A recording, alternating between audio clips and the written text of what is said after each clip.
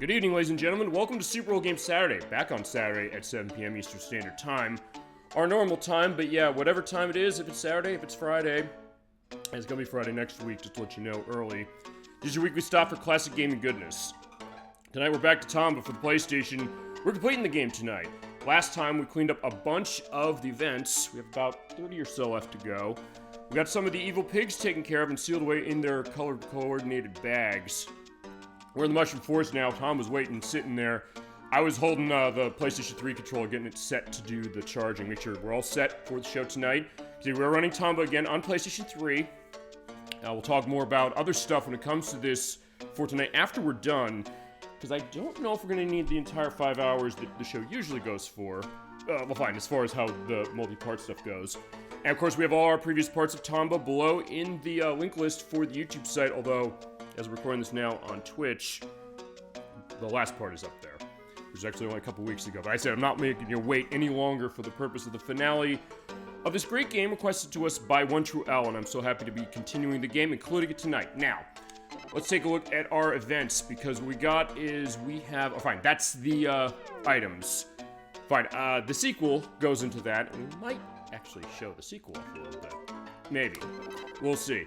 That being said, here are our events. We have 17 pages worth, and we have to go through the rest. I did practice off screen to get the rest of them. There's a total of 130, so there's about 16 or so we have not gotten, or have not seen yet. I'm gonna go through every single one of those. We'll get Grandpa's bracelet. That's our eye on the prize right there. We did do a lot last time, doing 97. So, we're back in the Mushroom Forest. There's a couple things we can do. Let's get started. Okay, one thing is about the red plus blue equals question mark. Now, I'm not going to do this yet. Now, last time what I did is I tried to use the blue powder on the flower there. And you do that, it turns them blue. And then you throw them into a red one. I said, wait a second, what happened? It didn't do anything. And when you do that, by the way, you lose the blue powder and you have to go down the forest slide again in order to get another one. But it does keep respawning, so if you keep screwing up, you can go and get it. And fine, he comes back to life. But I realized that actually what happens, I think it did show in the footage from last part, if you are able to hit, it drops a mushroom around, as there's these bong shuis, but yeah, they're not the special ones, they're having their tentacles on you, and we gotta kill these things. That is our first mission here. What you wanna do with these guys, you have to jump on them. They throw them, but they come in pairs, and when you jump on them on the top, they're like, oh shit, I don't want to be around here, I gotta run. You gotta go boom. It's like, yeah, where'd it go? So, the hint to take them out. You jump at the side of them, and it twists them up. So at that point, basically just wait, toss. You have to do that 3 times in order to get rid of them. We do have to do this twice, and we do have to beat one of the evil pigs in order to get the other mission that goes with this, but it's worth pointing out, I'll say this. There's some of the events that are missable. Thank God I did practice on this to recognize which ones those were. So, he's trying to run away. You can get him when he's running away, but they usually move too fast that you're gonna not get that happening. I don't want to do that yet as far as the other ones to get that other thing set, because there's certain missions, and I'm getting myself hitting spikes there, that if you go to the evil pigs and kill them, you miss your opportunity to get some. We're not doing that. I promise 100% of the events, 100% of the game out to OneTrueL and to all of you. I'm not going to be doing that. Yeah, I'm also getting myself hurt, so I'm going to need health eventually, but fine. Tie him up, toss him.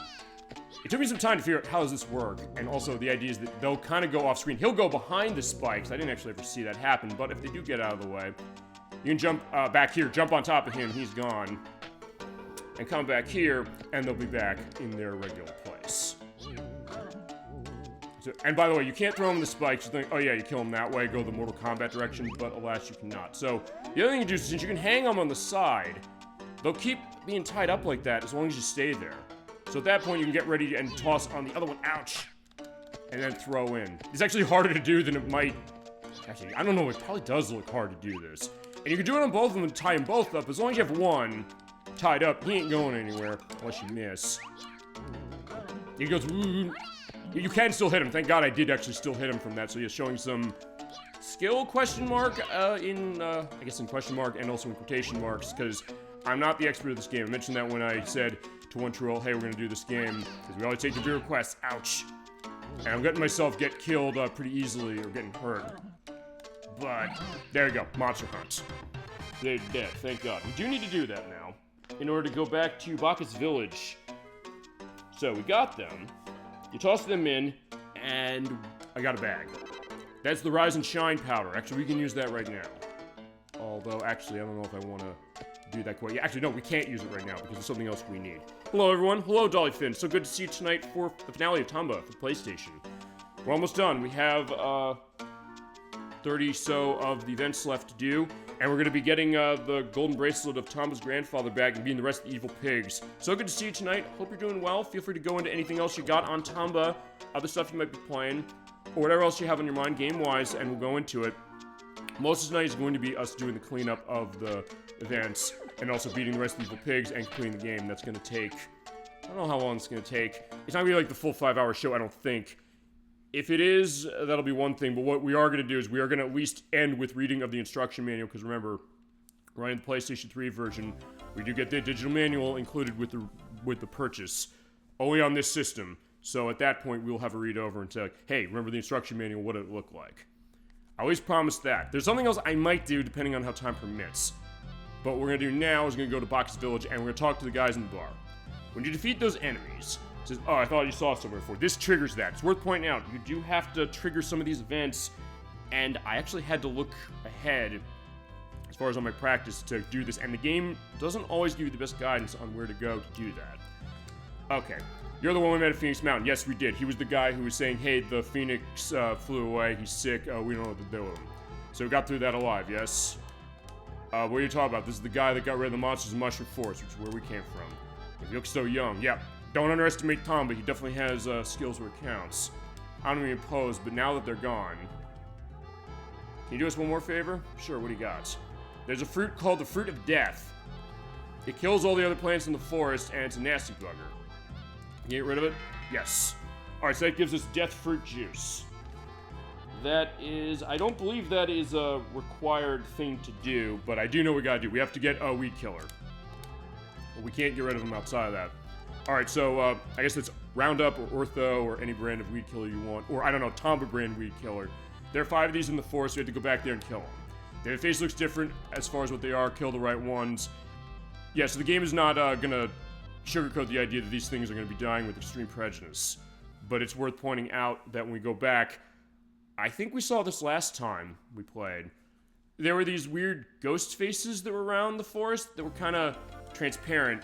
When you get the weed killer, they become visible. So you have to go back there, and since it's a quick walk over here, we can just do this. Or we can use Baron, our great dog. Actually, yeah, fine. We talked about great gaming dogs last week with Blanca and Shadowheart's Covenant, and we started that. But fine, Baron from this game is another one. We're going to see more about him as we go. Okay, so what you gotta do is, you do have the weed killer, you don't have to do too much with it, just keep going along, and yeah, that thing up there, see that? Not you, get out of the way. Actually, I also probably should put on a weapon I can attack with. Or the weed killer, though, you don't actually have to equip the weed killer, as long as you have it, you can get rid of these things. But I'm gonna put on another weapon, and put the Storm Boomerang on, so at least I'll have something to attack whilst I'm here. Okay, so you're right up there where he is, fine. Oh, fine, I bit into him, he's gone. Yeah, jump on him. You jump, you just toss him straight in the ground, he's dead. There are 5 of these, so kill the other ones. They're just gonna be lying around, and since you have the weed killer, shit, no! As I fell. Yeah, we just have to find them, but that does, that's okay as far as the purposes. Now I got 10 lives. And as I realized, if you, get to some of the, treasure chests that have lives in them and things like that, they will respawn. But since I'm in laughing state, I don't want to be doing that, so I gotta get my good old, ordinary mushroom out. Yeah, admittedly, I'll say this, you don't have a whole lot of application later on in the game of the laughing and crying fits. Although, fine, it's for the events, really. And a couple things you need to do, but fine. Let him jump off. Actually, I was gonna make this easy. Because this is how I was running this last time we played. I want to get me that funky parasol out. I don't know if people use this as much as I do, but it's very useful for the purpose of jumping, because when you jump, it does slow your descent. It means that, yeah, I can be feasibly reckless doing jumping here, but there's another one. Boom, slapping the ground, and he does splat. Yeah, so weed killing. Never thought you would see that in this game. In fact, I didn't know I would see that when I was A, requested this game, and B, started to play it for the prep for this show. I do love that. Yeah, it keeps surprising you, and that's going to be feasibly a bit of a bedrock of my final thoughts when we get to that one. In chat, of course, Dollyfin, you were in on this game as far as on part 1. And there's the charity wings I don't need, because I have a doggy that can fly. yeah, feel free to go on yours as we get there of your impressions on what you're seeing, and just get rid of him. And we'll do the red-blue thing here last because there's an upgrade you get from that I don't want to use yet. Just splat one more. They're not hard to find. You just have to kill her all around the area over here, and you'll see where they are. If you go over here, it's too far, so just go backwards. Ouch!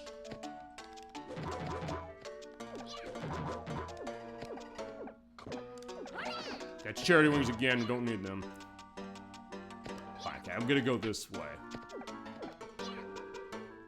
I believe it's either up here or it's fine. They're not hard to find. As long as you just keep going around the area, you'll see where they are.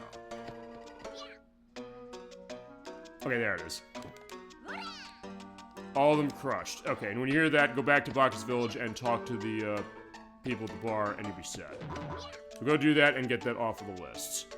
In this case, yeah, there's a whole level down there. I'm just gonna take my time floating down, and it'll be set. I mean, I could use Bear and the dog to get over there too, but it's a short walk. And yeah, it timed perfectly, the fact that I jumped there, and then I just disappeared off screen. So yeah, all of a sudden, Tomba disappeared. And now, for my next trick, I'm gonna get rid of that parasol. Or parasol, I should say. Boom.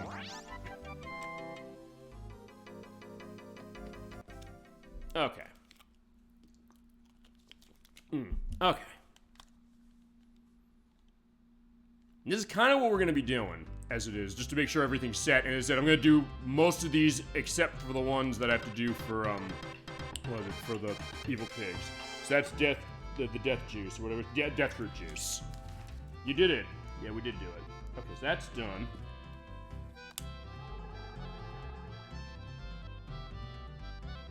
Alright, save. There's the charity wings. Nice to have. I guess you could feasibly do that earlier. That's crushing all the fruits, and also Vitality Max +1. Which actually I realized, when we got the Golden Bowl, we completed Jan's Hide and Seek challenge last time, that does actually increase your maximum health, so all those Vitality Maxes I was getting, Vitality Maxes I was getting, they actually did kind of stack on top. So by doing that, I have double hit points. Or fine, I have, I think, 15 hit points as is now. Alright, that's that one. The next thing I want to do is, after we've done this, we want to go to the Watchtower. So I'm going to take Baron, our great flying dog, out. We're going to go there. So go back to Dwarf Forest, and there's the Watchtower. So let's go back.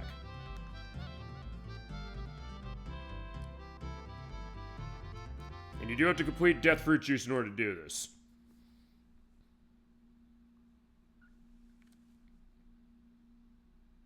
And there are flower seeds here. We have to grab these. Not you. Just get rid of these guys. Actually, it is up here. So yeah, that was feasibly not a good thing to do, but let's make that jump over. Okay. Enjoy the great atmosphere of this game and how great it looks. Yeah, it's that guy. See him? The flower seeds. You do have to get that, and you feasibly have to do this first because you can miss this. Or fine, you can miss something that goes with this. That being said, I'm also going to do one other thing while I'm here, and I don't think this is going to screw up anything either. At least I hope not. That being said, just in case, I'm going to go save. Also, I do need to get my level set for my blue power, and there is a way to do that. Okay, so get this little save right here. Yeah, because we saw on part 1, going back to that, right up where we are, there was this flower bud. Like, hey, can I reach that thing? I kept trying to reach it. Like, how do I get to this thing? I thought I could grab onto it, but I can't. But I realized there's another thing to do with this. Oh. Yeah, because, okay, fine, that's blocking my way, but as long as you go up this way, we're okay. Now, it turns out, there was something over here, I'll show that. He's got the, running. Yeah, this rock. Keep pushing this on the right. He'll push it off. Yeah, see that, I guess that flower thing over there. Drop the rock here, boom. He gets launched up. And we got an item. Oh, actually, wait a second. You know what? I don't know if I want to take that. Oh, fine, I saved. And I'll slide down. Fine, I'm being safe sliding this thing down. I do want to check something. I want to make sure that this is not something that's going to cause trouble if I do this now. I believe this is... I'm trying to see if this is a... Everything. Oh, and I gotta do the leaf butterfly thing. Shit. That's the one thing I didn't do, so I'm gonna have to basically go around and grind these things. But I do have an idea on how to do that. Yeah, so I'm looking for an aspect regards to the mirror, because if you remember, we met, Mizuno, the, witch. She said, hey, I need some stuff in order to make some potion and things for us. So we have to do that, but on top of doing that, we also have to give her this back. I just want to make sure that me giving this back is not gonna get me in trouble doing it. I don't think it is, potentially. Got dirty mirror. Magic mirror, question mark? Yeah, we'll have to clean it off, and we'll do that a little bit. But before, the flower seeds are the main thing I came to get, because if you get those, come back to, Dwarf Village. Oh, no. The thing with the mirror is fine. So, now that we're here, go over to where the Elder is. One thing I didn't really pay attention to, actually, this is something we could have seen early on. Remember when we saved the dwarf child? Here he is. So I talked to him. See the telescope view? Yes, we did. Electric Force is all tasty mushrooms, but I wouldn't eat any of them if I were you. Okay, so here he is. I do want to give him those seeds. Boom, there you go. And he plays that off before we do anything, but there you go. You give him the flower seeds, you can't talk to him, you're just like, hey, I'll take those, we're gonna plant a flower garden. Yeah, now this, we do need to do this before we can get that next challenge. And if we get the evil pig that clears this land off, we miss this. And I found that out while I was doing my test, and thank God I checked that, because otherwise, like, wait, we're not gonna get this. So, flower seed, we did complete that, and it does show the complete music going during the loading, or fine, during the loadout from the menu. Flower seeds, here we go. You have to do this before you defeat the forest evil pig. We'll do that later. We're basically gonna leave the pigs to last, for the most part. So, that's good, and we'll get there later, because there is another thing we gotta do. But, okay, so that's good, we got him set.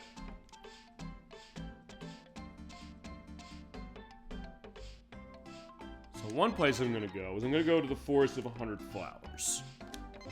I may as well get the flower, the leaf butterfly thing done as quickly as I can. 400 flowers, so that's out here.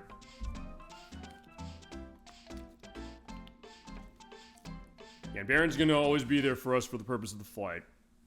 And you never run out of use of him, so he is an infinite charity wings. So as soon as you get him, charity wings are a non-factor.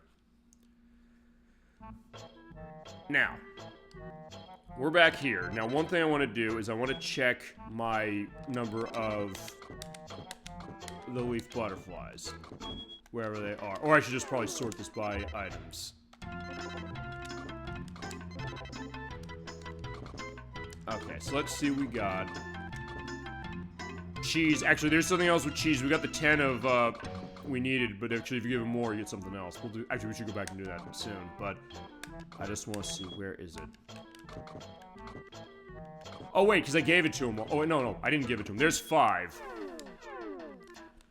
So, that's 5 on my person, but you can also give the other ones to the guy in the cave, or in the cage at the charity square. Yeah, so if you're looking for the leaf butterflies, go where the leaves are. And also, Masakari Forest, that's another place, or Wasakari Jungle, that's another place you can go. There's another one. Yes, basically, you can grind at least 25 of them here, so just keep jumping in here and doing this. When you get to 25, you were done, but since I've already gotten some from here already, I might not be able to get tons. And fine, he keeps coming back. But also, if you do see the leaf butterflies not coming out when you're jumping out of the leaves here, try somewhere else. And there are enough leaf patches where they will pop out. Okay, there's another one.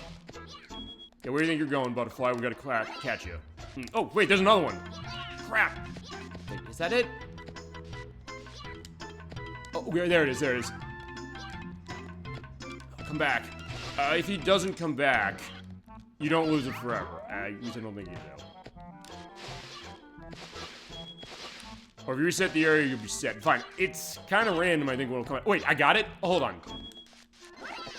Okay, it looks like I hit the one, and then I hit the same one and got it again. Did I feasibly find an exploit to go through this? We'll see.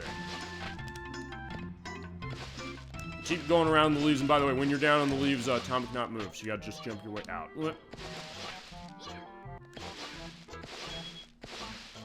So yeah, that idea of, I guess, this with Tomba, as far as the character and also the game itself, which is the idea of, I guess, playfulness of a child. Because, fine, he's a young cave boy. So I think you said in part 1 saying, like, hey, he's kind of being mean to the pigs when it comes to some of the things with it, but also the idea that, hey, does he necessarily know better, and the idea, like, what is his growth? The next game is going to kind of go into that, although we've seen that with this one, too. But the idea that, hey, children love jumping in the leaves when they're nicely raked by their parents or older siblings or something like that. So they did it, kind of capturing that, in a way, childlike delight. Like, yeah, he's clipping through... Oh, okay, there he is. He clipped through the... Oh, he's gone. Okay, it's fine. He went away. He's like, yeah, screw this, I'm gone.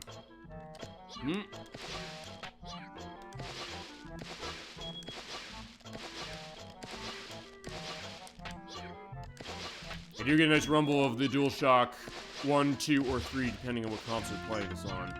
And I guess also on the new systems.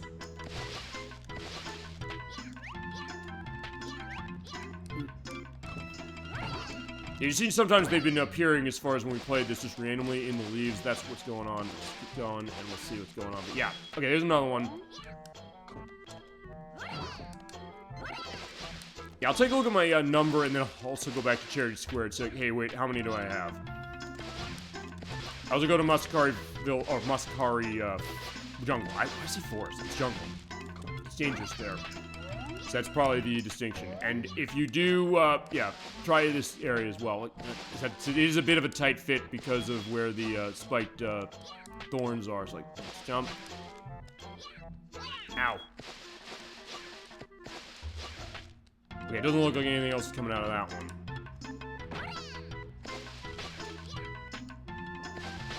Okay, there we go. Oh, fine. I took a hit doing that, but it's either way. I said, this is admittedly probably the one that's the most random. I guess I could have said, well, you know, I could have done this off screen, but fine. There's not a whole lot. We're not going to be here forever, so if nothing else, I'm okay with it. Me right here.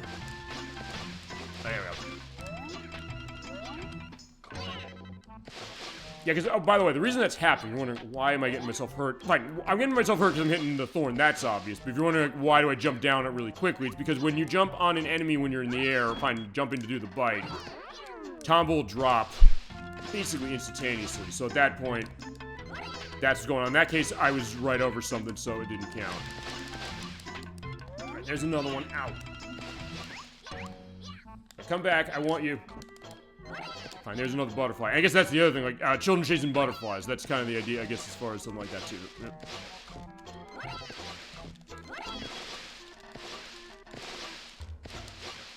Okay, so actually, I'm getting tons of these already. Alright. There's one, there's two. I'm gonna jump in here, I'm gonna see how many we got. There's another. There are a total 29 of these, by the way. I've already gotten a specific amount that's not as money, but,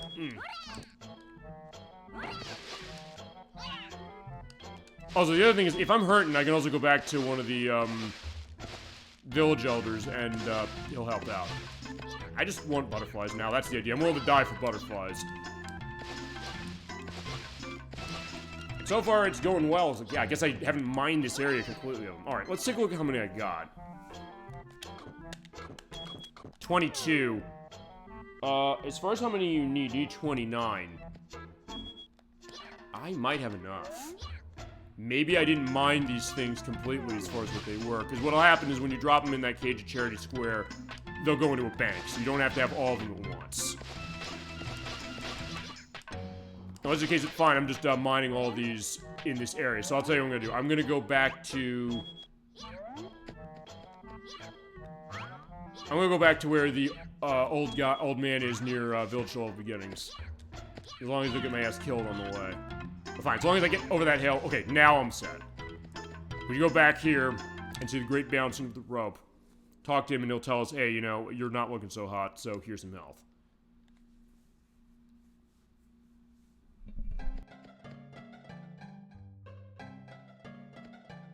Alright, we're back here. So, hi. You're injured. I'm gonna take a look. And when he says that, you get a full health recovery. Okay, so since we did get all of those, let's go back to, well, fine. I'm on the way. I'm gonna make the walk. Usually I could just teleport, but fine. For the purposes, since I'm running through here anyway, I may as well just go, see what's going on. Oh, fine. If I see another one as I go, just grab the other ones as I go. And the pigs are having fun sliding around, but they're also deadly to the touch, or hurting to the touch, so... Yeah, sorry, fine. I guess I gotta give a dominance over them. It's like, yeah, go away, pigs. Go away, pigs. I got butterflies to catch. But I do like also that touch you're seeing right there. Is like, hey, they kind of wipe themselves off after they come out of the leaves. Because usually when you go and like brush like that, it's like, yeah, you're getting like residue and things on you. So even the pigs know well enough, saying like, hey, I'm doing a slide down. That's fun. It's like, well, no, it's something I want to wipe out. And actually, it looks like he just went into the leaves, just didn't come back. All right. Okay, I think we're good. So let's go to the wharf. Or the wobbly wharf, and this is where we can get to the Cherry Square.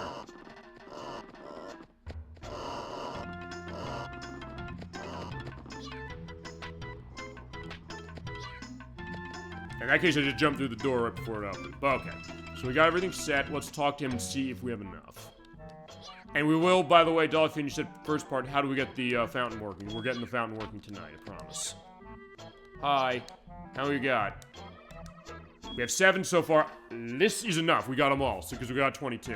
Actually, I got more than that. I overachieved. I got 30. So all you gotta do now is let them out here. Yeah, I had 30, so we got more than what we needed. You already have a couple, more than a couple. What can make it so much noise? Oh, the cage is taking us up.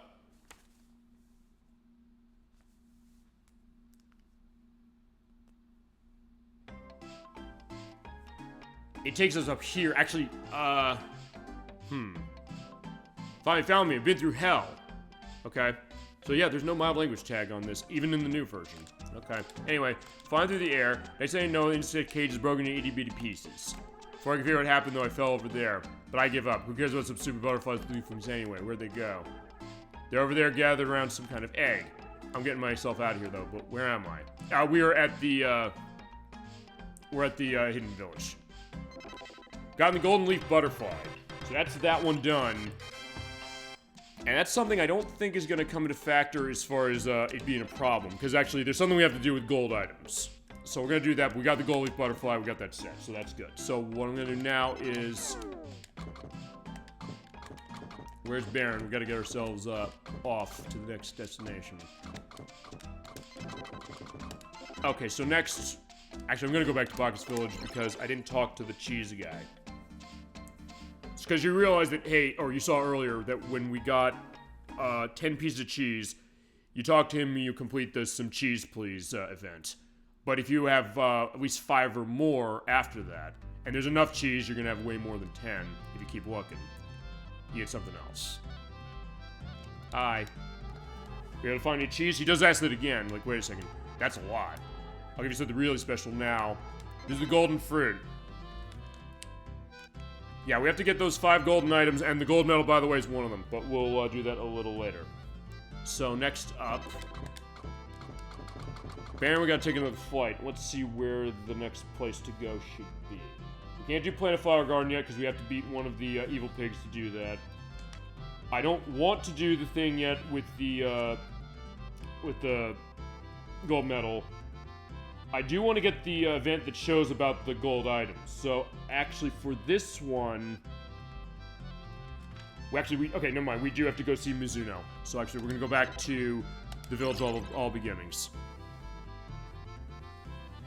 Because in the first part, we found the crystal balls. We got an event completed for doing that. But there's another event that has that and the mirror we got. But there's also something else I want to do when it comes to that before I get this set. Sorry, back at the Village of All Beginnings we are. Knock him away. Okay, so we're gonna go in here. I do want to check something, because there is something else with, Mizuno. You have to talk to her cauldron, put something into her cauldron that's not this. Right, it's, the biting plant flower. I got this already. I got this when we were in the underground maze. So let's go find where that is. Biting plant flower. You can find it there. You can also go to the Forest of All Beginnings and find it, but we got it here. If you walk up to her cauldron and use it on that, we get this. And I want to do this first. Alright, so that's biting plant flower. You have to do this before we do the candy making, which we want to do as well. You're missing an ingredient. That's fine for now. Need silver powder, which I have. And she will count them out individually, and I don't know if I have everything for that, but what I'm going to first do is...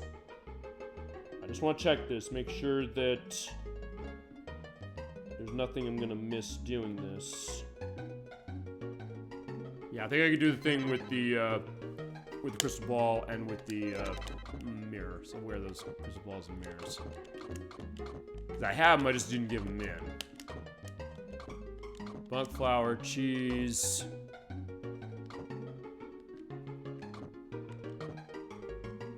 I do know, I gave her those, give her the crystal balls already, but I have to give her the mirror. Take the mirror. Actually, maybe I do have to do that. So hold on, where is that? I just want to make sure I'm not missing that.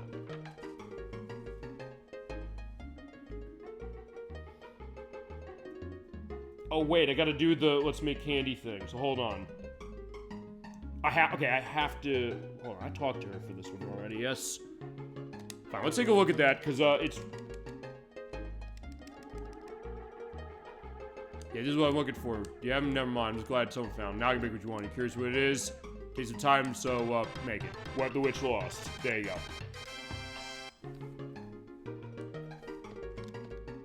And we'll make her, actually, in that case, I do have the candy thing. I just want to make sure of that, because, yeah, you have to start that, event in order to make that happen. So now give her some time and come back. And by some time, I mean basically just leave and come right back in.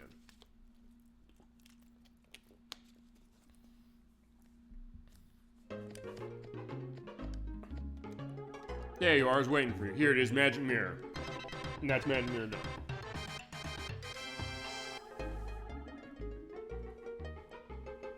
There's incredible powers. It powers up any weapon. If you have anything to try it on, let's give it a shot. Oh, you do? Okay, so the grapple and the blackjack. So original weapon, and then the grapple we used to go through the lava caves. Flex these both in the mirror, and they get combined. That's power for tools. You get this event, and then you also get it completed right away. But there's one other thing we can do, because yeah, we did get a new weapon, and this is the best weapon we can get. They basically she took our grapple and our blackjack, and means that we can use this as an attack, because we couldn't use the grapple as an attack. Now we can use it to attack, and we can also use it to swing and kill things at the same time. But we got cold medicine. I don't know if she gives you a hint as far as this, but let's take a look. I know I have it here, because I think I do. Yeah, there's the cold medicine. Before I give it to her, I want to talk to her, see what she's saying. I'm the only one who use it, but why don't you hold on to it? So I guess I'm holding this collateral. But after you give her the grapple jack, let's give her the cold medicine. Heard the grapevine you're sick, is that true?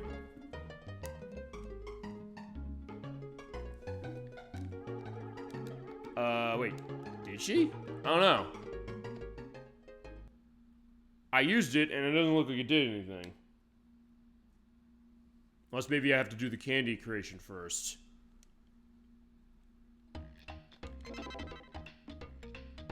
That being said, if I did lose the cold medicine, okay, I didn't lose it. Yeah, fine. Let's do the thing as far as making the candy then, because there's no reason not to now. Now, she mentioned when it came to making this, just to give you a little bit of an indication of this, she said there are a couple items that she needs in order to make this. She needs a Budamashi thorn, you need coca claws, you need molasses, you need silver powder, and you need needle gator teeth. We got that. In fact, I think I gave her something already. Oh, achoo! Okay, fine. She's feeling sick now, so you just leave and come back. Right, because you have to get the event. You usually, with a couple exceptions, like we saw earlier, you cannot just make an event happen without seeing it that way. But she's not feeling well, so like, fine. Yeah, you're having a cold, so I guess we'll give you. I'm trying to think of a case of this. Oh, fine. Oh, okay. This is not exactly the case, but fine. What about some Tylenol? It's like, no, Tylenol's not gonna work. Let's try a leave. Yeah, 2 leave work all day. It'll take 8 Tylenol to do that. So fine, whatever it is she's getting, fine. That's again, so, hallelujah, I'm cured. So yeah, she loves her, cold medicine. You brought it for me? Yeah, we'll go with that. What's the catch? What do you want from me? I didn't say I wanted anything. Nothing? Okay, so we did say that then, alright. Thank you. First time somebody gave me medicine just because they heard me sneeze. So take this for your trouble. Take what? Vitality max +1. Take 2 of these, call me in the morning. Okay, there you go. So that's done. Alright, now let's make everything we need in the cauldron. We have most everything set, so let's just pull out what we have. Oh, actually, before I do that, there is one thing I do want to do. I want to try and see if, can I do... I want to get the golden items thing. In this one, you have to actually get this thing triggered first. Okay, so I have to clear a magic mirror. So now that I have, I'm going to use my doggy. We're going to take flight. So I have to go back to the... where is it? The Trick Village. We have to go to the 10,000-year-old man's room. Yeah, because the guy's kind of an asshole, as we saw last time, but if you get the thing with the magic mirror, there's nothing in the game that tells you that you need to do it in order to get him to have this dialogue with you. Go back and talk to him, and you will get this. Hi. What are you staring at? Oh, I see. You're looking at my collection, right? Yeah, because he does have a lot of fish bowls up there. The most precious one is the fish at the top of that table. It's a psychic fish. Use this to get special powers, but stop looking so longingly. I'll give it to you, though, if you have 5 golden items. Forget it, man. No one knows what they are. I'll tell you at least the name of what they are. There's the golden flower, the golden fruit, the golden leaf butterfly, which just got, the golden candy, which we'll go back and make, and there's one more. But I don't know what it is, and I'm not going to give you this at all unless you give me all 5. Okay, so there we go. We got that set. Such a precious fish no matter how many times I look at it. So you say. But I think we can take him home with us. Okay, so we have the golden fruit and golden leaf butterfly. You have to get all 5 of those items, and I think that's something we do next. So, Baron, we gotta take a flight. We're going back to the village of all beginnings. We're going to see Mizuno once more. Because we do have all the items we need to make the golden candy. Because that's where one of the items is. And actually, since we're also here, we'll also do the thing with the race. And as it turns out, there's actually a surprisingly easy way to do this as far as making this happen, which I did not know until I was looking into it. And I will give credit to that when we get there. But fine, let's also show the grapple jack. Yeah, look at that thing. It cuts through... Fine, it cuts through the enemies. It grabs onto stuff. Fine. Let's hit you. Let's hit the farting bum cloud, as the Caddicarus show indicated it. I'll have a link to that video he's mentioned, which is for PlayStation accessories. So in that case, we could swing on that. We also cut down the brush at the same time. So yeah, it's an all-in-one weapon, and it is awesome. And I also get a sense, like, grapple jacks, like, people are gonna say, it doesn't taste like apples. Like, that's not why I like it. Okay, why? We just do. Yeah, but usually the idea of the Apple Jacks commercial, also link to that as well, because why not? Okay, so when you're in front of the cauldron, you have to get the items and toss them in. So, we got all of them what they need. You get more than one. So toss the Coca-Cola in. So those birds, we don't have to know part 1. You said, hey, you know, they look like a twisted version of Woody Woodpecker. We declawed them, and that's set. And she's like, okay, you need the silver powder. She's going to keep telling you some of these things if you don't put in what she needs, but you can put them in any order. So we need needle gator teeth. She keeps talking about the silver powder. I'll give her that one last, just because I think it'd be funny. She keeps talking about the silver powder. She wants that one above anything else. Yeah, I could give her the silver powder now. No, I'm giving her the molasses. And I think that's the last thing we need to give her? At least I think so. Well, let's see. Just make sure. Because it doesn't matter what order you give it to her in, again, to go to that. Oh, the Bunamashi thorn, because I do have that. Somewhere. Or do I? Maybe I don't have that. Unless I put it in already. Actually, no, I think I did put it in already. because yeah, it's 6 items, she says. The Bunamashi Thorn, the Coca Claws, Molasses, Needle Gator Teeth, Silver Powder, and I'm trying to remember, is there something else I need? Fine, you know what? Let's give her the Silver Powder. If I'm missing something, she'll tell me what I'm missing. Bunamashi Thorn. Okay, so actually, I guess I don't have this. We have to go back to the underground maze to get this, so I will do that. And also, I'm gonna do one other thing. I'm gonna go do the race now.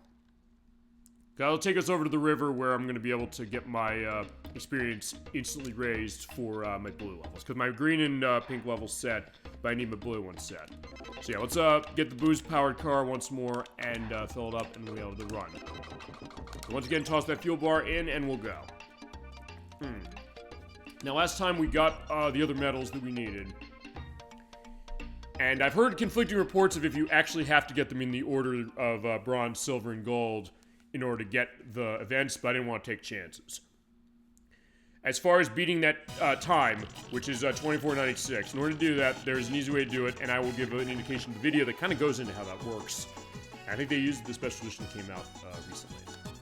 All you gotta do is hold right on the D-pad, and you have to jump 3 times. As long as you keep holding right, usually the idea is that you have to bounce over the sand, and because if you go into that or the water, you're gonna slow down. But as long as you do this, you're fine. And also, if you hit into the pigs, as it is, in that case, you just keep bouncing. Hit into them, that bar runs down. If it runs down, you have to start again. Basically, just jump 3 times. 1, 2, 3, or fine, there you go. Okay, I just got a 2041. So you have to jump only like 3 or 4 times at the end and just hold right. And just basically jump when you get to the water. And you will get it. In that case, let's talk to the mermaid because we did get our time set, which show on the sign. The record is 24:96. I beat it by a tad, so let's get going. Hi. Now this, we did say we want a gold medal. We got a gold medal. That is one of the gold items, by the way. Congratulations, you did it. You must be the fastest Tomba motocross champion, huh? I suppose Tomba's development staff must be ashamed of themselves. Yes, they're getting very meta in terms of that, but what am I talking about? Okay, fine, you're the champion. Congratulations. Alright, there's the gold medal. So yeah, we have all 3 medals specifically, so we're all set. Always aim higher, by the way. Well, fine, I don't have to aim higher here. And remember, when you do the race, it takes you back to the Masakari Forest, or the Masakari River. Fine, Masakari Jungle, but the river is where we're at. So if you remember we got the Mighty Fish Food last time, if you're in the water here, and you use that fish food, you automatically get up to level 10. And it is infinite usage. Where is that? Mighty Fish Food, right here. And just grab that right there. Your water experience max as long as you get that fish over there. So now what I'm going to do is I'm going to jump out of the water.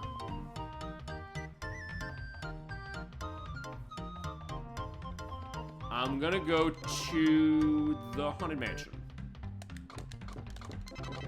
So Baron, we got a flight to take. Oh, fine. Yeah, we can go to the Haunted Mansion. That's fine. We'll go to... Yeah, the east side's fine. It doesn't really matter where we go. We just need to go to the chimney where the like, the pink power-up was when we got that maxed up. Because if you go there now, the item the thief forgot is going to be over there. So we may as well do this now.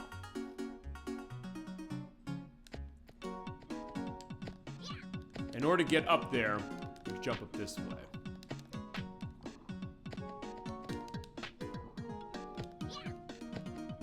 Actually, wait a second, can we? Okay, I guess I can't shift it, so fine, I have to go down this way.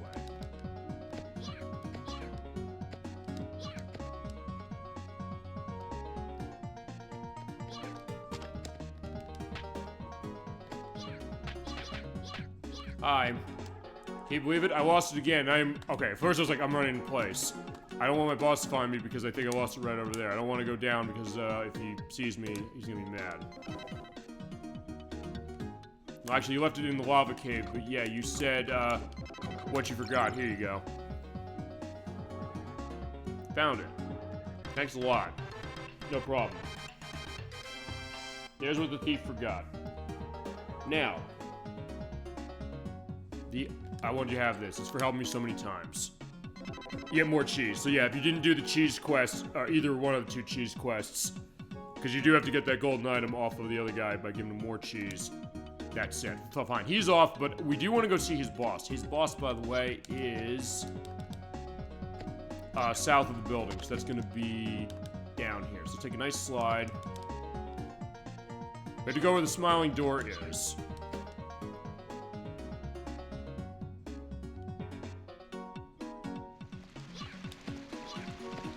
Fine, there's where the smiling door is. Take a slide down.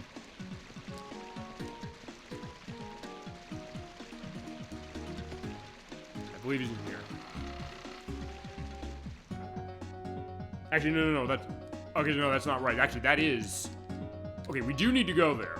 Because we do need to get the last item, which is in the underground maze.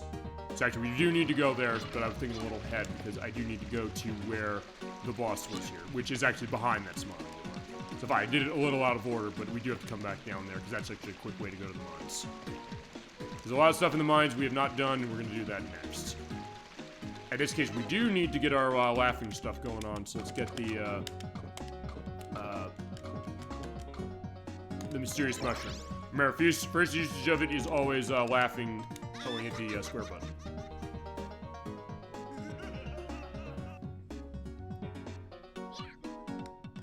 Actually, wait a second. No, he's not here. Hang on, where the hell was he?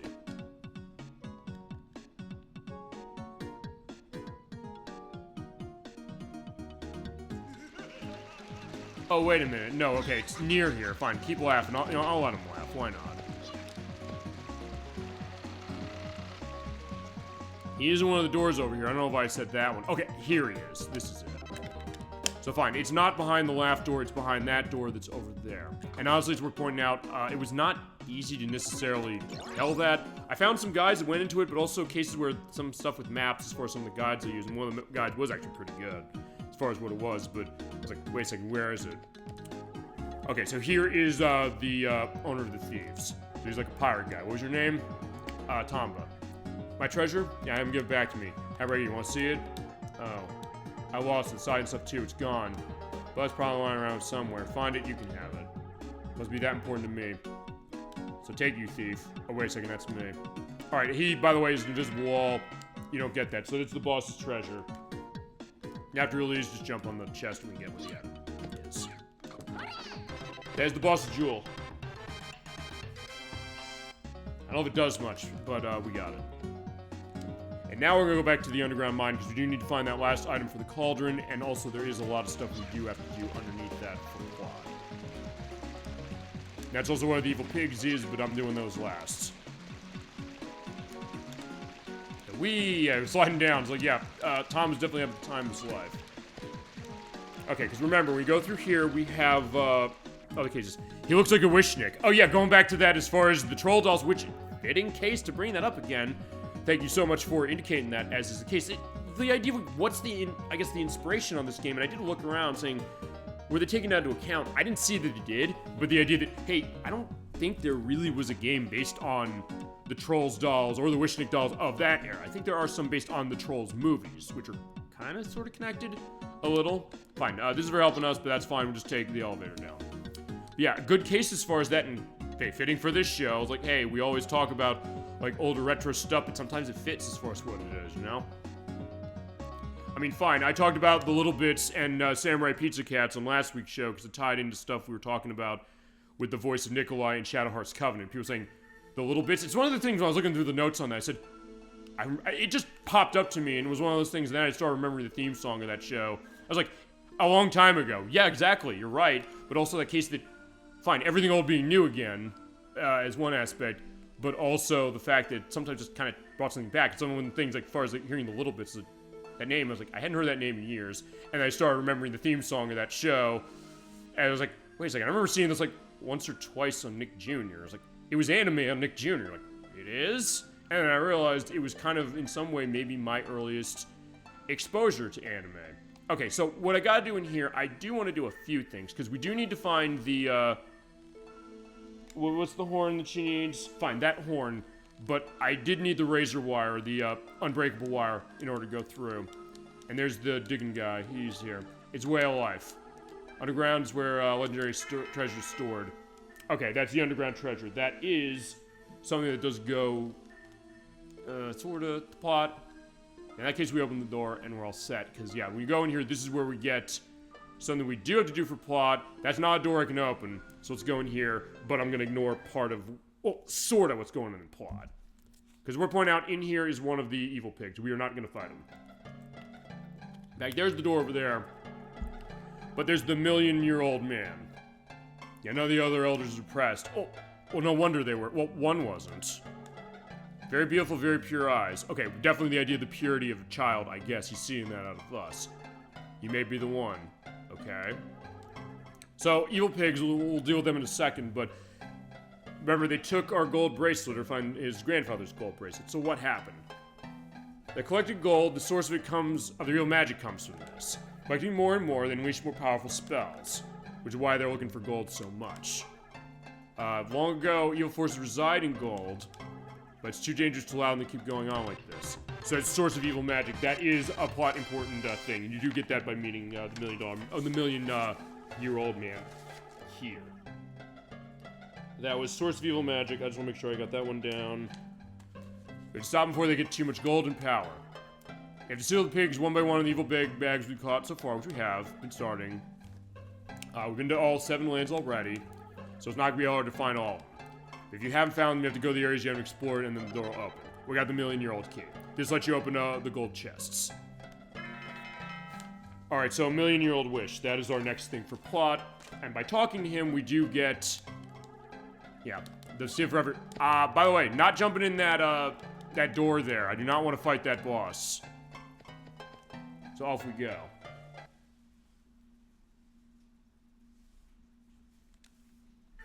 And by talking to him, a lot of stuff happens here. It's worth pointing out. You're seeing, as we walked, there were some areas that had a lot of dirt there, and we couldn't pass by them. They've been dug out by now because of this. But one thing also we can do is you can use the wire and open this up. You get 3,000 or 300,000 adventure points, and you get that mission there of, you know, the hidden treasure. Basically the thing they were telling us about. I have to make sure that I have that there.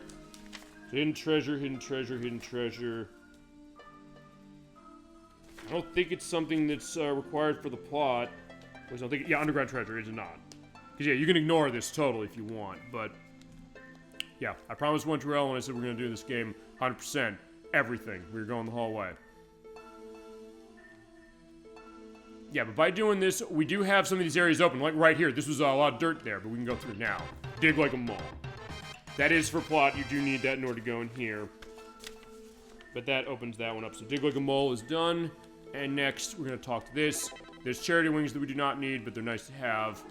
Pleasant surprise. How do I get any visitors anymore? Do you see the door that won't open? Yeah, we did. There you go. You have to go in here to get the Buddha Mushi thorn. I was thinking ahead, thinking like, wait, I have it already, but no, I do not. So, what I'm going to do is I'm going to walk around a little more, and then we're going to go back to the Force of All Beginnings, because it's actually right outside. Also, this area open, so like, yeah, he's starting his dig, and he's doing okay. How's it going, guys?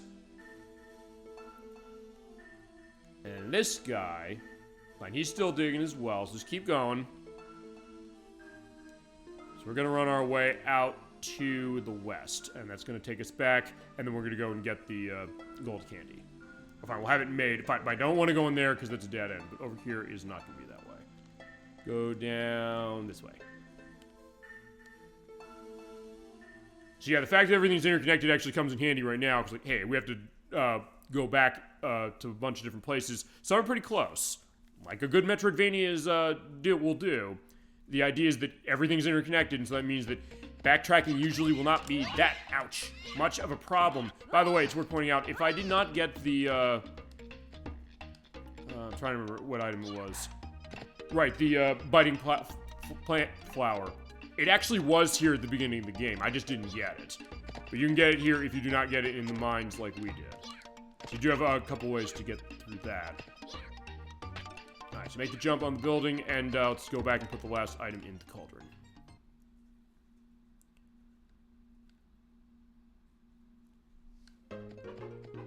Okay, she did see we needed that Budamashi thorn. Yeah, there it is. Oh, Budamushi thorn. Yeah, toss in, and we're getting our candy. Yeah, weird mix for candy. Don't ask what's in it, but it was like, yeah, it's feasibly gonna be delicious. Alright, good job. Thank you. Aren't you supposed to be busy capturing the evil pigs? Yes, but we are busy right now with something else. So, we got the gold fruit, got the gold medal, we got the gold candy. I think we might have got them all, I think. I had to make sure I got the mission here checked off for Let's Make Candy, which we did. Right, Tears of the Flower, we gotta do that later, so that's not a factor now. Yeah, we're gonna capture them, don't worry. We just have to do other stuff first, because we don't want to miss anything. So, let's sort this. So there's a gold leaf butterfly, gold fruit, gold candy, gold medal, and there is one more we're missing. So let's see what that is. Okay, let's see. I just have to remember which one it was. And I do have it written down as far as which item is left.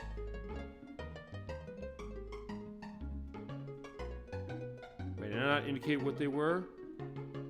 Fine, I'll figure that, so that's either way. But I did get everything I needed there. Let's see, what else do we have on our list that we have not done yet? And also stuff that we do not have to fight the evil pigs for. Because basically, I don't want to do that until I have to. Because fine, near tier battle, we do need to fight one to do that. Red and blue, we don't have to do that, but I'm going to do that later. I have to do Tears of the Flower in order to do the fountain fix. Actually, can we do Tears of Flower? Plant Flower Garden comes later. Okay. Actually, no. We can do one other one now. Let's go back to where the ancient tree is. So, Baron, let's get flying. So if you go back to the Deep Jungle, go to Old Tree Hill. After we've started the gold mission, or the gold item mission. Let's talk to him again as far as the 5 gold items. So the wise old tree, he'll have an answer for what we gotta do. Right, there is an item here, let's grab that. Yeah, there we go, get tons of adventure points on the back of this. So in order to talk to him, remember you gotta jump on to the bird and bite him. So he flies specifically, you have to jump right there. Something you want to ask him? Yes. 5 golden items, I got 4 of them. You know where the last one is. Yeah, trying to gather some things that are really difficult to find, yes? Okay. Flowers in the dwarf's garden. Oh, right. So, actually, I can't... Oh, okay, that comes later. Wait, unless I got it. Wait, no, I think I got that one already. The golden fruits of Bacchus Village, we got that. The gold leaf butterflies in Hidden Village, which we got from the for the leaf butterflies we had. The golden candies in the witch's hut. And there's one more and he forgot what it is, but... the motocross course. Also, you need to do something in order to get them. There you go, the Tree of Knowledge knows. So he will tell you where those golden items are if you do not know where they are. So yeah, let's take a look then at what he said, because he did say, when it comes to those golden items, it's the golden leaf. So the golden leaf, he said we need to, actually that's what we have to do. We can't get this yet. We have to wait until we beat one of the evil pigs. So for that one, just to go back to that, we do need to beat, what's the mission called? Yeah, I have all the missions written down, or all the events written down. Can't do the broken fountain yet. Tears of Flower has to come after I beat the tear bottle. Let's see. Windows down, we did that already. Broken fountain we can't do yet. Red and blue equals question mark. I don't think I have to do that yet, because that's some... I think I should just do that to get it over with. I just want to make sure, like, hey, plant a tree. Or plant a garden or something. What's it called? Plant a flower garden. Okay. That gets you the golden flower, and we do have to beat the evil forest pig for that. So... I think we can go and fight the evil forest pig, I think. Though, actually, before I do that then, I will go and do red and blue equals question mark, because... Yeah, I will do that one. I'll do that now, and the reason I'll do that is because I get a status upgrade for doing this. So let's go back to the Mushroom Forest, and we're set.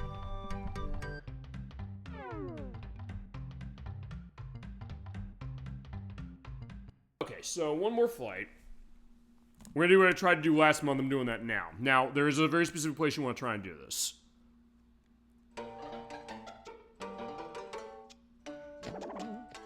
Not here. Just get rid of him and saying... Oh, it kills him instantly, so it's actually way more powerful, too. So fine. Avoid that. There you go. When you see the flowers bud, go on your menu and use that, blue powder. Right there. And when he does that, he goes blue, and he changes colors. There you go. Jump on him. There's the red one. Toss him in. When you toss in, I didn't see that last time. You get that mushroom. Jump in and get it.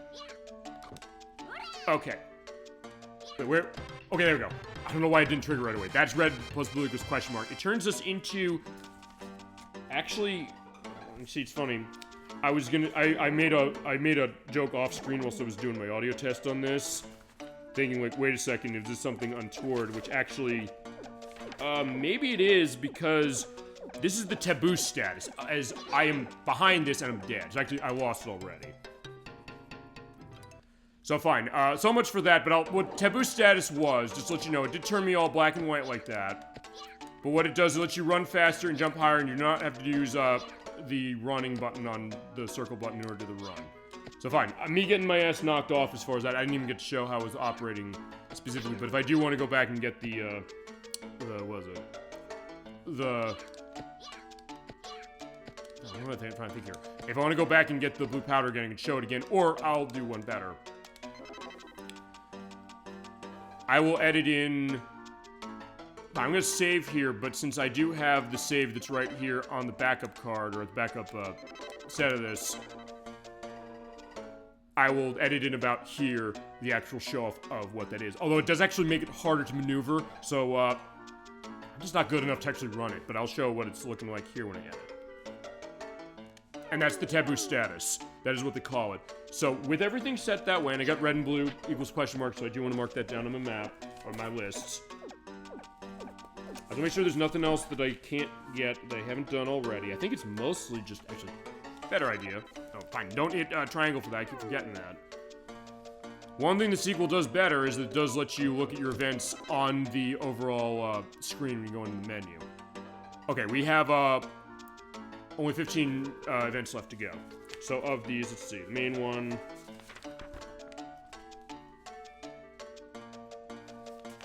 I'm looking at my primary ones and my secondary ones. I'm mostly doing the secondary ones, except the primary ones that came as we went.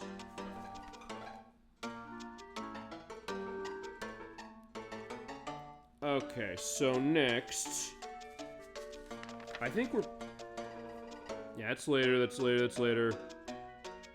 That's the end. So, okay, I think we're good as far as what we gotta do. So what I'm gonna do is I'm gonna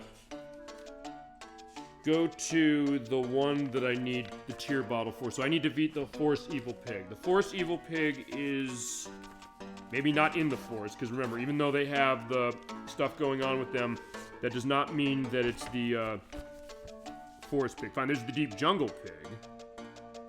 We do need to do that in order to get the Masakari mission. Oh, fine, we have to purify Masakari Jungle for that one. That's the one. I don't think that's the one. Trick Village one, I don't want to do that yet. And then the one that's by the million-year-old man in his room. That's the Forest Evil Pig, so actually we do want to go back there. So, Forest Evil Pig, we're doing that one first. So, let's get Baron and get flying.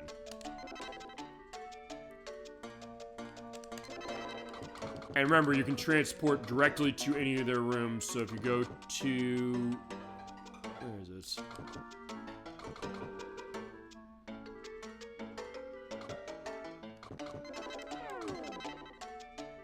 Million maze room is in Dwarf Forest because the underground maze is tied to that.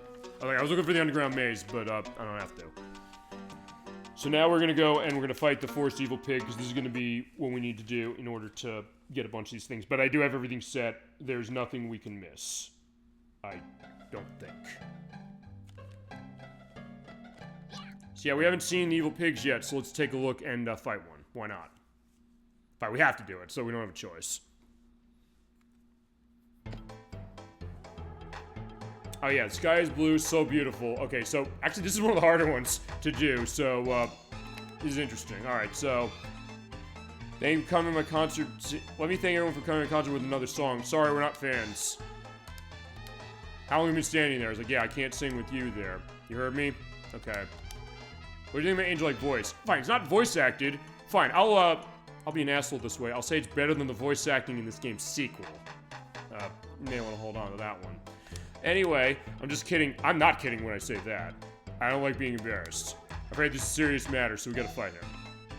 So yeah, he will still do the same stuff. What'll happen is that he'll throw those magic things out, but then you'll see the rotation of the thing there. You jump on the center of that and you swing on it, but you also have the green there and it spikes.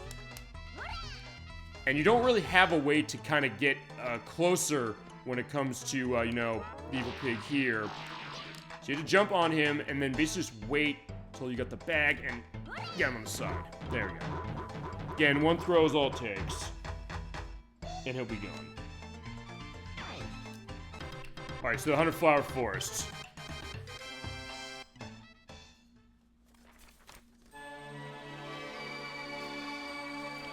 And with that, that does actually purify the area. And actually, I did like this music of the forest over there. It does change a bit. Well, here's change. And you do need to beat this in order to get the golden flower that's over at the dwarf village. And if you do that too early without getting the other thing, I think you can miss getting the gold flower. So I want to make sure I did that first. So let's take a flight over there. So if you go to Dwarf Forest, go to the village and talk to the kid.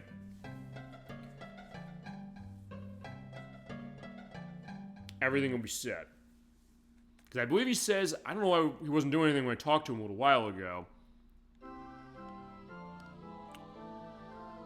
If you do talk to him, he says like, hey, I don't know if anything's ever going to grow. Because yeah, it was fall before, but now it's a nice spring. So I guess the idea is they're controlling the seasons in this game. Because in the preview, we get to The Legend of Zelda Oracle of Seasons for Game Boy Color. There you go, plant a flower garden. Fantastic. And with that, we have a nice gold flower that grew.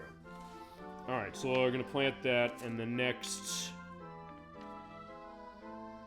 Yeah, plant a flower garden. And that we did get the last item. So there, that is all 5 of those things. We can go to the Trick Village and get the Psychic Fish. We'll do that in a little bit. But I'm going to do cleanup that comes with this. So what we're going to do next is we want to go to... Actually, we do need to do the thing with the broken fountain, but before we do that, we need to complete... Tears from Flower. Is that right?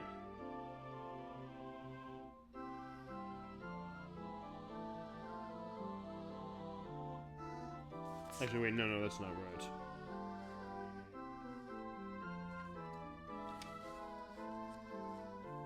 Actually, that being said... Fine, I'll have to go to Trick Village for something later, but I'll do that later. Okay, yeah. I just want to make sure that I've got everything set. Broken Fountain, that we do need to beat... Yeah, Tears from a Flower. We have to beat I Need a Tear Bottle. We didn't get the Tear Bottle. We have to get that first. That is where we're going to go next. Here we go. Okay, so we have to go back to the Village of Civilization. That is right here. Go to the Y Crossing.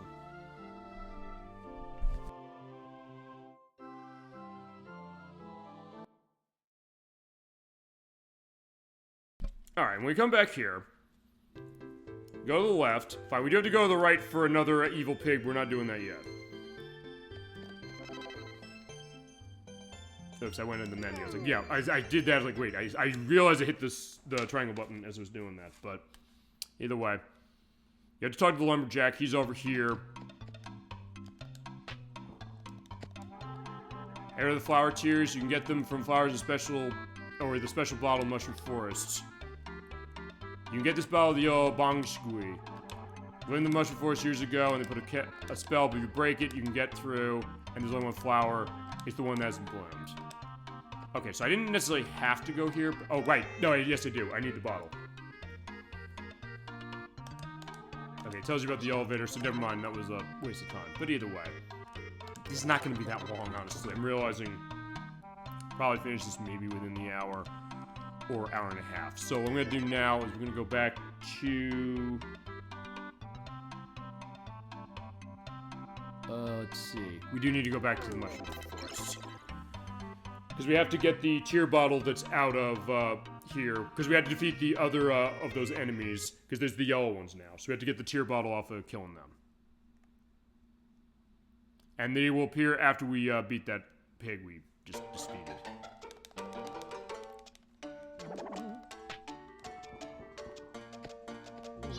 Okay, so yeah, same deal as killing the yellow ones. You have to toss them into each other 3 times.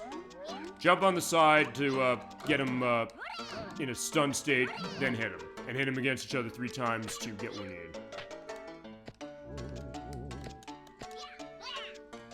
Yeah, sometimes hitting them is a little finicky jumping on the side. If you hit them too far below at the bottom, then they will hurt you. Yeah.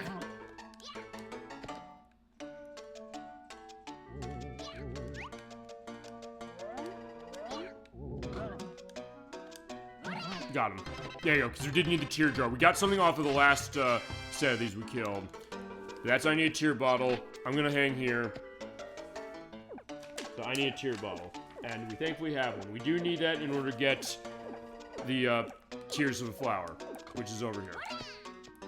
And for this, I'm gonna put the parasol on once more because I don't want to fall and die. Where is it? Okay, here it is.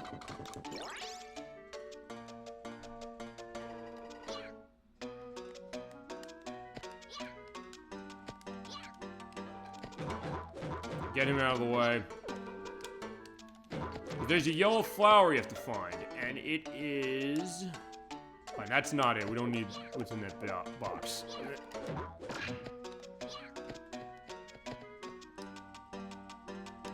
Okay, fine. There's a chest I didn't open, and most of these chests, by the way, are gonna have lives or something. I don't really need that, so we're set. Yeah, that yellow flower. They have the healing mushroom, which is fine. Ow!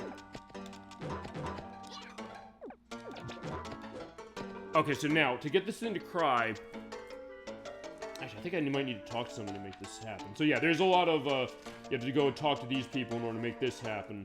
I just want to make sure what I gotta do. Because what I have to do is we have to get that flower to start crying and capture his tears in a bottle. And that's gonna be used for something else. And he keeps respawning, so, fine. Stand here and toss. And you know what, I'm gonna pause on this one. Okay, so we have to beat I Need a Tear Bottle and Monster Hunt, which we already did. Right, so actually we have to go back to the Charity Square. We have to ride the thing down again. Ride the leaf slider. Because when we pop out, there's going to be somebody who's going to tell us about that tears from a flower. We have to have them tell us about that, and one of the items we got off of Monster Hunt will let us get the tears we need. And then we're going to come back here and we're going to get the fountain fixed. It's been a while coming, and feasibly you don't have to necessarily even get this. But I'm getting it anyway. Fine, there's 2 lives. Alright, let's take one more slide down the slide. Or the leaf slider, I should say.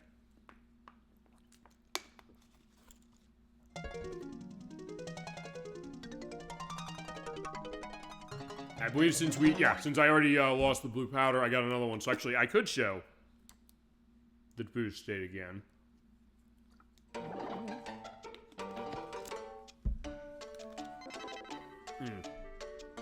But what happens is after you do that, in this case, after all the stuff, this guy appears.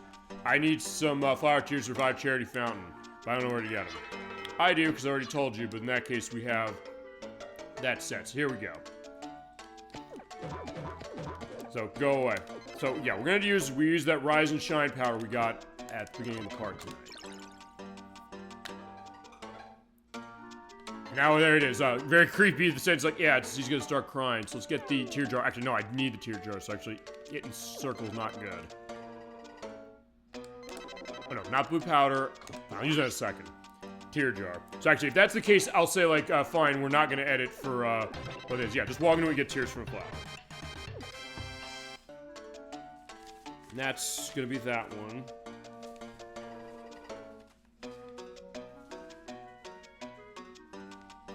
There we go. So we got those tears. We could use those for something later. But since I do have the, what is that? Since I have the thing for the taboo state again, I'm gonna get it.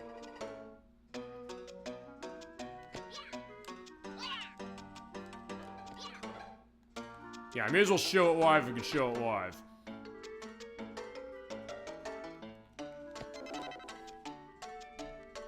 Okay, so we're gonna turn off Parasol, and then we're gonna go get the other thing set. And then I will make sure I don't get myself killed.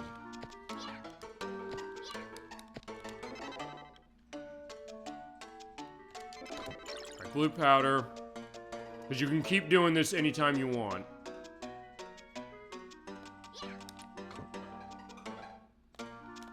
Hey, where is he? He's gone. Crap. I was gonna say, oh crap, I killed him. Okay, so yeah, fine, I guess I can't show it. So fine, alright, never mind. I said I'm gonna edit it in. Fine, I edited it in by now. Yeah, so my plan to actually show it live on the show failed at the last minute. So alright, fine, we're gonna go back to the charity square. We're gonna get that fountain taken care of. And we do need these tears in order to get it back. Alright, so back to charity square, let's do this. I mean, it doesn't matter really on the taboo state anyway, because it's something that's fine. I've shown it already, and also I can keep doing it, and it's not. I already got the mission or the event that goes with it. Yeah, and that dwarf did tell us, hey, if you use the tears here, you'll be able to revive this thing. So let's do it. Flower tears. Here we go.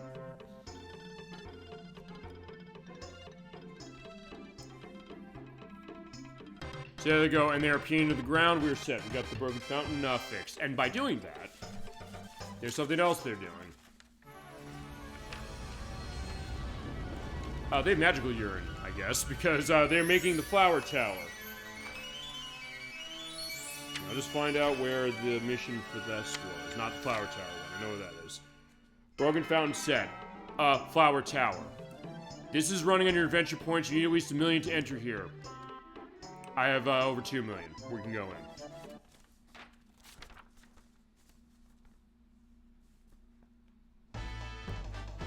Up we go. We get the completion of that. We get the sacred fish. What the sacred fish does is when you eat it, you have permanent ability to run faster. So actually, yeah, this is gonna be interesting seeing as far as the. You know what? Since I'm going down that way, I'll show the taboo thing again, and I'll tell you why. Because at that point, I'll show it going totally nuts.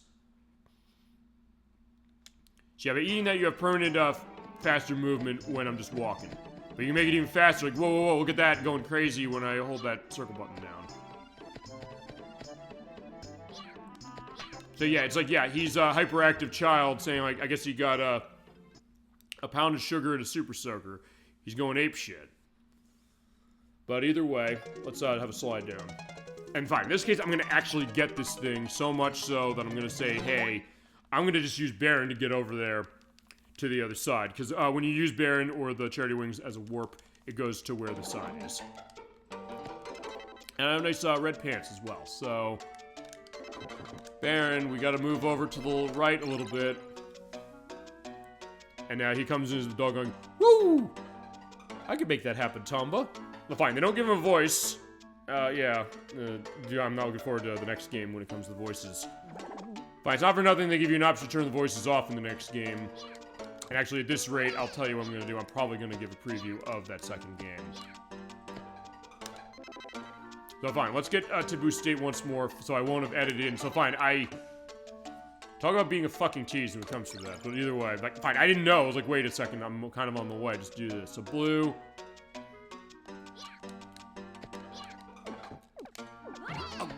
go. Okay, there it is.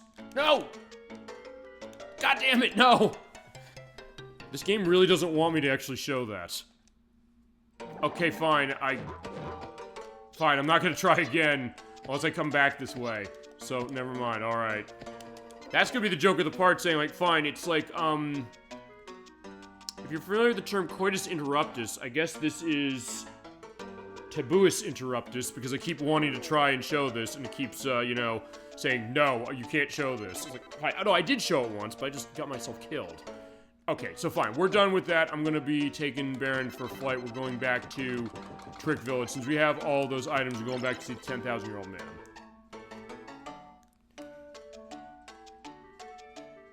Yeah, because we have almost all the events set. And this will get the 5 items set.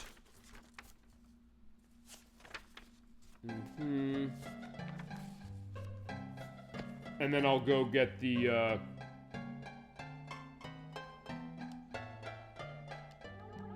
This Glow of the Shine. This has to be the 5 golden items. You're right. Can't believe you found them all. Alright, fine. It's a fair trade. Here you go. 5 golden items. We're done. Gives you wondrous powers, but one small mistake can be deadly. Listen carefully. Usually make you run faster and jump higher. If you overuse it, you'll be diving straight down in the valley. We don't need any more. Use it again. Oh, so you can turn it on or off. In other words, use it wisely. Don't waste the special powers. Comprende?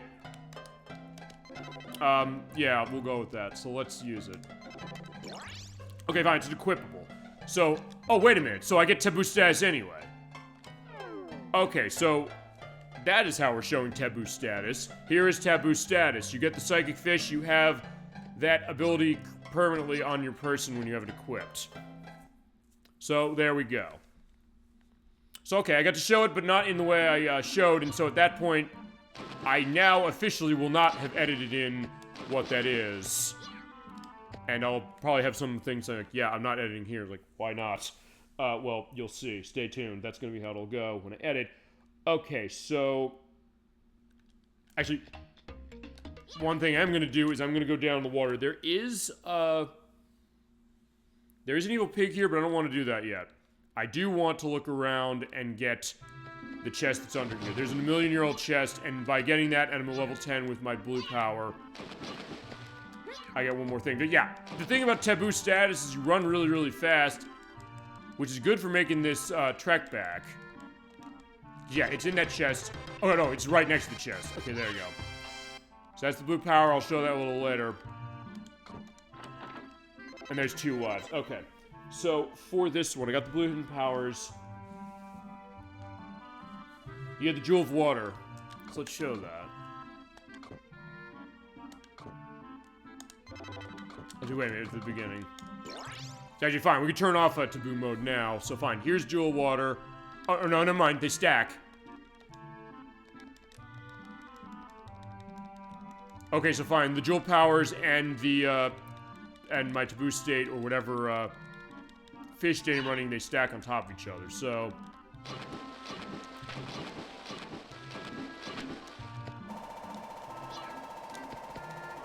I'm trying to remember what this does. It's not swimming faster.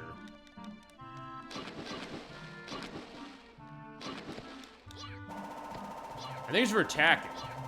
But either way, we got that set, so we're good. So let's see. What do I have on missions? Let's take a look. Yeah, we're close. We only have 3 more to go. Fine, 3 more to go to find, I should say, and then 7 more to complete. So let's look also this, because it does go in the order, by the way, of the same order of the guide I'm looking at.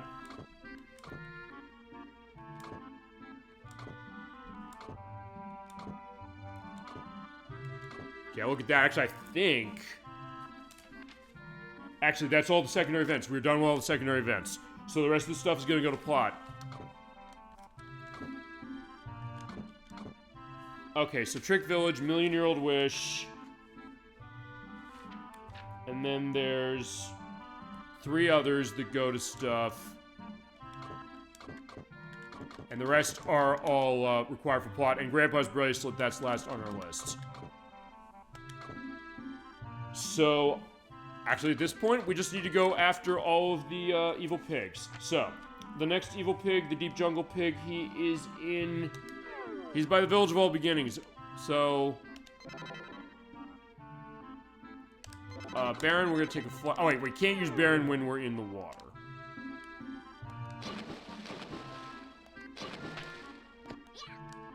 Also, I think I jump less when I have this on. You know what? Fine. I'll tell you what to do. Let's look at view. Power of water. Maybe I should equip it. Actually, fine. I'll equip it. I will take that off.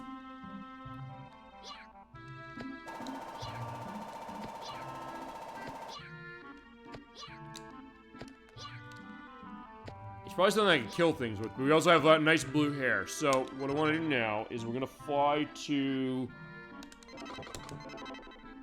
Where are we going for this?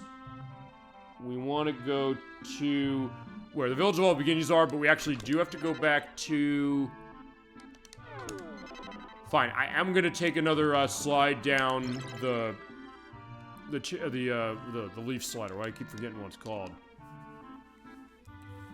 I'm gonna take that because that's the quickest way to get back to where we need to go.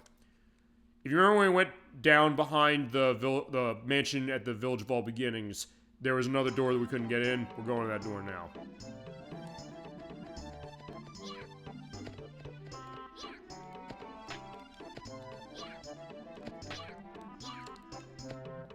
And the only reason I'm taking this now is because this is going to get us closer to where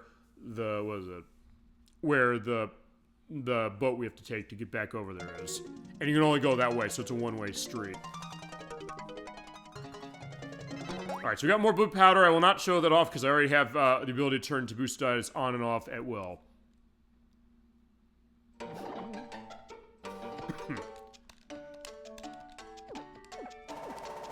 Okay, fine. That's what water power is. You turn that on, it kills enemies.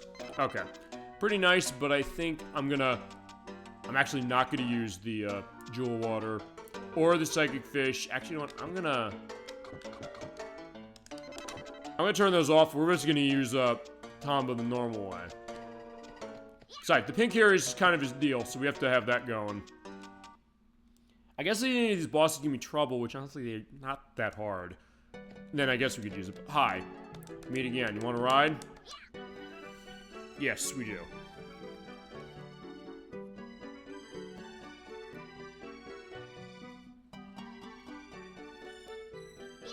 We'll just see one other thing. Before we go in here, I just want to look at one last thing on my events, just to count that I have only 7 left as primary, which is that one.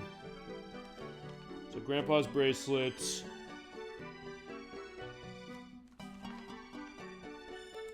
Deep Jungle Pig. Trick Village.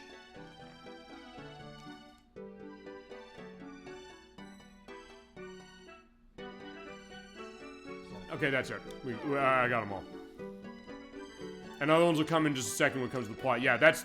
Up here's the door to go to the mansion again, but if you come down here, this is where the next of the evil pigs is. Yeah, we're going downstairs this time.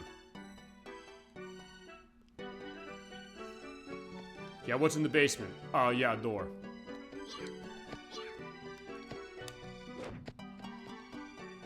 Alright, so let's go.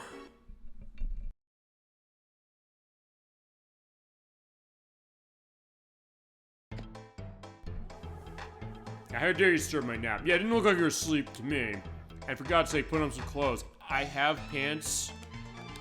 Oh, well, my nose is all turned up. You usually haven't only slept face down. I didn't sleep face down today. What's going on? Sleep apnea. Anyway, let's give him something else set. Let's put him in a bag. Or put her in a bag, right. She's the only female of the members. Ouch. Yeah, she has the gas she hits out.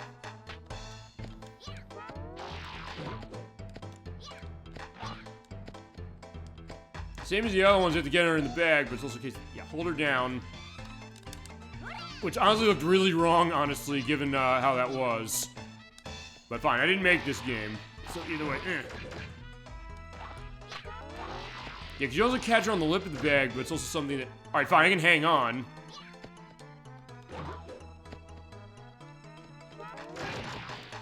If Actually, that grapple jack is actually pretty nice. Ow. Yeah, come on over here if you don't mind. Oh, okay, fine. I was gonna say, can she go in the bag if she's spinning after I threw her into the wall? And the answer is no. There we go. Just wait. Right in. Okay, here we go. So that's the deep jungle pig. Yeah, we had to come down here for that, but there you go. And by doing that, we also have Masakari Jungle all purified. And we are going to go there directly, because that's where the next one is. Yeah, look at the nice flowers growing in the forest. Oh, fine, jungle. I keep saying it's a forest. We already went to the forest.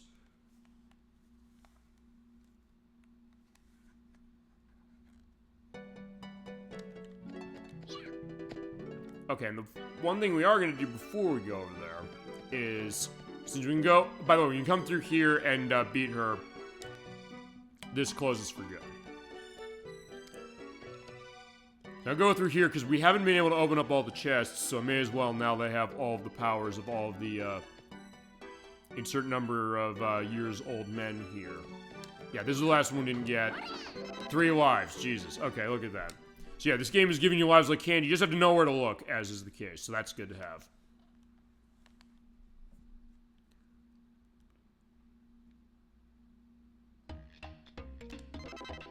Okay, so here we go. Let's fly back to... yeah, Masakari Jungle. At least if nothing else, I'm going to show each of the areas in their purified form as well. It actually makes it a lot easier to navigate here.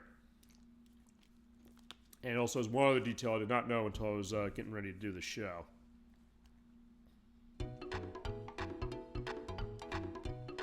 Nice flower field. Yeah, they're not trying to kill us anymore. That means that you do still have those plants there that take off tons of your health. So I'm going to try and avoid them as much as I can. But the Masakari, they will not jump around and try and stab you anymore. So yeah, they're possessed by that jungle pig. So in that case, that was what was going on. Also, other detail.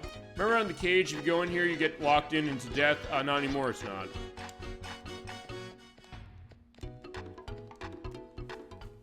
Okay, so we did come back here for another reason, as along with that. And that is we have to go and defeat the last of the evil pigs.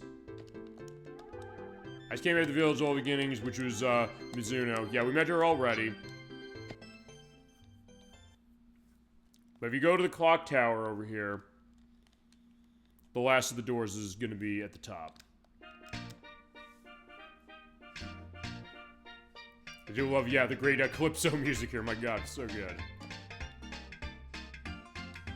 Hi. Can't believe you got the machine to work. Okay, we can't go in the room with the cogwheels, but that's fine. We're going somewhere more dangerous. We're going into the bell, and in here, we have the last of the evil pigs. Yeah, we're underwater. Let's see, where is that? I want to look at my list as far as where that one is. It's the one for Trick Village. And we'll go back to Trick Village, because that does change stuff as is. Okay, that's the yellow evil pig bag. I haven't done anything wrong, so we're saying, he's professing innocence. Yeah, but you're good at swimming and all, but... yeah, you might start turning weird colors like I do, see? So I sure just want to get out of here and go away, huh?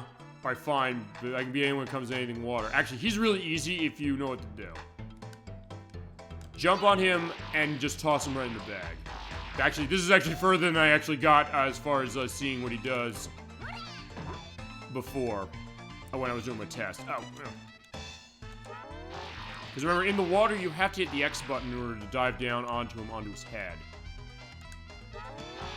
In this case, fine, I'm getting myself killed. I say it's really easy, but fine, in my test, I killed him in like 5 seconds. It was like Odawa in Majora's Mask all over again. But fine, in this case, it's not. There we go. Okay, there we go, that is it. So never mind, that's the Odawa method of doing it. Because yeah, you just have to X to just dive down on his head, and then you throw him right in the bag and go. Awesome, so that's Trick Village done. And when you get all of them set Well, fine. For beating this one, it drains the water in Trick Village. We'll go back there and look there, because we do have to do that. But there is one other thing.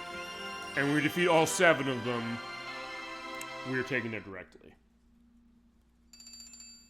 Hey everybody, Captain D-Track here. I actually forgot after we recorded the part of Tomba last night, the finale time I'm doing this, I forgot to show what happens to Trick Village when you drain the water by beating the pig that does controlling the area. So I got myself into taboo state, so I'm back here and just seeing like what's going on. Yeah, as you're seeing here, you have no water down here. So in this case, you just fall down and you have to climb. I've heard in some cases that there's apparently some kind of a negative potentially to that. Okay, fine, there is sort of water here. Not completely, but it's much more manageable as far as what you gotta do. I've heard you feasibly can miss stuff over here, but I don't know if that's actually true or not. To be honest, I actually have not come down here even on my practice, so actually what I'm gonna do is I got the grapple equipped. I pulled my old save file from before we started the show last night, because I just want to see a few things, which is, yeah, the grapple does not hook onto the water wheel.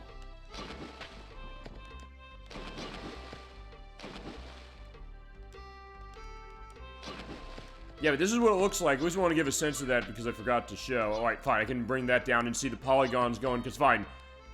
To preface what we're going to do in a little bit, yeah, spoiler, I think I might have said this when I was at this point of the show. We took a preview of Tomba 2, The Evil Swine Return, and I'll pick up the, oh, I don't have enough experience to get that yet for a level 10. Going back to my save.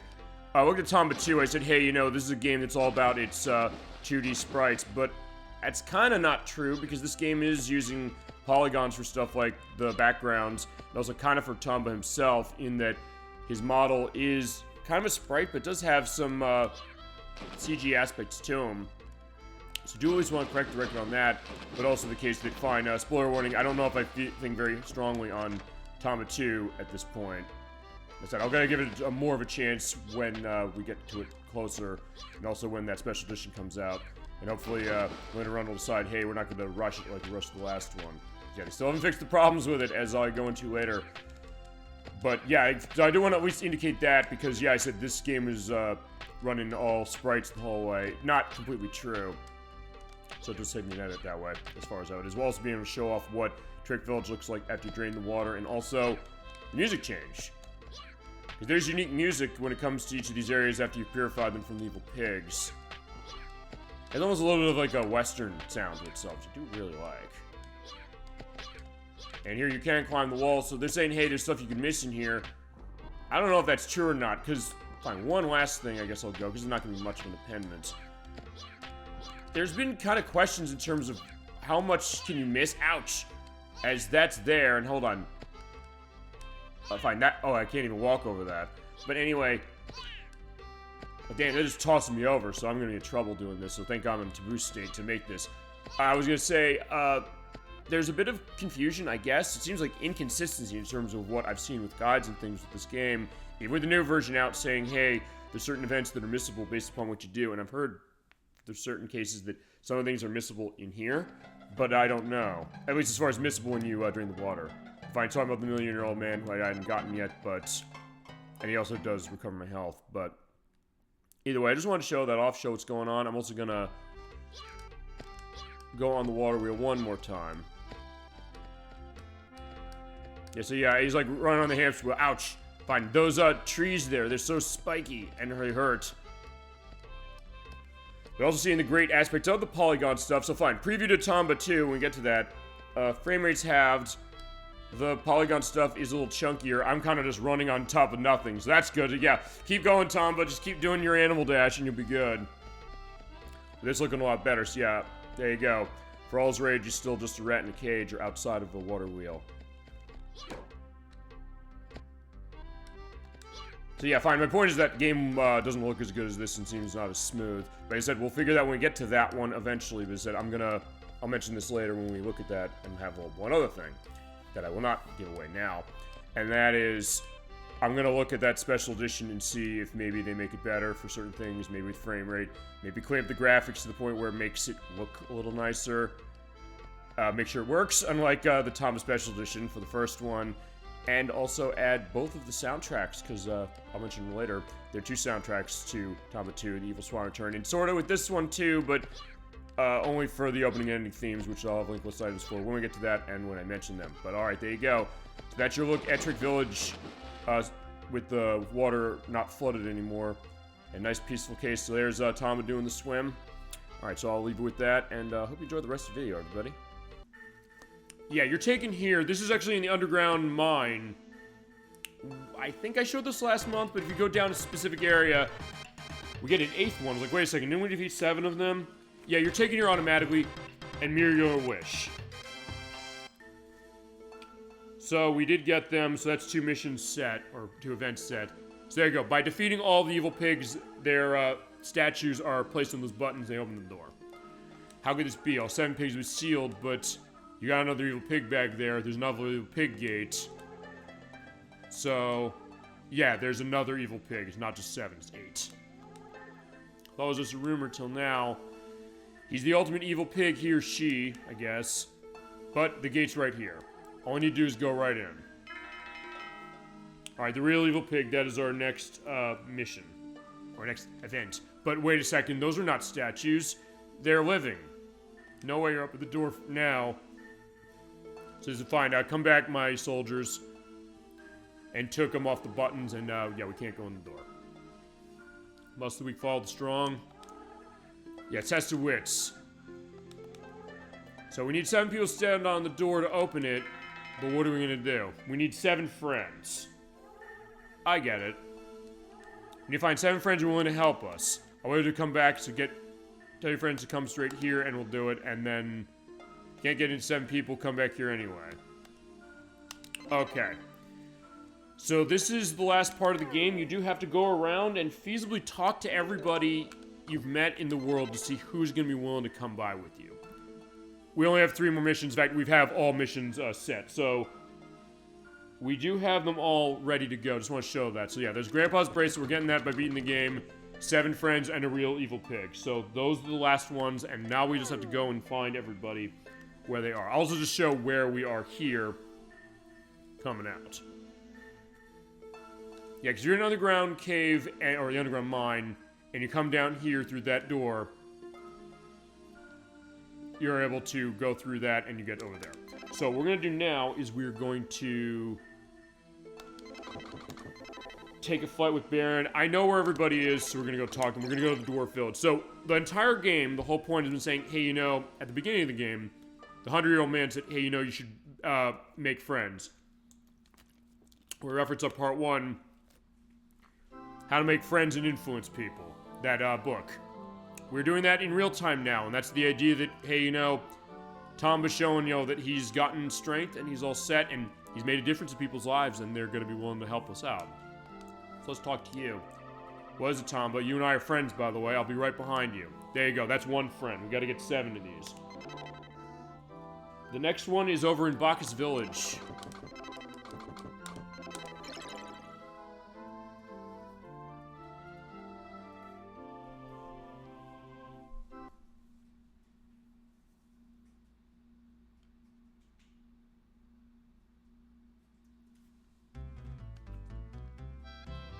And then the southeast over here is, I think, this guy. There we go.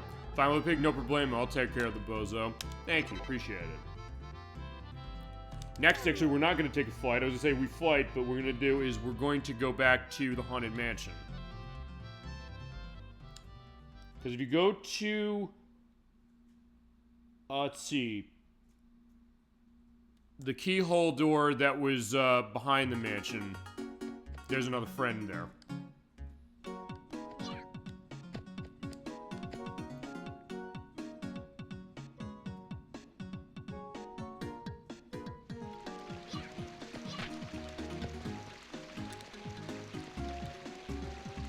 One more slide down, and the rest are going to be in the Village of Civilization.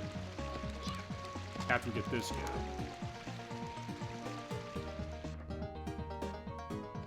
Yeah, remember when we were here, like, yeah, first off, we couldn't swim here before. We had to just swing it up here, but if you grab on,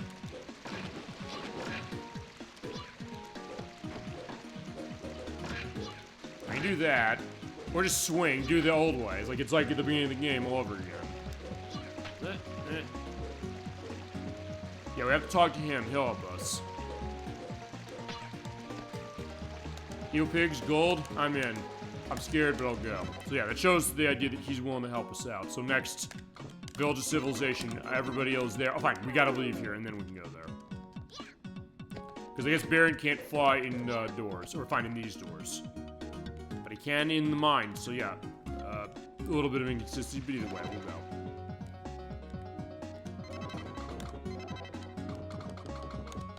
Off to the Village of Civilization. They're pretty close. Coordination. It's worth pointing out. Remember, the million-year-old man said, "Hey, you know, if you don't find enough people, just come back." Okay, that's the guy about Mizuno. But yeah, what about you? You say you want some juice? Yeah, because he gave us the banana juice last time. But we're gonna fight the evil pig. I'll go with you. All right. So we're getting our posse. We're building up our party of people who are gonna help us out. The next person is actually in the Iron Castle. Go back to the guy next to the gate we blew up. He'll help us too. Hi. You're in the underground maze, right? It's a favor, I'll do it for you. So yeah, they really do appreciate what we did. No question. And the last one is over in the Lumberjack Factory.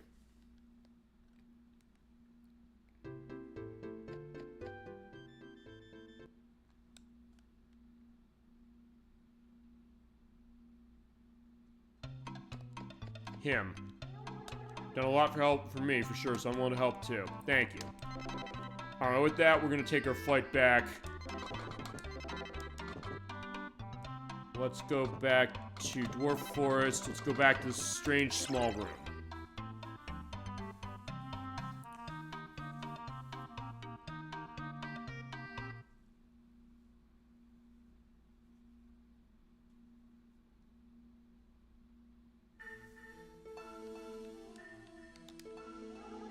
We need one more.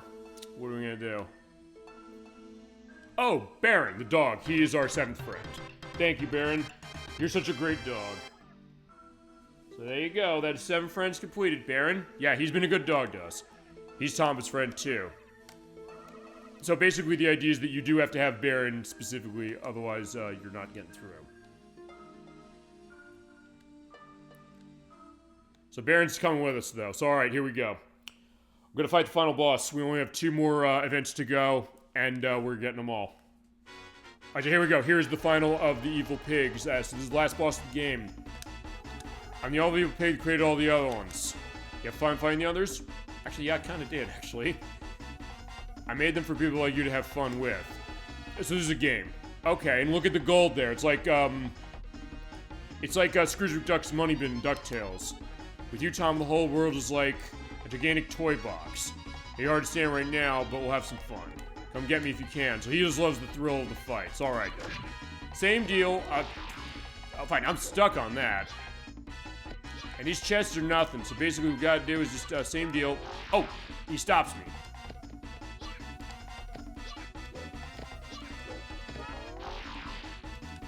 He's trying to hit me with the bells. Like, fine. What's going on, dude?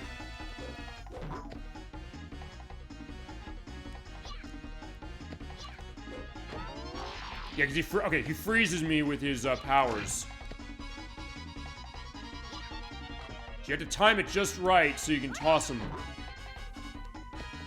But he does work the same way as the other one. So as long as you're quick and he doesn't do that, you're set.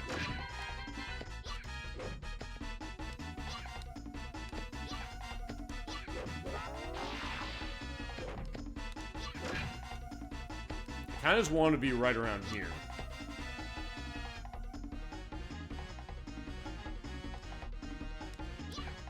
Oh, he's appearing right there. Like, yeah, I don't think I can grab him.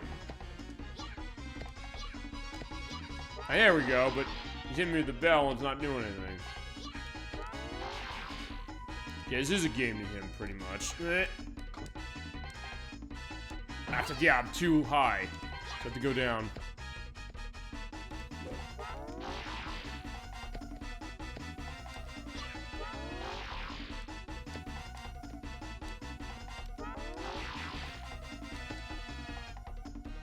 Perfect. Oh, crap. Okay, I love the freeze frame there. I do love seeing that, to just show you how good the animations in this game are. Just the yeah, they animate him look surprised when he gets hit. Yeah. Yeah, this might take some time, but I don't think he's hurting me. Got him, we beat the game, we're done.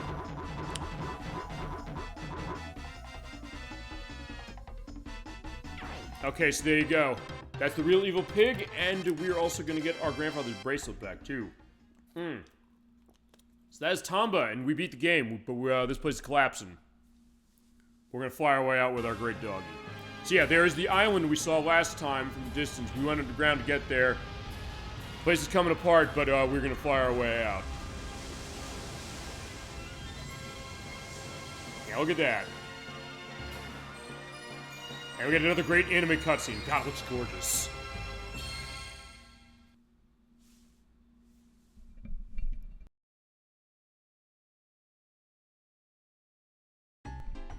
Alright, and back we are at the 100-year-old man's house, and here they all are. You made it. You done an excellent job. Indeed, this condo will finally turn the way it was before. Guess you're just lucky. Well, fuck you. I was like, yeah, I gave you those nice items as far as that. Show me a little respect. Yeah, come again. You're more worried about him than the rest of us. Yeah, there you go. Thank you for calling his bluff. You don't want to admit it, clearly. What are you talking about? Not in a million years. Okay, I think he does. He does have some respect. We clearly showed we could do it. That's the idea. Like, he's just the gruff guy. He's like, I can't admit, defeat. Like, seriously. Mary's first thing to go. Senile old. So wait, that's you. So the idea, I guess the senility, remember, the idea is they get really aggressive. Unfortunately, I know that from first-hand experience, as it is with my grandfather. Although that case, it was, well, half and half a little as far as that, but still. Yeah, both of you, calm down. Anyway, we owe much to this young man. His courage saved us all. That is true. In the end, we achieve all our goals, right? Well done. Actually, yeah, I think that dialogue's different if you don't get all of your, if you don't get all the events completed. But we did. Heading home already? Just remember, our spirit will always be close to you, Tomba. You always come back here and count on us. Look after yourself, okay? Take care, son. So yeah, he is getting sad that way, so I guess he doesn't want to admit it. Stay out of trouble. Don't get sick, and what else was I gonna say? Who's Mary's fading now, huh? Yeah, stay young. Fine, there you go. But we are growing, and we have grown so much. So there you go. That is Tomba, ladies and gentlemen. For the PlayStation, directed and produced by Tokuro Fujiwara. With this great closing animated cinematic. Telling our stories of what's going on. Hey, go back to the farm area. It's like, hey, we had this great adventure. There's Charles, the monkey. It's like, hey, thank you for the help. Thank you for the pants. Thank you for the bananas. Thank you for the banana juice. I still have a parasol, even though I guess I give him the parasol back. And there's our dog. Yeah, so there you go. We have a great new dog, for sure. That being, of course, Baron. There you go. So he has that idea, like, growing the perspective like a young child. And look how happy he is. But off he goes. We are back to our grandfather's memorial with all the fruit. With the theme, Paradise is the opening theme. Caddicarus is the name of this theme, by the way. But yeah, back to old cases. That boar is not going to survive. But there you go. We do have our grandfather's bracelet. It is back at his gravesite, and we've honored his memory, and we've beaten the game. And you do get, by the way, the unlock of this as your last thing when you complete the game. And there you go. You also get your playtime, which is 8 hours and 45 minutes. Events found, 130. Events cleared, 130. So, that is all of them. I'm going to keep on this beautiful piano music before, we go on to the next thing. Because, yeah, this is not long as far as what this is. But I got some extra stuff set because I'm ready to go into my final thoughts on this game. Dollyfin as well. Everybody else out there in chat wants to go in on your thoughts on this game. Feel free to share them right now. We'll go on them as we go. To start, I want to thank OneTrueL so much for this request. OneTrueL came in when we played Mega Man Legends 2 about 2 years ago, as it was now, and said, I love Tomba, I love this game, it's a game I grew up with, it's something that means a lot to me, I'd like to see it. I said, okay, sure, glad to have provided or want to provide it. He said, what preference do you have in terms of how you get it? Because I'll talk about how you can get this game. I was getting ready to play this game. I said, I picked it up on PlayStation 3, which is where I downloaded it for $10. It's still available there. And I said, all right, I played this game. I said, I remember just hearing stuff about this game. I remember the commercial. I'll link to it again, but I do remember watching the commercial after the last part where they're saying the idea that the American commercial of this game is saying that everybody around America has kind of fallen in love with Tomba, or Tomba, as they go, which I guess Japanese pronunciation is not Tomba, as some people on YouTube have said, like RGT85. They keep saying that wrong. It is technically Tomba, I guess, as far as the pronunciation, but Tomba, I guess, as far as ways I've heard it that way too. But the commercial says, you're going through all these adventures with Tomba together. It says, Tomba loves you. And by golly, America loves Tomba. And you know what? I understand exactly now what they were saying and what OneTrueL was seeing in this game. Every time I thought that I had this game pegged, I knew exactly what it was going to do, I had its number, it kept coming with new things to surprise me, it kept coming up with new things to find, new places to go, new sites, and new levels of ingenuity that I did not expect to have, and expect to find. But I guess I should have expected that out of Tokuro Fujiwara, as I mentioned, ex-Capcom member who worked on the Magical Quest starring Mickey Mouse, we played on Super Nintendo, but also this and some other stuff. This is a great looking, great sounding, and great playing game with a lot of variety. It's not a very long game, but it's something that's very satisfying and something that, if you don't know it right away, you can just kind of play this game and savor it. And there's a lot to savor, there's a lot to find. It's very enjoyable to find the events, to find what they are. Some of them are missable, which is, I guess, a little bit of a question, although I believe if you do miss the events, I think, although I'm not sure, you might be able to go back and get them again. Maybe the special edition that's out now lets you do that. But either way, it's a really good game. I get why this is a hidden gem on the PlayStation, seen as a cult classic for it. And if you love 2.5D platforming games, if you like aspects of RPGs, like, hey, you know, the idea of like a twist on an RPG but within a different genre, this is definitely a winner, and it's one that I'm so glad I found. And it goes to something I want to go a little personal on this, because sometimes when it comes to the show, I say we do a viewer request every month. Some people have said to me when it comes to that, seems like you're preparing for games that other people want to do. When are you going to get the games that you want to play? Which, fine, we're playing a game like that. We're playing Shenmue. I'll come back to that next week. That's definitely a game for me that I want to play. And for most of the Super Bowl Game Saturday Second Chance stuff we got this year, some of those are my choice as far as what I'm showing.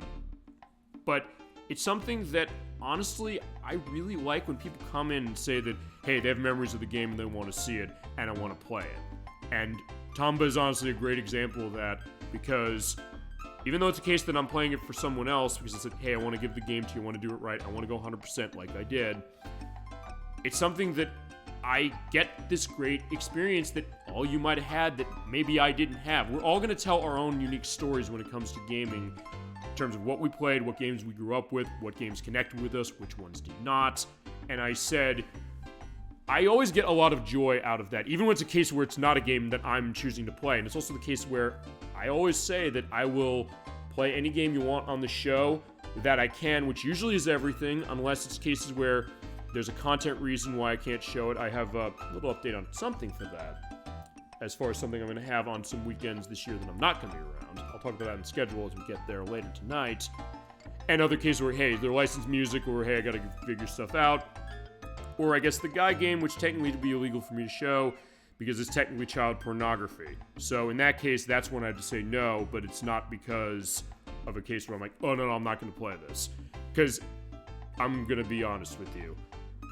Maybe it's because this is the show as far as how I run it, but I am the most open-minded when it comes to games that come on this show, in the sense that I'll say yes to everything pretty much, just because I want to see what those experiences are. Guests we've had on the show have openly said, I'll be honest and say, you know, I will feasibly say something that, hey, if I don't like the way a game looks, I'm not going to play it. Nerd64 said that. Edwex said that. Someone else who's no longer on the show said it in the worst way in that, as far as the pejorative onto myself and to the show itself as it was. But it's also the kind of thing, I don't say that to shame them, except in one case, I'm definitely shaming the ever-living hell out of him.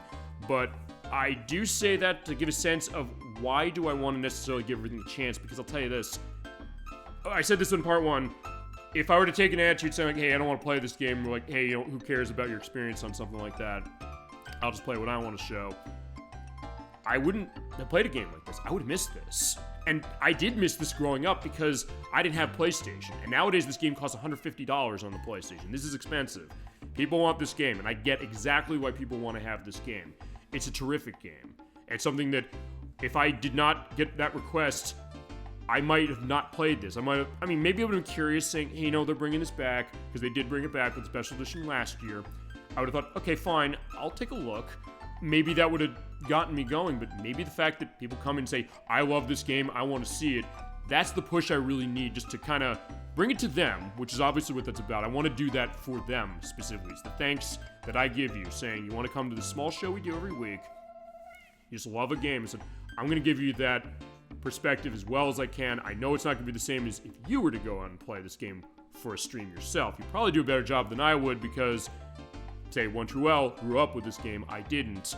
But I said, I'm going to do everything I can, I'm going to practice, I'm going to get notes, I'm going to make sure that we go to 100%, I'm going to do all that stuff.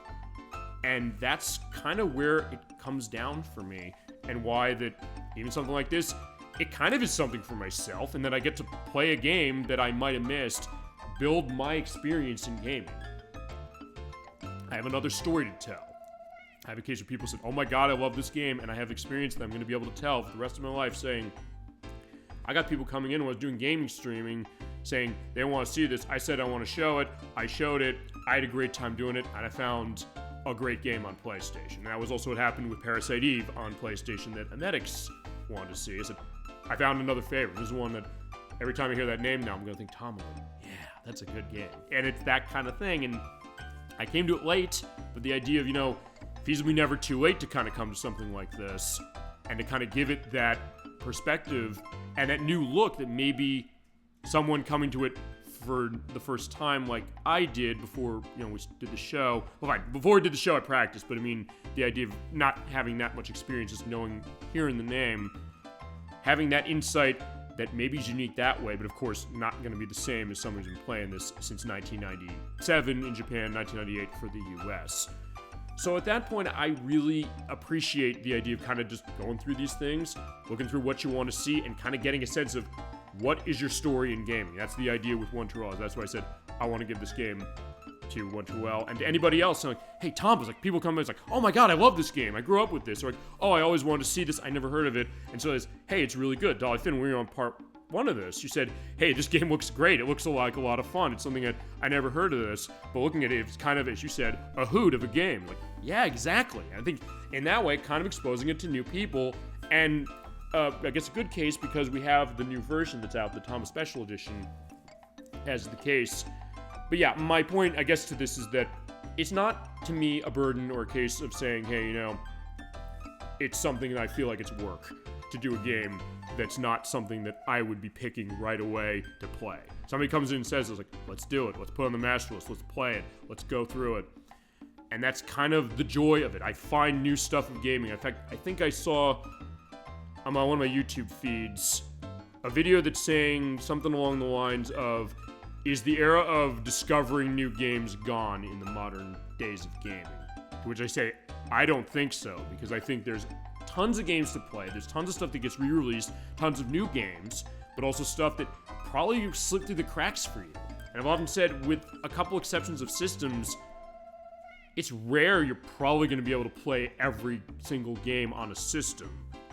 Not least of which because they come out so fast, you can't keep up with it. You might not be able to afford it as far as the cost of buying everything.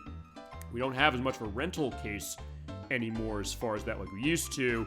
We have like Game Pass for the Xbox and PC cases, and also the PlayStation Plus Premium where you can play games that way, get a sense of like trying them that way, and the game trials that the Switch has. I guess the Switch 2 is going to have that as well, I would think, to continue on. But I think there is a great discovery. Sometimes even something as simple as people coming in and saying, hey, I played this great game called Tomba for the PlayStation. It's something that I have a strong affection for, and I'd like to see it, and maybe you should give it a shot. Sometimes that's all it takes. One of my coworkers, Ack as he goes, as I said, I mentioned last week for him, he's been playing Ghost Trick Phantom Detective, which is from Capcom. It was on DS, and they've since ported it to the modern consoles and to the PC. He showed me that game. He was showing me some really good parts as far as where the story was heating up, and also stuff with the way that game works. If you've never played that game before, it's something that you're a guy who's killed, but you're able to kind of come back as a ghost for one night before you disappear forever. And he has to kind of get a sense like, who killed me, what's going on, can I communicate with other people? Can I communicate with other people who might have been killed, or other creatures? It's a case where one of the best ways of handling death of an animal, because it's the idea that there's a dog in this game called Missile who is killed. They never show him being killed, but they deal with the fact that, hey, he has these powers from the afterlife, and the idea, hey, you know, you can kind of twist time back and bring him back. It's like, hey, you know, you can kind of erase the death that way. And it has these really interesting twists and turns along with a great gameplay hook. It's a game I didn't play when it was on the DS, and I played the demo when they dropped it on the modern systems, but he showed me the other day, and I gotta tell you, I went home and bought it right away. It was on sale this week. It's on sale on all the consoles for $15. So sometimes something as simple as that, saying like, wow, this game looks cool. Just show somebody a game. Say to themselves, hey, I'm playing this game. And sometimes you look at it, it's like, wow, that looks really cool. Or something like, hey, maybe I wouldn't have thought this. I mean, Edwack has been playing Hello Kitty Island Adventure. People always make the joke saying, years ago on the World of Warcraft episode of South Park back in the mid-2000s, there was the throwaway joke where Butters said, I'm not playing World of Warcraft, playing Hello Kitty Island Adventure. 15 so years later, oh, no, actually 20 years later, actually as it was for that, they made a game, it's called that, and it's an interesting mix of Animal Crossing and like there's Legend of Zelda Breath of the Wild and Tears of the Kingdom in terms of some of the mechanics it's doing, and it's out on Switch and Apple Arcade and PC now, and it's getting a PS4 and 5 version later in the year, and it's the kind of thing that maybe I would have missed that, but it showed and it's like, yeah, that looks kind of cool. It's something you might want to take a look at. And I like to do that too. That's why I'm playing Shenmue. I want to show people why this game means a lot to me and why it's worth your time. I think you can say that with Tomba. You can say that with really anything. So I think of the games I know you've shown on the show and want to be involved with. Stuff like Tetris Attack, stuff like Tetris Dr. Mario, stuff like... there's a lot of stuff, like Poker Night 2, which is not your selection, but still cases where, fine, we might have missed these things. Because like, wow, these are great. A lot of great experiences to have. And I think in that case, the discovery of gaming, I don't think it's really ever going to end for that very reason. And it's games like Tomba that make me realize why I love that. And why I love that experience of gaming. There's always something new to find, and sometimes as simple as somebody coming up and saying, I played this really cool game, and maybe a case like, oh, I wanted to play that, I missed it, or, oh, what is it? Because sometimes the case that you might describe a game to someone, it's like, what is this? But sometimes then they'll see, like, oh, okay. That looks neat. So that's kind of where I'm taking, and that's why we do the viewer request. That's why I love this, and we'll keep going, no question. Every month we do a viewer request as far as starting a new one. Last week's was Shadow Hearts Covenant, as far as April, or February's, as the case. I got April's, I'm going to get ready, warming up the bullpen very soon.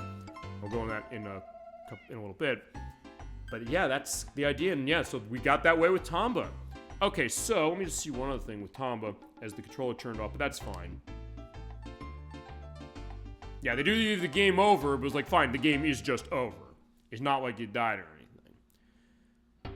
So there you go. I'm going to leave it on this for a little bit of time before I go into the next section of this, but I will give one last aspect. If you haven't played Tomba, I would absolutely recommend you do. If you're a PlayStation 1 collector, it is $150. It is a bit of money. It's not the most expensive game on the console. It's not even the most expensive PlayStation game I think we've shown on this system. So far, I think Mega Man Legends 2 is the most expensive game we've shown on the program. Or fine, we've technically shown the Misadventures of Tronbon in the sense that we showed the demo of Mega Man Legends 2 that came in the box with that. That's a game that's like $700. It's ballooned massively. It's available also on the PlayStation 3 as far as how it is, as is Mega Man Legends 2. If you're going for a collection on that, it's going to cost you some money, but it's a really, really good game, and I get why people love this and why they want to hold on to this. If you don't want to get it that way because of the cost, you can download on PlayStation 3, which is why I got it. It is $10 on the PlayStation Store. That is assuming the PlayStation Store is up for you, because people are going totally nuts now because the PlayStation Network is down, and has been for like a day now. But when they start it up again, or when everything's back online, you can go into PlayStation 3 and download it. As we're pointing out, I've confirmed this since the last part we did. If you have money in your PlayStation 4 or 5 wallets, and it's the same account that's also tied to PlayStation 3, you do not have to go through the rigmarole of saying, hey, I've got to go buy a points card from the store in order to put a redeem code in on PlayStation 3. You just take the funds that are out of your wallet from PS4 5, apply it to PS3, and download stuff in it. I did that because actually you're going to see in a little bit. there's one thing I picked up that is a viewer request. Another one I had not played, and they're going to show off in October. So that's one way to go. It's also in the Tomba Special Edition. That is on the Switch and the PlayStation 5. The Switch version is $20 on the eShop. The PlayStation 5 version is on sale this week until February 13th for $13. Again, when the PlayStation Network is up, you can get it that way. The physical release was released by Limited Run Games. They should feasibly be shipping out those copies any day now, if they haven't already. So those will be coming out. There are patches of those games that feasibly beyond the release of those, which they usually are when Limited Run comes. But there are problems. The Switch version has cases where, for some users, it's crashing when you first start the game. The PlayStation 5 version has problems where save files are getting corrupted, and it caused another problem when it came to stuff with music. Playing over the loading screen and then stopping and not playing until you restart the game. So, I'm going to say this, I think they rushed the Tomba Special Edition when it came to its release digitally last August, and they still haven't fixed a lot of the problems with it. Which is too bad, because this game is really, really good and deserves better treatment than it got. So, I don't know if I necessarily recommend going for those until they fix those things. They haven't as of yet. And I don't know how that's going to go. And I also don't know how it's going to go for our next stop in this franchise, which is going to be Tomba 2, The Evil Swine Return, because that's getting a special edition this year to celebrate about 25 years or so of that one. That's a way as far as getting them. They are cheaper all those ways than they are on the PlayStation. Maybe you'll get lucky in case of some of the issues as far as the bugs and glitches with Tomba Special Edition. And Tomba Special Edition also is on the PC. You can download it for $20 off of Steam. And they said it's going to come out on the PlayStation 4. They have not given any updates at all. It's coming out on PlayStation 4. I guess, I would think maybe at this point, I don't know if I'd hold your breath for a PlayStation 4 version. Like, maybe there's going to say, okay, we've been out on PlayStation 4 long enough. We don't need to have another release of this. So it might end up like Mighty No. 9 on the Vita and 3DS, which was thankfully basically canceled after almost 10 years. Because Amazon stopped taking pre-orders on it, and they also refunded the money of people who pre-ordered it that way. So I don't know if that's going to happen as far as Tomba Special Edition, and it's going to be digital only on PS4 if they end up doing it. But regardless of how you go, right now I think PlayStation 3 is the best option. If you do it on the PlayStation 3, download on that. With great difficulty, you transfer it over to your PlayStation Portable or Vita. Going through that, and there's a game, as I mentioned, I bought a couple days ago that I'm going to do that again with so I can practice at my work break before we get to that in October. But either way, Tomba's a great game. This is definitely one of the unsung heroes on the PlayStation, and also shows the idea of something PlayStation often had a thing with, which was 2D games, saying like, is this actually showing off the power of the system? Sony in particular, they were really notorious for not letting games come out in the US for that, but in Japan, where Whoopee Camp was set as far as that, they said, okay, we're going to give a shot to this, but then give Sony of America credit, saying, hey, let's bring this over and show that this does show what the PlayStation can do in terms of how it looks, how it sounds, and what it's doing in terms of gameplay as well. And I think people found it. It found an audience, and I think that was the idea of what happened. I'm very glad we could play it. I'm so glad I was able to show this off. Thank you again to OneTrueL for the request of this game. I cannot thank you enough. But we got a couple other things I'm going to do tonight, especially because we only ran 2 hours. I'm not ending the show now. Because remember, when you download this on the PlayStation 3, this is one thing that I don't believe the Special Edition does. You get the software manual for anything you download from PS1 or PS2 on the PS3 via the PS1 and PS2 classics. You get the software manual, so you can read it. We are going to read it. So yeah, when you bought Tomba on PlayStation, this is what you got in terms of on the cover of Tomba there, with the exclamation point, very vital part. And you see stuff that now in context, looking at this box, makes a lot of sense. You're seeing like, hey, off the side of the Village of All Beginnings, there are all the like the purple weeds there on the side. There's the clock tower. There's the mansion over there. There's the old mailbox over there. And there's Tomba doing the jump, getting ready to bite into the pigs. They'll be like, oh God, I'm going to get bitten. And there you go. From Whoopee Camp and Sony and Rated E for Everyone. Although if I'm going to be nitpicky, this was released in 1998 when the design of the E for Everyone logo and any of the USRB ratings didn't have filled in black. But that being said, here we go. And when you open the manual, of course, you get the idea of the Sony tip line, probably not in service anymore. And also cases of customer service and technical support and PlayStation Online on the World Wide Web at www.playstation.com, which is still a factor. And also make sure when you're handing your PlayStation game console disc, be careful with it. Do not put in anything that's not a PS1, PS2, or PS3. Because we're pointing out the PS1 game, if you have that disc, it goes in PS2 or 3 and it'll play no problem. Make sure you're careful when you're using projection televisions as far as how they are, but if it's LCD type, you're good. So yeah, there were LCD screens back then and thought that, hey, kind of forward thinking. Be careful if you have stuff with seizures, go to a doctor if you're like, hey, you have problems. And here we go. Your nice table contents. Remember manuals, kiddies? These are really nice to have and fun to read. Like, hey, you get great art also in the manual of what Tom was saying. Like, hey, look at all this stuff going on. And you have the idea of some of the places we're going to go. Bacchus Lake, Phoenix Mountain, Dwarf Forest, Mushroom Forest, Village of All Beginnings, with the nice prologue of it, and explain the story. Actually, I guess in this case, it's going to go into that a little more than maybe we even saw. So, they're never shown on a map. There's a group of islands in the middle of the ocean. Okay, so this is a context we didn't really talk about in the game, and the game didn't necessarily talk about it. And sometimes you got that. Sometimes you get cases where some of the backstory will be in the manual, but the people who made the game made the manual and said, oh, by the way, this is canonical. So yeah, these small islands were home to peaceful people living in tranquility. Evil pigs appeared to rupture them or disrupt them with their magic.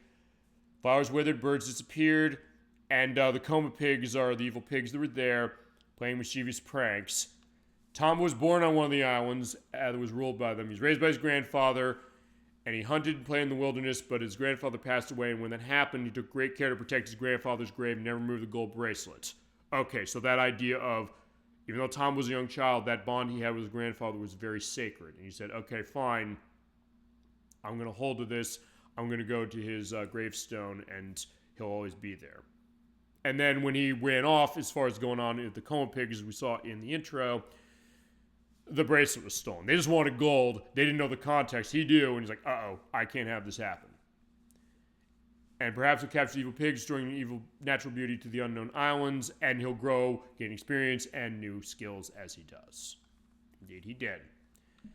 So yeah, they'll say about stuff with events, saying the challenge of the evil pigs, what to go. Although honestly, the evil pigs are not that hard. The bosses in this game are not that hard, just about kind of getting your positioning around, and I guess just making sure you don't get yourself killed by getting tossed into stuff, really. So the idea, let the adventure begin. How to begin the game with some of the nice art, including what shows on the box of the special edition, with him doing like the throw off of the pig there. Idea of what's going on the title screen, saying insert the disc into your PlayStation game console, label up, and turn the power on. Other stuff are the options we showed before, saying, hey, you can have your message speed going on fast, auto, or slow, running stereo mono. So like, hey, if you want a mono television or if you have a hi-fi, yeah, remember hi-fis? Select stereo for that. Adjusting screen and positioning, and configure menu for configuring the controls as you would like. And then saving from memory card, which, yeah, they're able to run that way. Actually, I guess you can't go back when it comes to doing the stuff with events because it saves. It doesn't save at the end of the game. Although the special edition, I believe, does change that. Next, idea of saving progress. Actually, wait a second, let me go back to that. Yeah, it takes one block of free memory when you have that going. Make sure not to overwrite something you don't want. Control information, so in that case, you're like, hey, how do I use the controller, basically, as far as like the controller maps. And if you have the dual shock analog controller, so if you do have that, you have rumble going on. But of course, using D-pad the whole way, so there's not much movement really going on. But if you do want to run on the analog stick, on the left analog stick, you press in that button to do analog mode, or on this system, what you do is, just to show this, you have to switch controller settings and you go into analog mode here. But also, by the way, when you leave the manual, to stop where the last page was. Action as far as walking, attacking with weapon. Great artwork again, looking at that. So it does look great, very playful. Hanging, swinging, jumping while swinging, clinging on the walls. Jumping on pillars and tree trunks. Some of the areas you're going to go. Going to sections of action, we're doing 2D. The top-down stuff when you're on the towns. Miscellaneous sections like the racing things, they do give a little hint sometimes as far as what that is, but not always saying specifically. Foreground, background, jumping the screen, as we showed. Look at that, like, hey, there's a pig over there on that fence. Tom was always like, hey, what are you doing over there? I can make a jump if I want to. Then walking to the backgrounds, they mentioned the Haunted Mansion, saying, hey, you can do rotating around. Stuff with menus when it comes to your vitality, your number of lives. And remember, game over when you lose all your lives. So make sure that, also what I said, which is your number of lives is saved. Make sure you have ample lives remaining when you save your game or find them in areas where you can find them. The weapon that Tomba is truly equipped with. Adventure points, which you need these to complete certain events and open chests. Experience gauge, every time you bite into an enemy, you receive an experience point, which is right down there. Stuff with the in-game menu as far as normal items, which are black items you can use. Stuff for events that are blue. Permanent key items like red ones, or as far as the ones with red letters.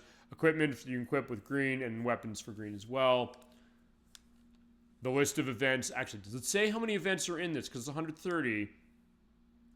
Yeah, the ones you discover, put in your book. Stuff with the status screen showing what you got there. Abnormal status conditions like crying, laughing, or normal. Which in the context of looking at this, you're like, wait, if you've never played this game before, you're like, what are they talking about? Special abilities you learn, like swimming in dwarf language, location window, looking at what the map is like, and how to stuff with events go. Event name is not only the name of the event, but maybe a hint on what to do. And they give you an event of like, how does the event system work? Which is a very unique thing, and actually, that's something really cool about this game that the sequel does go into. Stuff like, in fact, they kind of, in a way, explain you how do you do the very first one, saying the fog's too thick, you can't see a thing, if only there were a way to blow it away. Actually, they tell it almost like a story, saying the safari adventurer jumps down to greed and says, can't go any further. Ignoring the warning, Tomba climbs the structure, but realizes, I can't go further, I have to blow this away with something. Find the mailbox and find the furious tornado, puts on top of the hut and background, and then blows it away. Basically, the indication, like, how do you do this? So it does tell you how to do the first one, but then you have to do the other 129 on your own. Some are hidden. Stay on the road path. You might not find them, so take a side trip. Using event items in order to do that.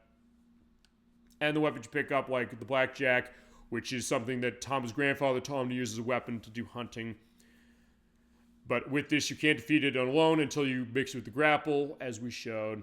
The grapple doesn't harm enemies. The wood boomerang is a little stronger, as is the stone boomerang. Other mysterious stuff you might not know about yet, so keep going, players.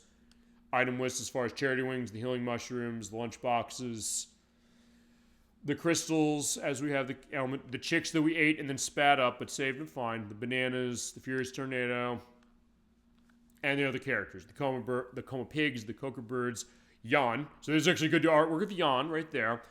It's like he loves to play hide and seek, so kind of like Tomba, a little bit of a child who has this kind of fun thing about him, but also in case of, fine, he understands a little bit of the big picture as you go along, including giving us that great golden ball.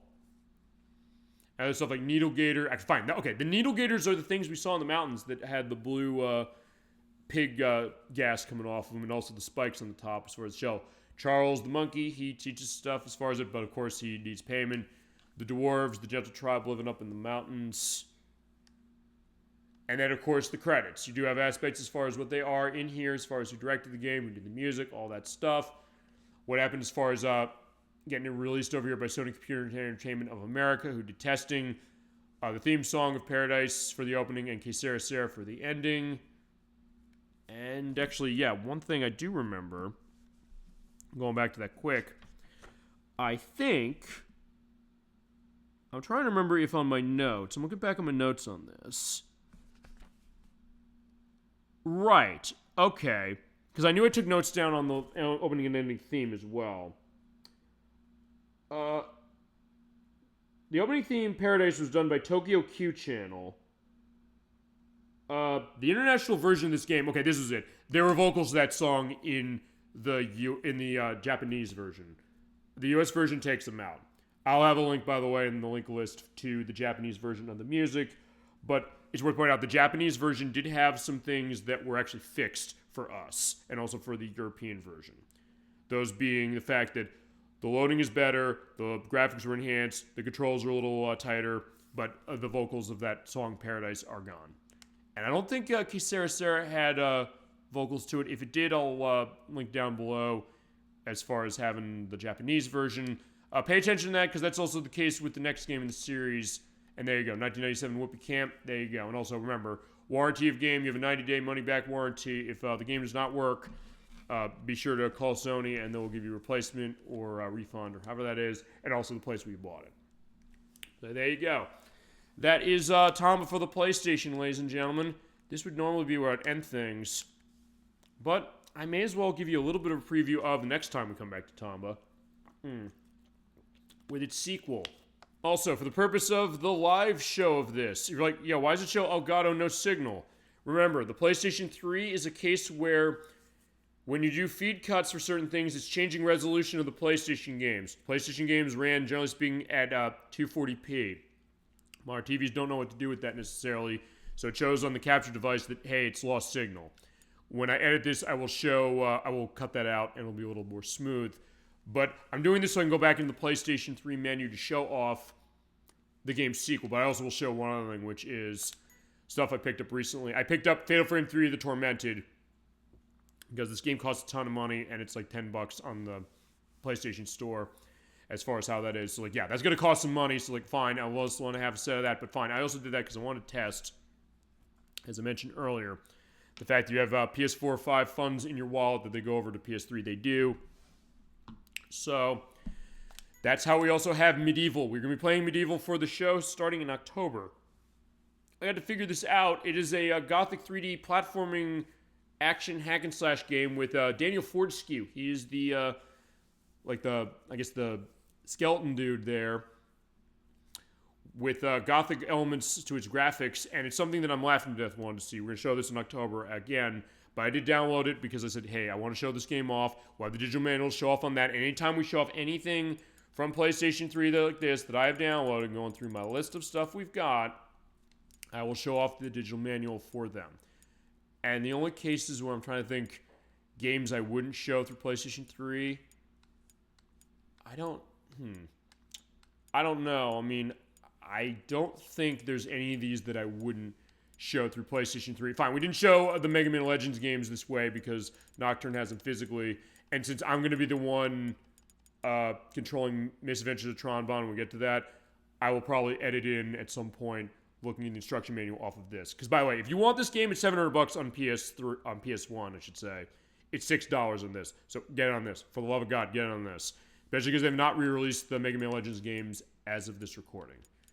Maybe they will have when you're watching it in the future, but as of now, they have not.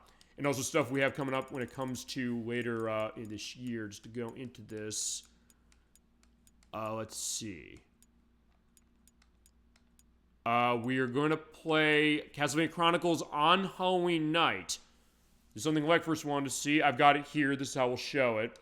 We did Twisted Metal last year. We'll show Medieval in October, as I mentioned, and we just showed Tomba. But I'm also going to give you a little preview right now of Tomba 2, The Evil Swine Return. And for that, I'm also going to update the Twitch window to show this. And it also means when I do edit on this, I will also put in a chapter case. So it shows the finale of Tomba, the reading of the manual, and then preview of this game. Yeah, this one, the evil swine are back, and you play as Tomba as he embarks on a quest to save his girlfriend, Tabby, and once again restore balance to his world. Okay. So I just was talking about how good Tomba 1 was. It's a great game. You never played it, I absolutely give it a recommendation. You definitely want to go and play it any way really you can. Right now, I am not going to be saying that about Tomba 2. Let's take a look at this.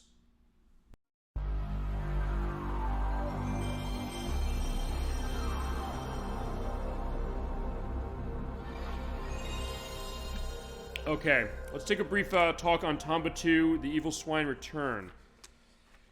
This came out on October 28th, 1999 in Japan for the PlayStation. The US and Europe got it in 2000. In the US, it was January 18th, and in Europe, it was June 16th.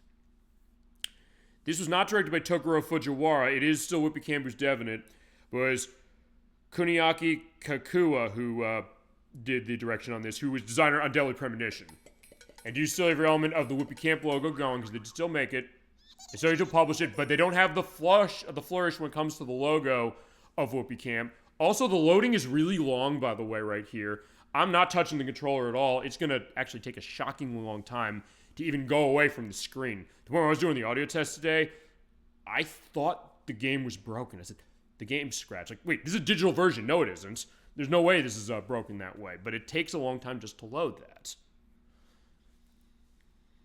As we're getting the way this game looks, they're going for a polygonal look on that. But there's Tomba and Charles, so we do know Charles now. So there he is. I'll turn this down to like a tad. I'm going to turn this down to 21.2. Why not? So in this case, after we beat the last game, we have the evil pigs going on. They're playing croquet there with the eggs of that bird. Yeah, Tomba and Charles are saying, hey, not on our watch, we're not going to do that. So yeah, this looks nice as far as them taking the anime look, which looked great in the last game, and doing a polygon look for this pre-rendered cinematic. Yeah, and there's one of the evil pigs there. He's like coming after us. They don't do like the Dragon Ball Z cuts as far as the idea like doing the scream over there, but yeah, Tomba jumping onto the pigs there, like, yeah, it's a problem, but Charles saying, look up in the air.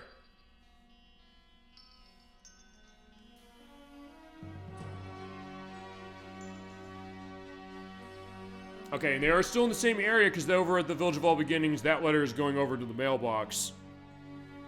And that's where we're going to go as far as our first look. Yeah, also you're seeing one thing as well. Here's the title screen. Looks nice, but what are you not hearing? You're not hearing audio of any kind. So no music. It's like, yeah, wait a second. Why is there no music in this? You also have loading the game. You have that running. Here we go. We got stuff as far as the option to go through stuff with this before we start giving a look at this. I'm not going to go this long. You have the speed of your stuff going on here with 1, 2, and 3 to go fast. I'm going to go fast. You have voices which are on or off. There's a reason they might give you on or off, honestly, because the voice acting in this game is awful of what I've seen so far. But I will say this, when we come to this game, I'm not going to say no, I'm not going to play this game just because of what I played of it. I think this is a steaming pile of shit. Compared to the game we played last, this game is awful. But that being said, maybe it's a case where I play it more, I'll see something that I didn't see before, but you might see a little bit of a downgrade as is the case. But yeah, they give you a reason to turn those voices on or off, I think. You have the stereo mono, you can listen to aspects of that, and also get the music and sound effects adjusted as you want. Screen adjustment the same way as it is before, you just did as far as what that is. Controls, okay, let's talk controls, because unlike Tomba 1, well fine, you have Rumble still with DualShock like in the original, but unlike Tomba 1, where you had 6 controller methods, this game only lets you have 2. So this was the default control method from Tomba 1, where it was jump is on X button, specials on the square button, attack is on circle, and menu is on triangle. There's only one other configuration, and that is making jump on the circle button, as opposed to on X. And the attack is on X, menu is on square, and special is still on, special's on triangle now. These are the only options, and unfortunately, the way I like to play Tomba 1 is that we mentioned, I like to have the attack on the square button. You cannot have that in this version. I mean, they are doing a special edition of this year that's coming out to Switch and PS5 and PC, like the first one got a special edition for. You will feasibly be able to change the buttons. Actually, no, you will be, because Switch and PlayStation 5 let you have custom button mapping. But yeah, Tomba 2 itself on PlayStation did not let you have that, so I'm not necessarily happy about that, but so I gotta get used to it. But there we go. And so we're going to get ourselves started. Because you're going to notice a big change in terms of the graphics of this game. And feel free, chat, to go into memories on Tomba 2 if you played it. Finds a mysterious letter addressed to Tomba. And aspects you have of the voice acting. As we also have this new character here. As he read the letter, all he could think about was where she could be. Was she kidnapped? Yeah, she's falling down the pit there. She almost has the look of Bulma from Dragon Ball Z, except she had green here as opposed to blue. So yeah, Tabby, Tom's girlfriend, got kidnapped, and he said, like, fine, me and Charles, we're gonna jump into action. As far as that flying dude there, he is new to this game. He is named Zippo. So yeah, like Shenmue 2, this is a Zippo. Except it's not the Zippo lighter. I wish it was. I like the new character. How it looks, maybe. Voice, I don't know if I'm gonna promise that. Fine, maybe there's something I'm missing, or Dolphin, if you played Tomba 2, feel free to let me know where I'm going wrong on this one. Yep. Hey, you scared me. What are you doing in the water anyway? Okay, this game is fully voiced, I'll say that. Points to it for voicing the game, although I don't think it was a problem the last game wasn't, except one line. So he's saying, like, fine, the fish weren't biting because you were here.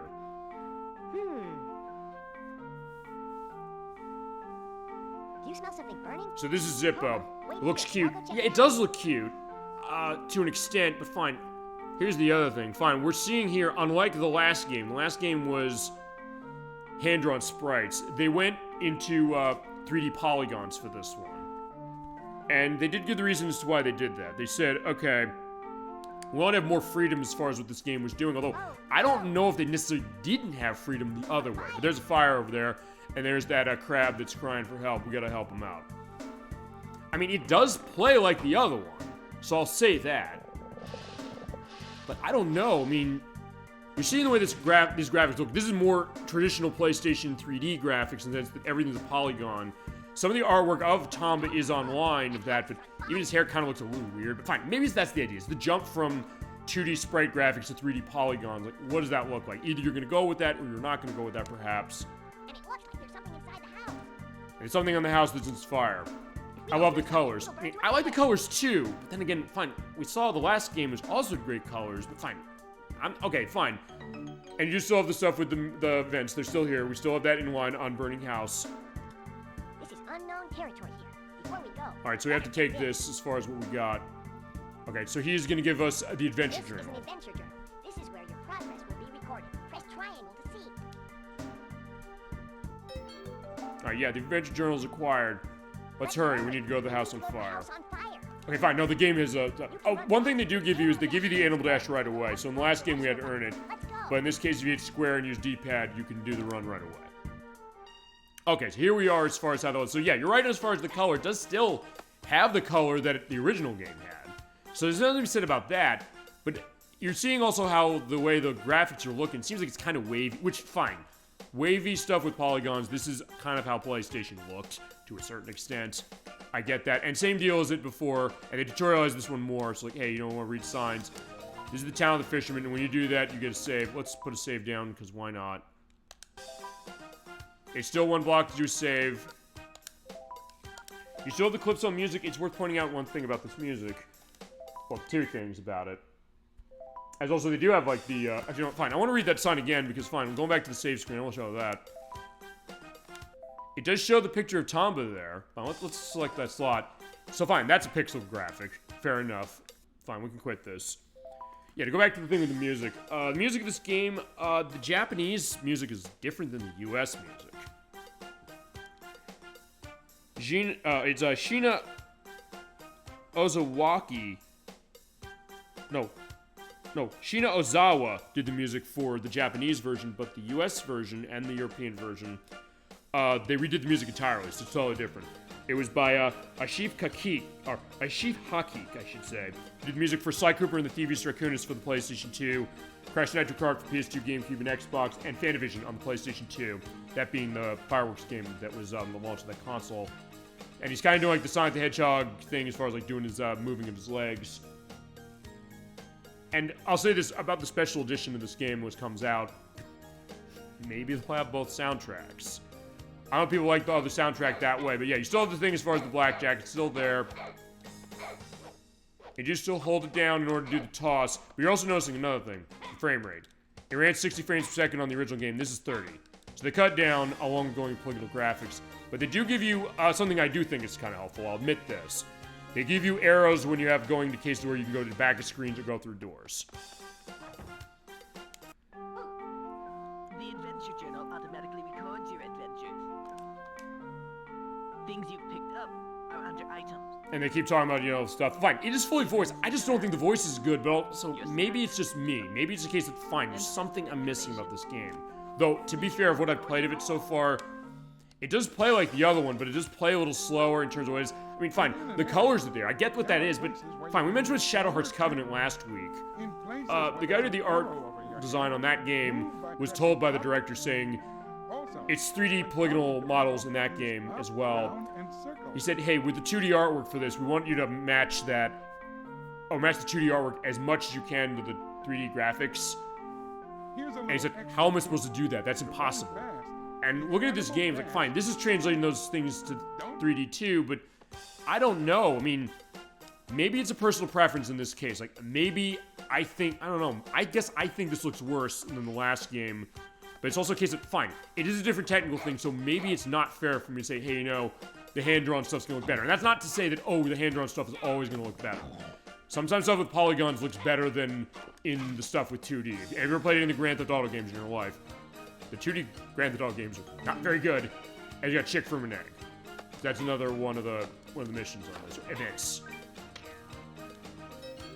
And you got the rare fish. It does go a bit slow when it does the jump, but one thing I will give this game credit for is, first up, it comes up quicker when it comes to the menu screen, but it does let you have your events here. You do not have to hit the select button like in the last game in order to get a sense of them, and they give you more of a tally as far as what we got, which is find tab, you go to the burning house, and get chick for an egg. And also, to point out, they give you statuses, so like the last game, you can have status changes. Just your equipment of what you have right away, so that's good. Area, and then also stuff like, hey, you know, help when you get help going on with talking to people. And to be fair, there is more dynamicism, is that the word? Or dynamism? Fine, whatever it is, it's more dynamic with the camera work. You're seeing this, that as you're walking along here, the camera's kind of following you. It's like when we played Kirby 64, the Crystal Shards, or also Klonoa. But also, here's a tree. Get the bird's nest and go up here. Do I have an item I can use for that? Probably not. A rare fish, so we don't know what that's going to do yet. And this is more just a preview as far as what this is. And I said, when we come back to this one for full, I will do full practice on this one. I'll make sure we're set. I mean, I do like having the animal dash right away, so I'll give the game that much. I was like, yeah, you're seeing, it's a little heavier as far as what you're doing. And fine, you have to do swinging more. So it does play the way the other one did. It'll get winded up. Talk to this guy because the place is on fire. And you're not wrong, Dollar Finn, to say that, hey, it does have the color palette as far as the vibrant aspects as we got a clearage of saying go to the burning house, like the other ones. It does still have that. I don't know, maybe in my case it's a shock to the system. So like, we saw how it looked before. I mean, I'm not saying they should have necessarily just stuck with that, but I'll say this. In terms of the graphics, I almost am thinking that this is the game that should have come out before the first one, in terms of what the tech is, and even in terms of 3D model stuff. I mean, okay, we played Mega Man Legends, which honestly, Mega Man Legends 1 does not look as good as this, admittingly. But, I don't know, it seemed more pleasing visually. But fine, you're right as far as color. You're seeing that. That looks nice. That being said, the other thing you're seeing, sometimes you're seeing this, is that the way there's a polygonal clipping going on. Which, fine, you didn't have to deal with in the last game because it was not polygonal whatsoever. Except for the some of the cutscenes. That was about it. You are doing the same things as far as it, so it's not like, oh, they're changing the way the game plays. Just that, I don't know.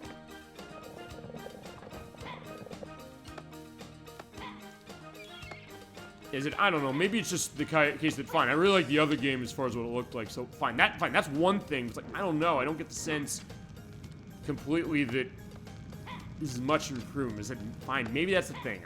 Giving it more time. I've sometimes said this, like the idea that, hey, you know, I'll give a second chance to something, like, hey, it's not feeling the first time, which is kind of why I said, you know what, depending on how long this is, I want to give a look to this thing. I played the whole game of the first one. I want to get into what we're dealing with. This will work for carrying the water. Alright, so put the water in. So he says, like, hey, you know, use this bucket. If you need to get water going in, get water going in. As far as what it is, I don't remember how to do it. If you go to the seesaw, water come out the faucet. Fill up a container and use it. Okay? Ouch. If you still have your thing as far as your health bar, and if it goes down, you're done. And you do still have the bar. And they do give you an indication of full when your health is full, so that's good. Okay, so fine, that's there. And actually, fine, I'll say this. Tomba did, like, have his mouth open, so there is stuff going on because of the animation. Sorry, fine.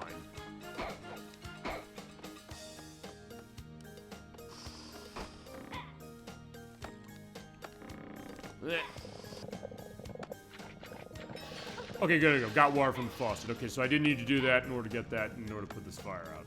Hopefully. Although it's not something where you have to necessarily rush in order to put the fire out, so I'll say that. Hi. Nuts.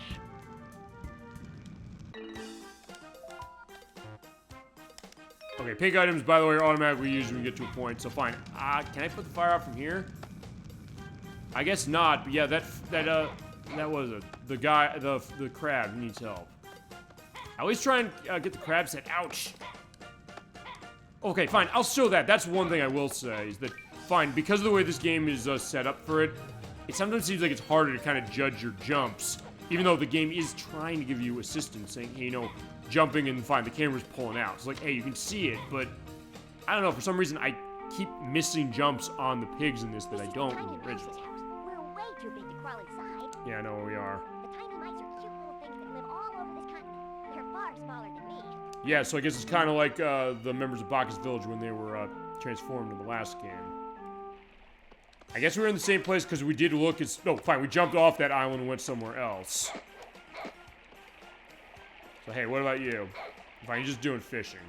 So what you gotta do is you have to go over here and we have that cog we picked up on the, I guess on that gate we pulled up. Which, honestly, when I was doing my practice on this, or fine, to test the audio, make sure that it was all hearable in this, I didn't actually know I picked it up. Please don't talk to me right now. I'm trying to find that star-shaped cog that goes to the bridge. I mean, look, as I said, I'm trying to be fair to this game. I do think this game is not good, based on what I've played. But I said, I am trying to be fair. I really am. Because, like, well, fine. There are some interesting things that they're doing. There is a lot of color on this guy, as an example. And Tomba kind of looks similar. I don't know. Fine. Maybe here's the other thing. Because, fine. You know what? I was not going to do this, but I think, for the purpose of proving my point on this, or what I'm thinking, or as far as, like, representation of this, there's one other game I'm going to show off as part of this show tonight. To give an idea, which is Klonoa Door to Phantomille, which kind of has a similar perspective to this.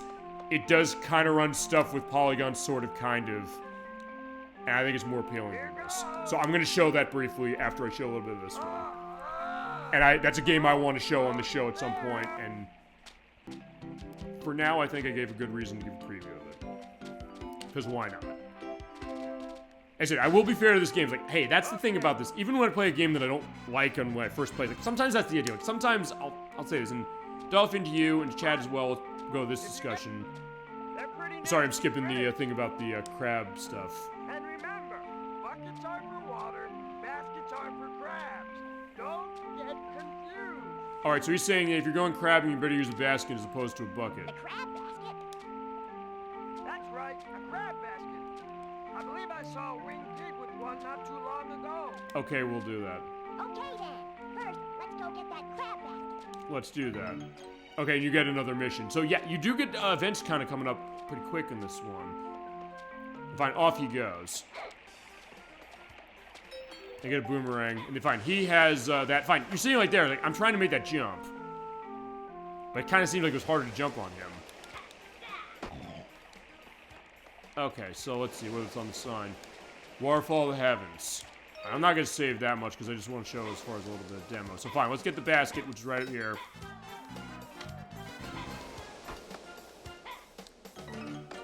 Collect the golden crabs. Okay, so fine. As you say, like, hey, I have the crab basket. Well, here's a question. Can I equip this? Blue wings are fine. That's the magic wings. I guess I go back to areas I've been. Yeah, it does. Oh, so it's like the charity wings in the last game. Golden crab warning. You need a basket to catch them, which I do have one. Also, I fall in that, I'm gonna get myself hurt. Yeah, Tom has forgotten how to swim between games. Fine, okay, here's the other thing. It's like, fine, this is a slower game, I'll say, than Tomba 1 in terms of how it runs. So maybe that's something to do with it. I guess that could feasibly benefit, like, hey, if, fine, Tomba itself, the first one, is kind of more of a deliberate platform in some ways. Okay, so fine, let's try and catch these guys.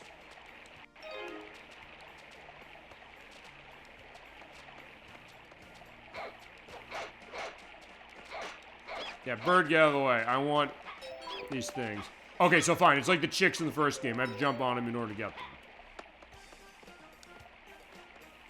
Although, here's the thing about that, which is... Oh, fine. Yeah, he's there. Like, oh. Okay, he did run into that. So there's still that. I mean, as I said, I can't necessarily say that this is something that, yeah, they didn't put effort into this. I do think they put effort into this. I'm not going to say no, I don't think they did. I said, maybe it's just something with more time I'll kind of get into it. And it's one of those cases, I'll say this. With the first game, I made the decision that we're going to play the PlayStation port here because of what happened with the special edition, with the issues it had. And also because I asked OneTrueL, I said, what version you want to see? And I was told either one is fine. This one, depending on how the special edition turns out, I might use that for the purpose of the play. When we get to this. Maybe. I'll see. And fine, when we do get to that, we will do this 100%. I mean, fine, I'll say this, just going back to, like, hey, I think this game's awful. Fine, I said it's awful. Like, I don't know, fine. It's a shock, maybe, compared to the last one. Like, it seems like this should feasibly be better. Like, I'm looking at this like, I don't know if I think it's better. But then it's also something that, fine, it's not an awful game. I mean, fine, when you talk about stuff that's really bad on the PlayStation, this is not a game that really comes to mind. Maybe it's just a case that, fine, I've sometimes said this, when I play a game, sometimes there's cases where I'll be harsher on a game, and fine, some people have said that before when they come to the show. I know I first said that about Persona 5, saying like, hey, you know, I find that one worse because of the fact that I was so disappointed by it, or the case that, fine, that maybe is more offensive, like a mediocrity, or a case like, hey, I'm not as big on a game when I'm really looking forward to it, like, hey, when it's something that, hey, you know, it's a piece of junk. It's fine. On the PlayStation, you got stuff like, I don't know, the game based on the Fantastic Four. That, from what I understand, is an awful game on the system. The Crow, City of Angels, that's another game that's really bad on that. Let me look on my list of my list of PlayStation 1 games I got on the wall. So, like, hey, do I have anything there? Is it getting Golden Crabs? Let's see.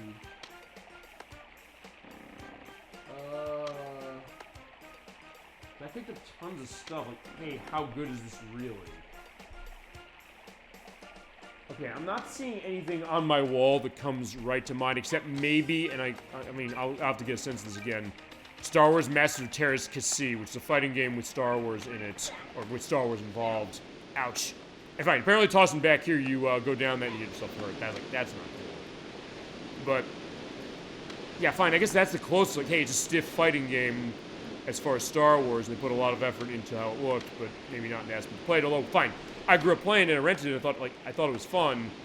And fine, let's talk to you. So fine, I don't know if it's as bad as other stuff, but fine, this game costs even more than the original. Fine, here's the deal. This is a $200 game. If you're getting this on PlayStation 1, you're paying $200 for this game. This is actually really rare. So maybe in my thoughts, like, hey, for something that costs $200, this should feasibly be better, although it is $10 on PlayStation 3. I'm having some problems because my fishing line got stuck over there. Okay. Where'd it get stuck? Oh, it's on the roof. Okay. It seems like the float probably got stuck on something. Could you go release it? Sure, I'll give it a shot. Give me a reward. He's like, okay, fine, I'll do it. So, the stuck fish hook line. Fine, there's the golden crab, got that. And you know what I'm gonna also do? I'm gonna try and turn myself around. Can I turn around? There we go. Okay.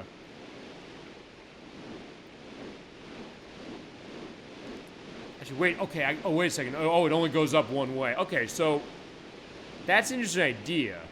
And fine, it does look more cinematic. Is it?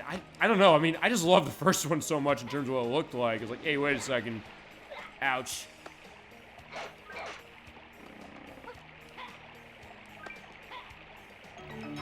Alright, that's a red treasure chest. I can't get in it. Okay, fine. I also remember square is my, crap, I'm getting myself hurt. And, fine.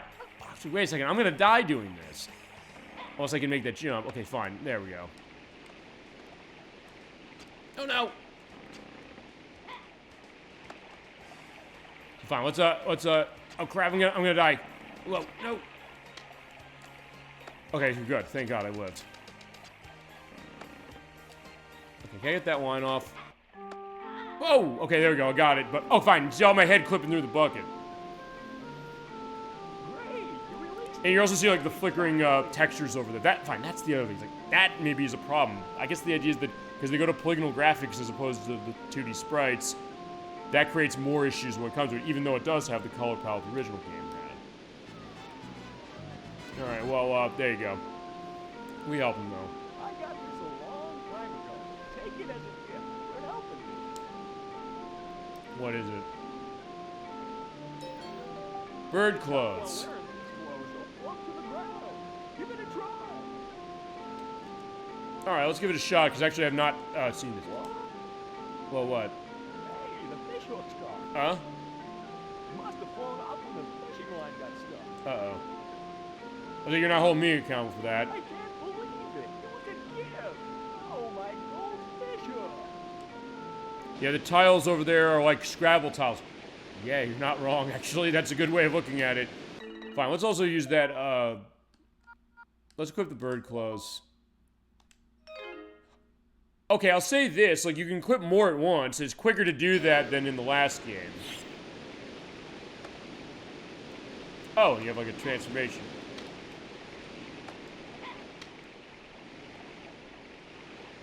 I gotta swing this up so I can get my way back. I was like, I flip backwards? No, it's okay, I kinda can. Okay, so I do kinda go, but fine. Yeah, fitting. Crap. Uh-oh. Alright, fortunately I'm drowning. Oh, fine. You don't die falling in the water like, actually, no, the last game you didn't either. Yeah, you got a point as far. Oh, was that death? Shit, I'm dead. Well, actually, wait a second. Game over. Wait a second. Okay, you get a save on a game over. Okay, let me do that.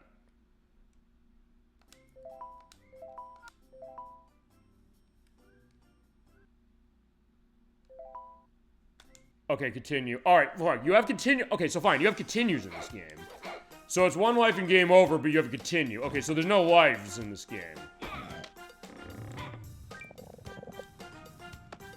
But here's my other question. Let me look at that. Look at the events. Pour the water in, go to the burning house.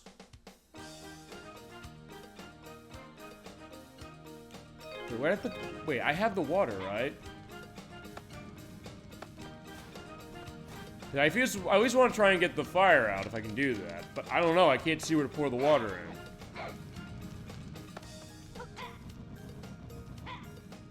Unless I can, actually, maybe I gotta pour it in that. Alright, there's a chicken. Can I grab that?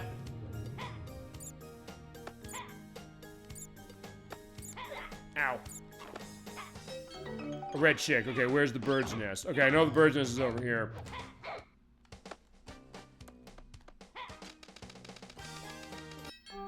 Alright, red chick sent to the nest. Okay.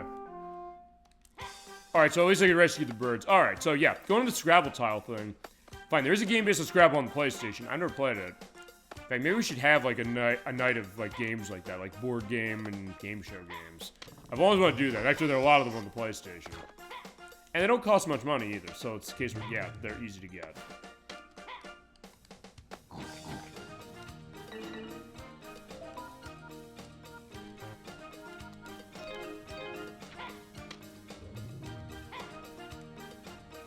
Oh, wait a minute. I think I need to grab that one there. Okay, fine. That's the other thing. It's like, hey, I'm trying to position on that.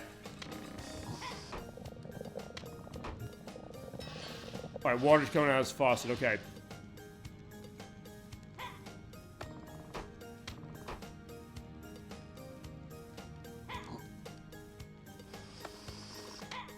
Okay, so I guess I gotta get the water out of that faucet. I don't have enough, because I just want to put the fire out if we can do that.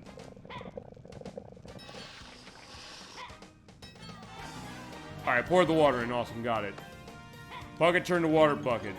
Save the crab. Okay, so I always want to save the crab, and I'm going to show off the game I want to show off to kind of counter this a little bit. Hi. I see. You have a bucket. Come on, hurry with the water bucket. To use blue items like the water bucket, select Okay. You can use it or give it to someone. Okay, so fine. Same deal as before. Where is that? Here you go. Yeah, you're gonna go in and save him, right? Whoa, slow down there. Are you trying to put the fire out? Leave that to an adult. I mean, we are in a... Fine, we've grown up so much since the last game, but... All right. Take that.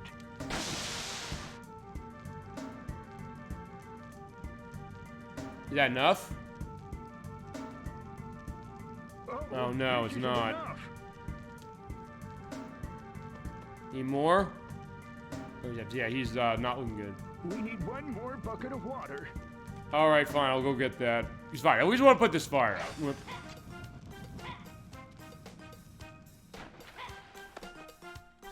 Okay, no, I do want to go that way. Okay, I guess I'm kind of getting the rhythm of this a little, but it's also something that... It does seem kind of, yeah, I don't know, it seems less exact than the original. That's maybe my thought. But I said maybe with time I'll like this one more. Actually, I don't know necessarily fans of Tomba if they like this game more than they like the original. Hurry, hurry. I get the sense they don't, but I don't know if that's true or not. Ouch! Hot, hot, hot. You need some cooling off. Okay, you got it.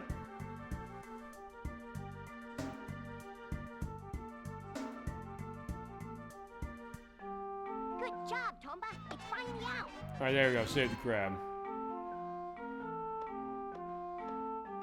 Yeah, will you come with me, please, Crabman? Well, thank goodness the crab is saved. I was getting worried for a minute there. What's your name? I haven't seen you around here before. My name is Zippo. This is my friend Tomba. Alright. So yeah, they are getting their introductions now. This place when we were looking for the coal mine. Well, in this case, it's interesting because, yeah, we've basically had Zippo kind of speaking for Tomba the whole game now. At least as far as we're seeing. Just cross the net bridge over the valley ahead. You'll see a place called the Great Waterfall of the Heavens. Wynn's windmill shed is past that. Okay. Win. He's the boat builder of this town. He's also the caretaker for the windmill shed. Okay. Oh, by the way, if you're going to Wynn's windmill shed, can you give him the crab we rescued? Sure, why not? I don't know, just seeing how choppy their animations are a little bit. So that's the other thing about it. It's like, yeah, it lacks the fluidity of the original game. So that's our next thing. This is a golden crab. Wynn wants to use it for something. Hopefully something nice that Bring way. it to him. Wynn should be willing to help you. Okay, thanks, old man. I am called Kynan. Actually, I was just on a trip too. Where are you? Maybe we'll meet again sometime. Oh yeah, here's your bucket back. It's probably useful for more than just water. Is it? Yeah, I mean, fine. I like the fact the game's voiced, but I don't like these voice acting. I'm sorry. I don't know. It seems kind of, Hey, Tomba. I don't know, kind of cloying, kind of like, hey, we want to be cute as far as this, which works for certain things, but sometimes you kind of tell they're forcing the issue. But they said maybe it's a case where, as it goes along, I like it more. Because fine, I wasn't a huge fan of Paper Mario: The Thousand Year Door until I played it all the way through. I do still think it's overrated, as I've mentioned before, but. Well, first off, the Switch version fixed a lot of the problems I had with it, number one. Number two, that game sticks to the landing great, and they're great parts of it. So maybe Tomba 2 is a case like that, you know? Yeah, you get used to it, maybe. Fine, as far as how it plays okay. It just seems like, fine, maybe this is the thing. Maybe don't play this game back-to-back with the original, perhaps.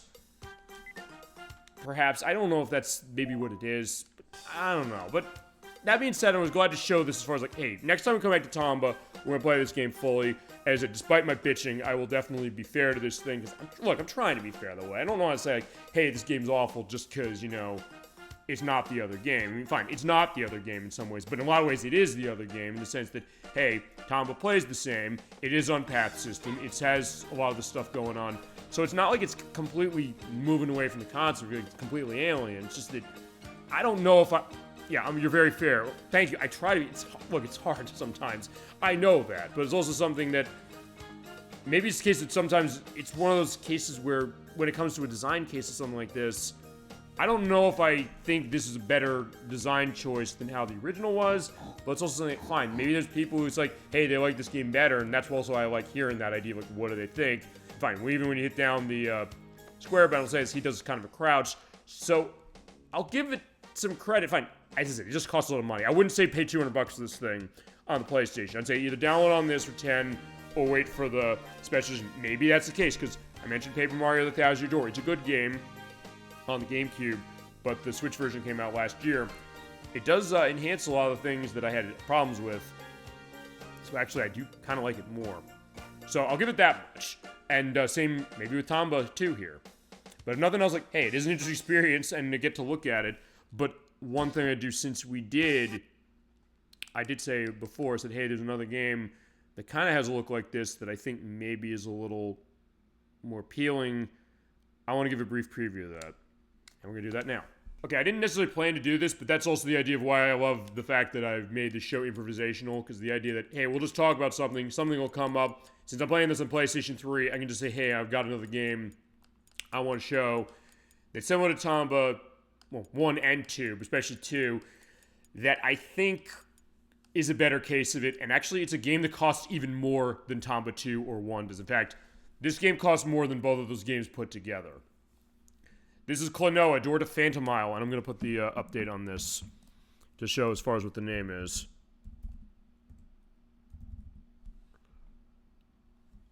Yeah, I got a sense of, like, which one, because fine, there are technically 3 versions of this game. I'll talk about that. Yeah, this is, what it is. It says here, enter the land of Phantomille with Klonoa and his ring spirit, Hugh Pow, defeat the villainous Caddicarus and his accomplice, Joka. Yeah, I'll take a look at this.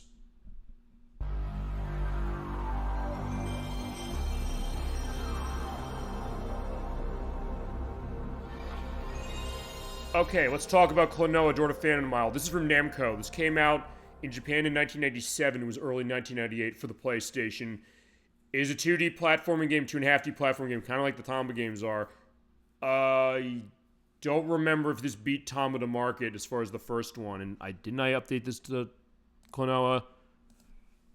I thought I did.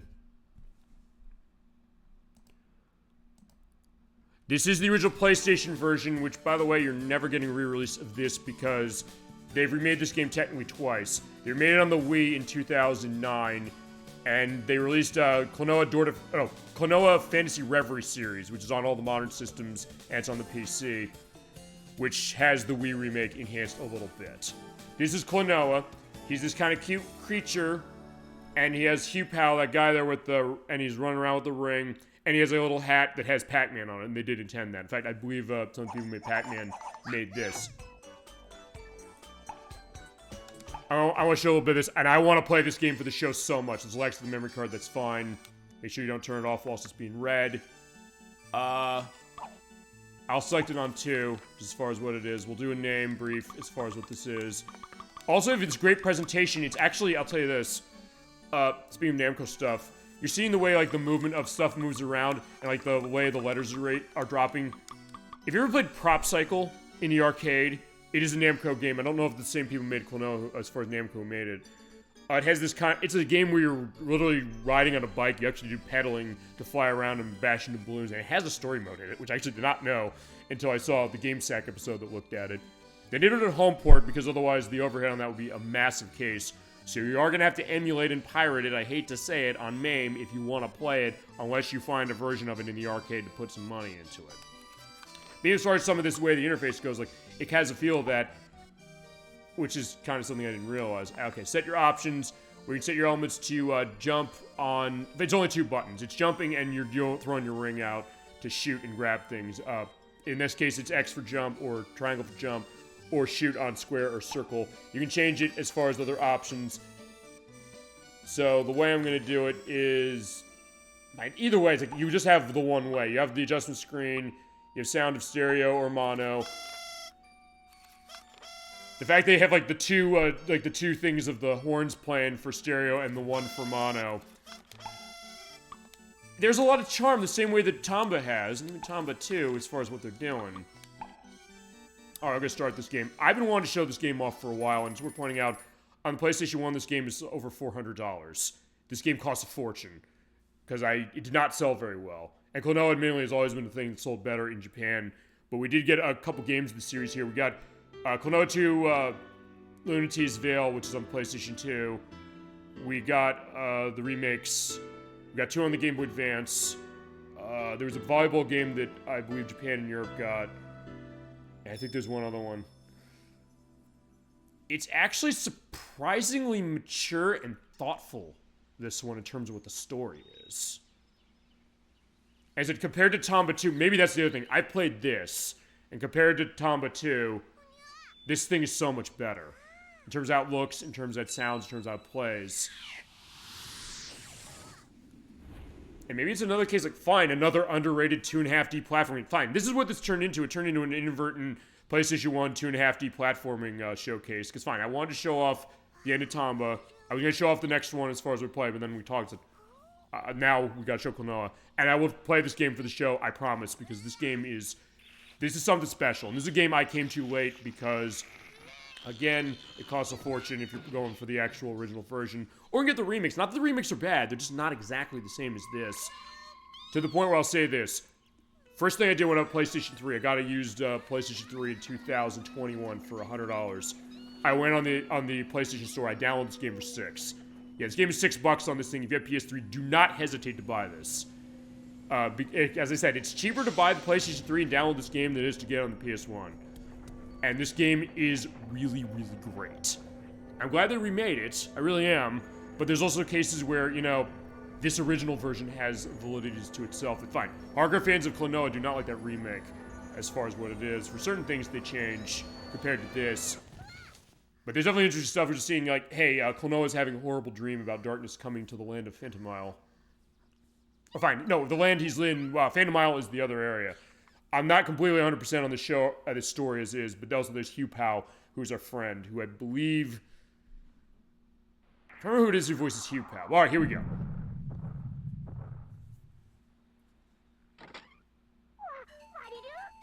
Okay, fine. This is a mix a little bit with Tomba, which is, hey, the backgrounds are kind of polygonal, but the characters are sprites. Yeah, there's something that came off of Bell Hill, by the way. Sounded something crashed over there. And you have this, like, fake voice stuff going on. It's not Japanese, it's not English, just kind of a made-up language as far as this, but it sounds really nice. And no, it's Phantomille, I think it's called. They have a name for it. I'll have the name down what it is. And we have our nice ring, which you're going to use as far as Vision 1-1, Beginnings of Gale, Breeze Gale, the Wind Village. We're in Breeze Gale, that's where we are. Alright, Chad, if you have any memories on Klonoa, hit me with them, because this is something interesting. I got music in this game's so good. Again, so fine, like with Tomba, both of them, fine, Tomba, actually, no, it's more Tomba 2 in the sense of this, where, hey, you're on a 2.5D plane, kind of walking around, it's 60 FPS, unlike Tomba 2, number 1, and you have that enemy over there, hit the square button, pick them up with that glove ears, and you can throw them, like that, but the other thing you want to do is feasibly get it and then jump in the air going, wahoo! It is so great. And so that's kind of how you get yourself a bigger jump distance. And when you're jumping, it's on X. You're holding, you have like your wings going on for a little bit, so you can sometimes kind of get a bigger jump. But when you grab the enemy, that's what you do in order to get a higher jump. And it's really neat. As you go along, you collect the gems and things. And also, like with Tomba 2, you're playing with the background. And fine, I screwed up there because I didn't get the enemy. But all right, fine. Like with Tomba 1, actually, and with both the Tombas, you look in the background, pressing up and down on the D-pad. In that case, toss over there, try and hit that thing. He said, yeah, I'm a little off, so I have to, yeah, you do have to position it, so you do have to kind of get used to it. All right, got it. Fine, maybe that's the thing, like the frame rate. God, look how smooth this game is. You're just holding on to this thing to kind of go up and find the gems. And you have your hearts. If you don't get, if you get hurt, they'll go down to nothing, you're dead. And the rest of your friends, then they go into pictures like that. I don't know, maybe just the fluidity of this one in particular that kind of gets, and even the stuff with the polygons, like, fine. I mean, I could see people say, like, wait, you know, maybe the hand-drawn, fine, not hand-drawn, the sprite work of the characters, like Gibb and Klonoa here. It looks a little weird against the polygonal backgrounds, maybe. I can get that, but I don't know, I don't think it clashes maybe as much as Tomba 2 does. Although, fine, at least with Tomba 2, it is the same kind of graphics, so give it that much. It's like, okay, fine, there's that. But I don't know, for me, I just love how this looks. It also does the stuff with the shifting camera going on. Stuff with like, hey, there's wind in the sky. Like, yeah, you basically wait on that to kind of get yourself going up, and... Fine, I did that wrong. Like, I had to toss myself up, but the enemies do come back. Ouch. There we go. It's one of those things you do kind of want to try and find everything in this stage. In any level, really. Yeah, unfortunately, I didn't time the right. So it is about the timing as well, and the controls are so crisp. Okay, there we go. I probably won't do too much on this one as far as what it is. I just want to at least give a little bit of a preview. And fine, a comparison against Tomba 1 and 2. Because yeah, you'd be surprised about the kind of games as far as this kind of cute, family-friendly kind of, I guess, or 2.5D platforming in the case of itself. Okay, there you go. Also, I think you can use the ring to hit the things as well for that.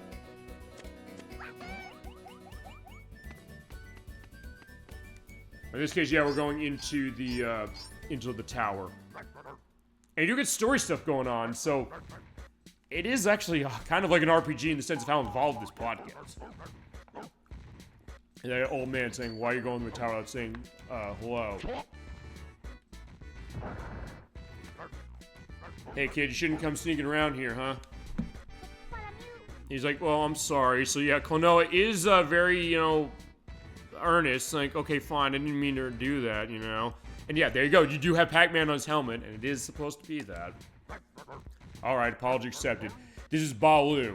He's the mason of the area. Hey, look at my beautiful Lafi's outside. It's my masterpiece. What's that?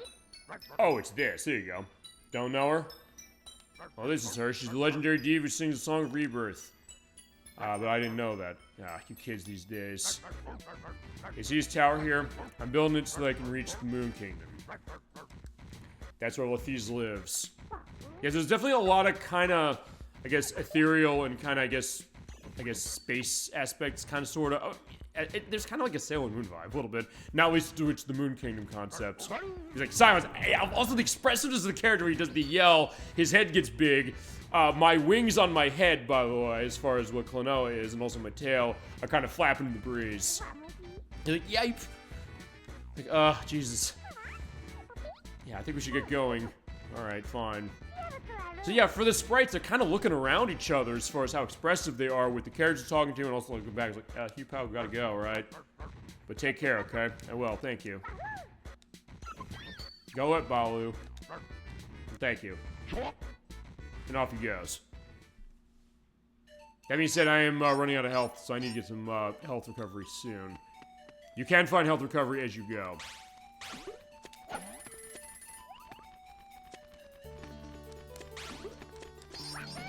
Oh, there's something. Yeah, right, I forgot. You don't necessarily have to break the bubbles. You basically just have to get close to it and use your ring for it.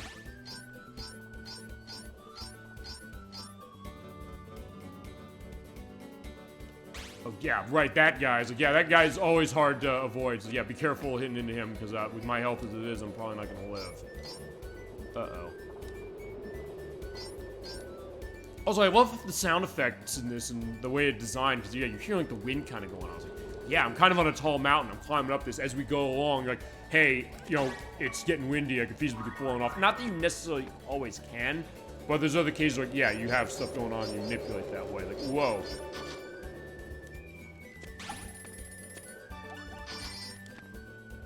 Alright, so we did go all the way around, which we did need to do. Oh, there's one more, one of the creatures I have to find. And he'll be on the way. And unlike Tomba and Tomba 2, this is a linear level-to-level affair as far as that goes. And yeah, when you get that thing, you get double points when you go through on your gems. I believe 100 of those get you a life. Ouch. Yeah, the levels are kind of looping around each other. It's like Tomba 2 and like Kirby Crystal Shards as far as it. In fact, when Kirby Crystal Shards came out, people did compare it to this. But I think I did miss one of them.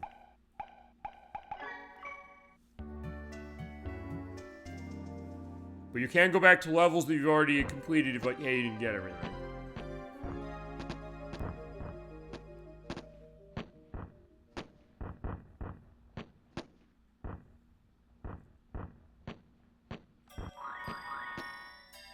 There, in that case, you turn the page, and after every level, you do get a free save. I'll put it right here.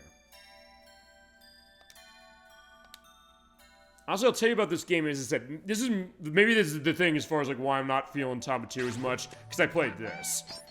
For me, this game is absolutely beautiful. I think it plays a little better. I get the sense that, I mean, as I said, Tomba 2, not a bad game or horrible game. Fine, I said it was awful earlier. I was like, maybe that was me being too premature with it. But I don't know. It's just something that, maybe it's also because I had the other game to compare it against. But for this one, this feels a lot smoother. This feels a lot more, I don't know, fluid. I kind of like the gameplay hook of this one a bit more, even though Tomba 2 is going the Tomba 1 way, as far as how it goes. The controls are great. It's not something like, hey, I'm missing jumps. I was showing in Tomba 2, I got the sense that maybe I'm missing some of those jumps on enemies. And maybe it's the frame rate. I don't know. Maybe that's what it is. Maybe if the special edition comes out and they say, fine, we're going to run 60 FPS on this or something. I don't know. I don't know if they'll do that, or like, hey, you know, we'll keep it as it is. Maybe that would help. I'm not sure. But fine, the game was designed around 30. I don't think the game's slowing down. It's not that. It's just that, fine, the frame rate isn't as fast by its very design, but that in of itself might be a liability on Tomba 2, as is the case. And fine, clipping in that way, because, like, fine, because you're kind of looping around or curving around, the enemies can kind of go through stuff. Right, there's another egg. I do want to get an enemy to hit over there, so fine, let me get you behind the shield. And look into the foreground like that. And oh, there we go.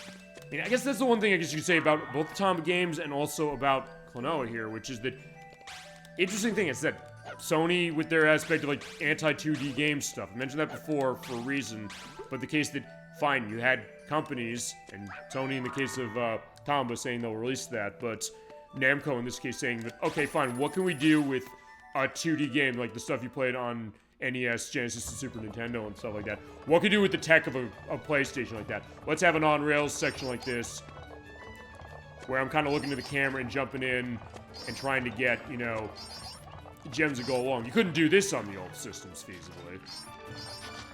Or at least not like this. It wasn't going to be this smooth on the old systems either. Like, let's do that. Let's have stuff going on with the stuff with the music. Let's have more stuff going, more things going on with the story. Kind of the way Tomba's doing as well. Like, yeah, let's also give this idea, like, let's use this tech to kind of up this game, or up this kind of a game, in terms of things, including the day-night cycle. Or, if, like, the changing weather patterns. Yeah, in this case, yeah, it started to rain. But if I fall, you go, eh. In that case, you do go back to the checkpoint. That is what the clock is. In that case, also, yeah, if you have the enemy there, it's worth pointing out, that's another great attention to detail. Yeah, I'm holding them over my head. I can't actually run underneath that while holding them. So in that case, like, no, I gotta go this way. I gotta run out and hit him that way. Or try and see what I can do to get a better vantage point.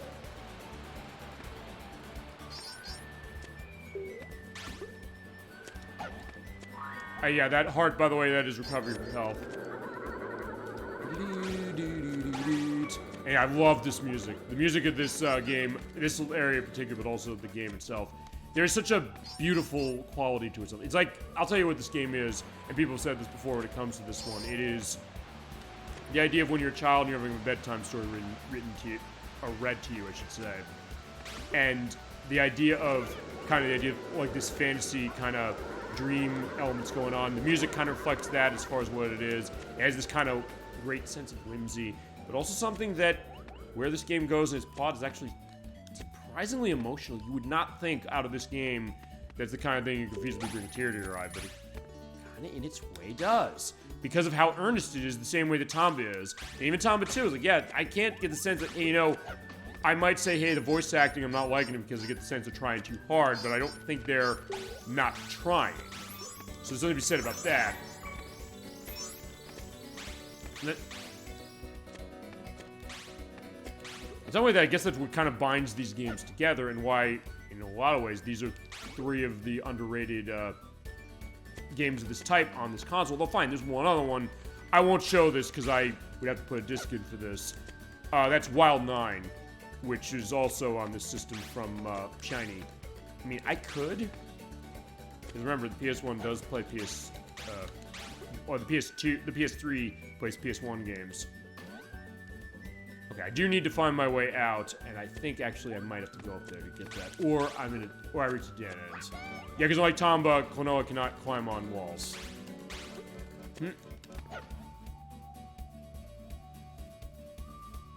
Okay, so I think what I'm gonna do is I'm gonna try and go over that way, because fine, I went this way. That's another area as far as I'm gonna try and beat this next level, and I think what I'm gonna do is I think we'll be done for the show. Yeah, I think we'll have a shorter show as far as, if I said, I was glad to be able to get through the case as far as Tomba, and then it'll show a little bit of the sequel off, and Klonoa as well. Ugh. That being said, it's worth pointing out that hover jump, it's not like Yoshi's hover jump in Yoshi's Island or something like that, where it's like, hey, you actually get much more of a distance. It's pretty limited, and also when you're carrying something, you not have the ability to do the hover because you basically do the throwing of the enemy to get the higher jump going on with that. It basically acts as a double jump. It's a simple setup as far as how it goes, but it actually really works well. Ouch.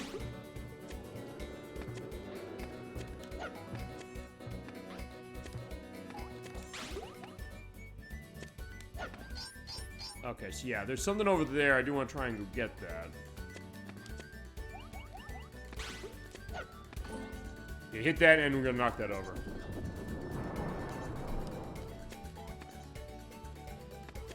Okay, it's fine. That's the checkpoint, so that is the way I have to go. I want to go the other way. Yeah, so the key, by the way, of finding the other friends of yours in stages, just kind of go down the paths every way you can. Wait, I can't really go over that way. And also, when you are in the wind, you'll be fine as far as, you know, being able to go over a pit. Yeah, just pay attention where the leaves are. Alright, that's 5, and one more, and we'll be out of here. Okay, fine, now let's just go all the way around here, and no, yeah, you look cute, but you're gonna kill me. Alright, there you go, that's an extra life. That's what the Tomba medal is. Oh no, the Klonoa medal. We played Tomba already.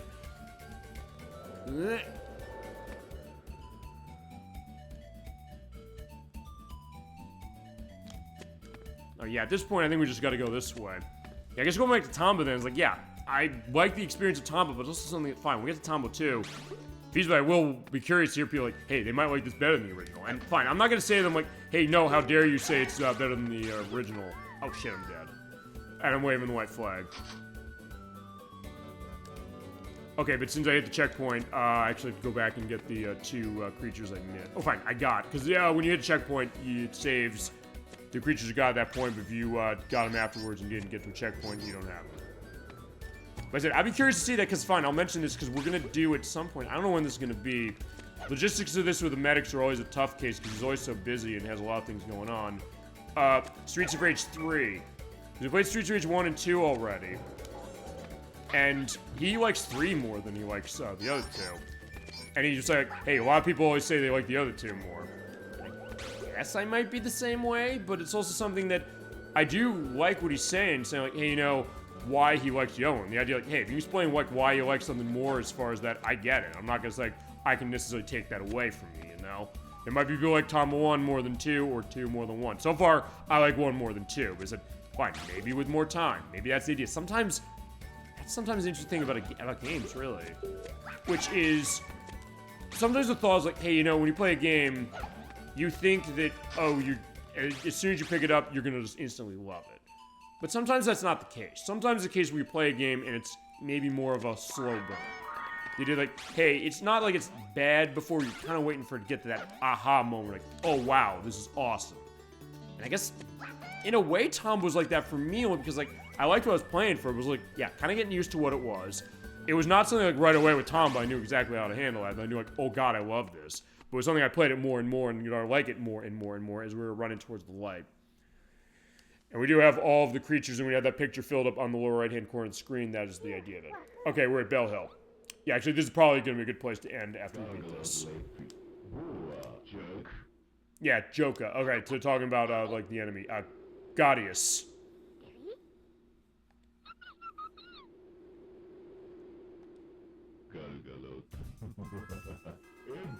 I can't allow you to save the world all with your silly song of rebirth. Yeah, there's no need for that. Will priest your darkness destroy the world? So actually, kind of like Knights a little bit, as far as how elements of the story go. And here's Joka, by the way. Yeah, where's that pendant she had? Actually, not dissimilar to like the flowers in Tomba, the first one. Like, yeah, where is that? I can't find it. What? Like, yeah, what are they looking for? So yeah, at least we're listening in. Yeah, who are they? Mice? Well, fine. Well, fine. Klonoa's not a mouse. He has a look of him that way. But like, uh-oh. There she is. So Lafice is in their hands. He took him away, or taking her away. Yeah, but what are they up to? Yeah, maybe we kick that guy's ass, we'll get an idea. You come out, little micey. Yeah, we have no choice. They saw us already. Hi. But yeah, look how determined Klonoa is.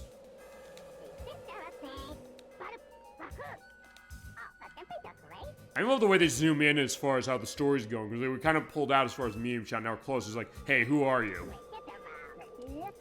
I'll have to punish you now for not being a good child. Also, fine. All of these games really are kind of, I guess, the coming-of-age story as far as its young protagonists. Like, okay, we got a boss.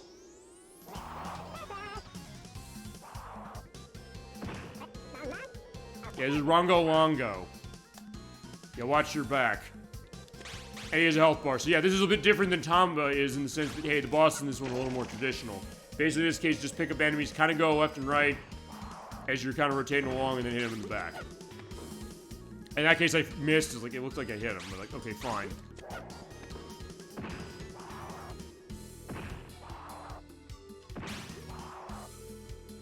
In that case, I probably should get closer. Boom, there you go. Yeah, the bosses of the game are actually really, really fun in terms of stuff they do. For the fact that, yeah, you can hit him with the bell, by the way, but also he'll,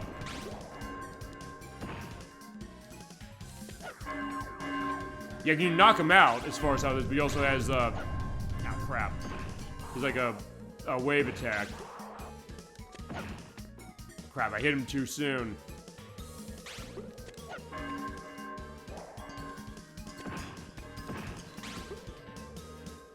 You jump, right? Alright, he has that attack. Come on. Yeah, so he does have some desperation stuff going on when he is at low health.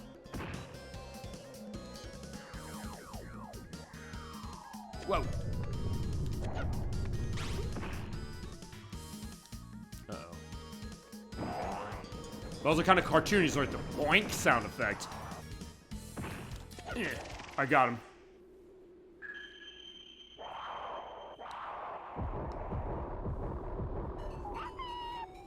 Like, uh-oh, just you wait, I won't forget this.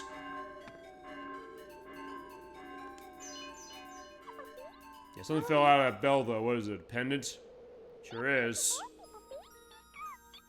Let's talk to Grandpa about this. So fine, in this case, Klonoa's grandfather is still alive, unlike Tomba.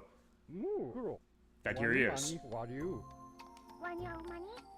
See, here's the other thing. I like the voice acting in this better. Fine, it's not English, but still, it's something that, I don't know, it just feels better. It feels, I don't know, there's maybe more of a naturalism to the way this is kind of going about its story that I'm not feeling on Tomba 2 yet. Maybe when I play it more, maybe I'll feel more on that. But with this one, it feels, there's the earnestness of this game, like with Tomba 1, just, I don't know, it comes through stronger for me personally. But then again, maybe that people don't like Klonoa. Fair enough, I get that. Yeah, apparently it comes from the Moon Kingdom, mystical kingdom to speak of in legend. What, the guy in the tower? Yeah. we saw this guy up there. There's a Moon Kingdom, really? Yeah, maybe so, but maybe not. So, I don't know. I'm worried about that Caddicarus character kidnapped the girl. We need to take matters in our hands, I think. So Klonoa, tell Forest's granny about this. Alright, I'm on my way.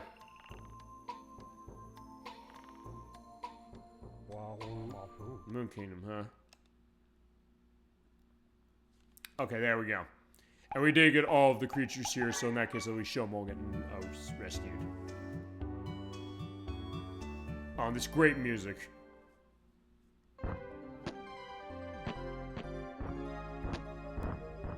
And the great colors, again, let's just fine. All three of these games have that in common, the great art direction.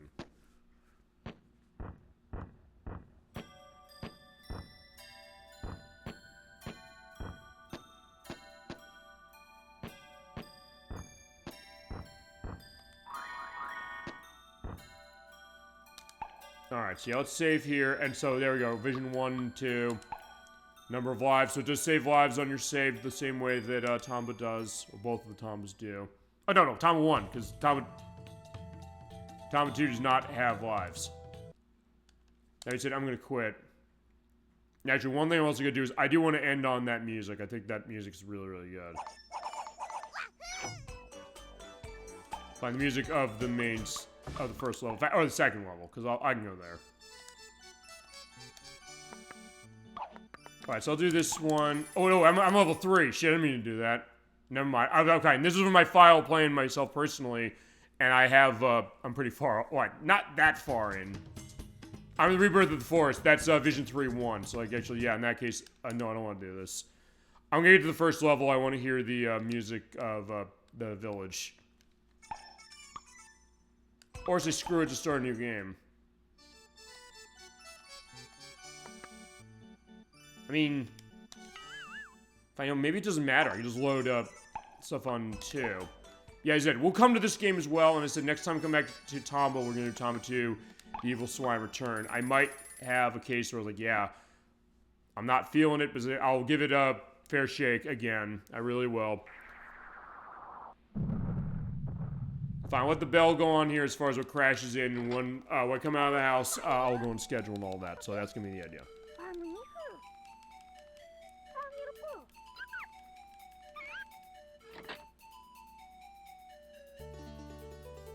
Okay.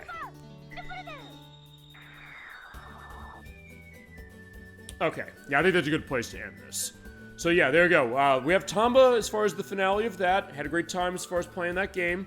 Had a good time looking at Tomba 2, trying to, I guess, grasp my own complex feelings of the game. Fine, maybe not complex. Fine, I guess they are now, really. Because, fine, I don't know. It seems like it's a downgrade of the first, but it said, next time we come back to Tomba, it will be Tomba 2, The Evil Swine Return. We'll see how that special edition turns out. And also, Klonoa Door to Phantomille here. We will play this game eventually. We will use this version for it. But you can also take a look at the remake at some point. And same case as far as the other games of the franchise, because I do have the 2 on the Game Boy Advance as well. And that Fantasy Reverie series is pretty readily available. And there's also the PS2 game, which is come down in price massively, as the case as I learned when I bought Nikki a copy of that. Because I thought, hey, I think she'd like Klonoa, and I think she has, based on what she played of it. It definitely is an interesting thing, and yeah, good case of 2.5D fantasy platforming on PlayStation. Showing off what the console can do with the tech they got. And yeah, there you go. So once again, thank you to OneTrueL for the request of Tomba. We'll do Tomba 2 eventually, and we'll do Klonoa for Door to Phantomille eventually too. Thank you so much for watching Super Bowl Game Saturday, everybody, for this kind of shorter show. But yeah, definitely a nice case of it, and I had a good time, and that's going to be the idea. Alright, so thank you again for watching, and last order of business is going to be scheduled, because there's some stuff I do want to talk about when it comes to this. Well, next week's show, I'm moving it up to Friday. Good night, so Dollyfin says. Thank you so much. Good night to you as well. Thank you for watching, and thank you for joining in, and also giving your insights on the Tomba games and Klonoa as well. Thank you. No, thank you as well. All of you in the chat, that's the idea as far as I'll at least give that element, which is you're what makes this show go. I can come in and play a game as far as this and talk about it, but your insights, what you got to say, even if it's the case, like, I don't know if I've ever played this, but I'm curious what I'm seeing, insights on what the colors are, stuff like that, the cute looks of the stuff, which you've mentioned as far as it, aspects of like what the characters are. Hey, giving a perspective I don't have, and also maybe introducing me to stuff that I didn't see out of game or games I didn't see. That's what happened. That was OneTrueL's case. You can thank OneTrueL for sure for tonight's show and for all the parts of Tomba we've had. But yeah, let's talk schedule then, and then we'll have our nice night of home. Not a bit earlier tonight, as far as how it is. Next week is going to be part 3 of Shenmue, but we were doing that on Friday, so Valentine's Day at 7 p.m. Eastern Standard Time. We are doing Shenmue for part 3. It feels like it's been forever since I've done it, but it hasn't really. Also, it's another Friday part for Shenmue. We've not done a Saturday show for Shenmue, but that's going to change soon enough. But next time we come back, next Friday, we're going to warehouse number 8. We are going to see Master Chen. We're going to understand what's going on, because if we need help, this guy named Zhu Yanda said go seek Master Chen out. We're going to find him. We'll see what's going on. We have more answers to Ryo Hazuki's quest to find Lan Di and the murder of his father, and maybe ideas like, why my father? What happened? We'll have more of that going on next Friday at 7 p.m. Eastern Standard Time on Valentine's Day. Week after that, we're back on Saturday. We are going to be on February 22nd. Nocturne's coming back. She's going to be in for Super Mario Advance 4, Super Mario Brothers 3. He's going to be our Super Bowl Game Saturday second chance for this month. We played Super Mario Brothers 3 a couple months ago, but she wanted to take a look at the extra levels that they add via the e-reader functionality. We're using the port of it on the Switch in the Switch Online expansion pack to play that. She's looking at those levels blind for the most part, but basically, I don't remember a lot of them myself. I was gonna say she doesn't remember them when we looked at them at one point, but fine, it's been a while since I've looked at them too. And actually, on Switch, I've not really looked at them because I bought it on Wii U when they first released it over there with all those levels. We'll go into that. We'll talk about your memories on the e-reader. I've never had this thing. It was a weird case, a little bit of a boondoggle of Nintendo's, as was the case, but there's a lot of extra stages that came out of it, and now with the cartridge constraints of the Game Boy Advance freed off, as far as the new versions, we have access to all the levels, let me get my book, because I've been taking notes on games for actually past day and a half, going through a couple things. I've been running ahead on this for something I'm going to mention specifically, because there are, 38 level cards that you scan as far as that. The game only lets you store 32 on the cartridge on Game Boy Advance, but they're all available on that Switch Online version and the Wii U version as well. We're using Switch Online for it. Nocturne's going to be here because she is our resident Super Mario Bros. 3 expert and fan. She's going to give her input on that. We're going to have a great time on that on February 22nd for Saturday. Week after that, we will have our first Saturday show for Shenmue, believe it or not. That's going to be March 1st for part 4. I was like, how many parts do we have in Shenmue? Part 4. That's on March 1st at 7 p.m. Eastern Standard Time, March 8th at 3 p.m. Eastern Standard Time. We have the next part of Shadow Hearts Covenant for the PlayStation 2. That does mean that Crusader 64 and Chasm 22 are coming back. They're going to be running the game in terms of Crusader 64 doing the playing and Chasm 22 doing map duty and maybe rewriting the maps as we saw last time. But that's going to be the idea. We're running another really long part for that one. So yeah, bring your snacks on that one. And we're going to see more of the adventures of Yuri and his new friends, seeing what's going to happen next. And I can't wait to see what's going on. Week after that is going to be another Friday show that's going to be on Pi Day, March 14th. Edwack and Nikki are coming back.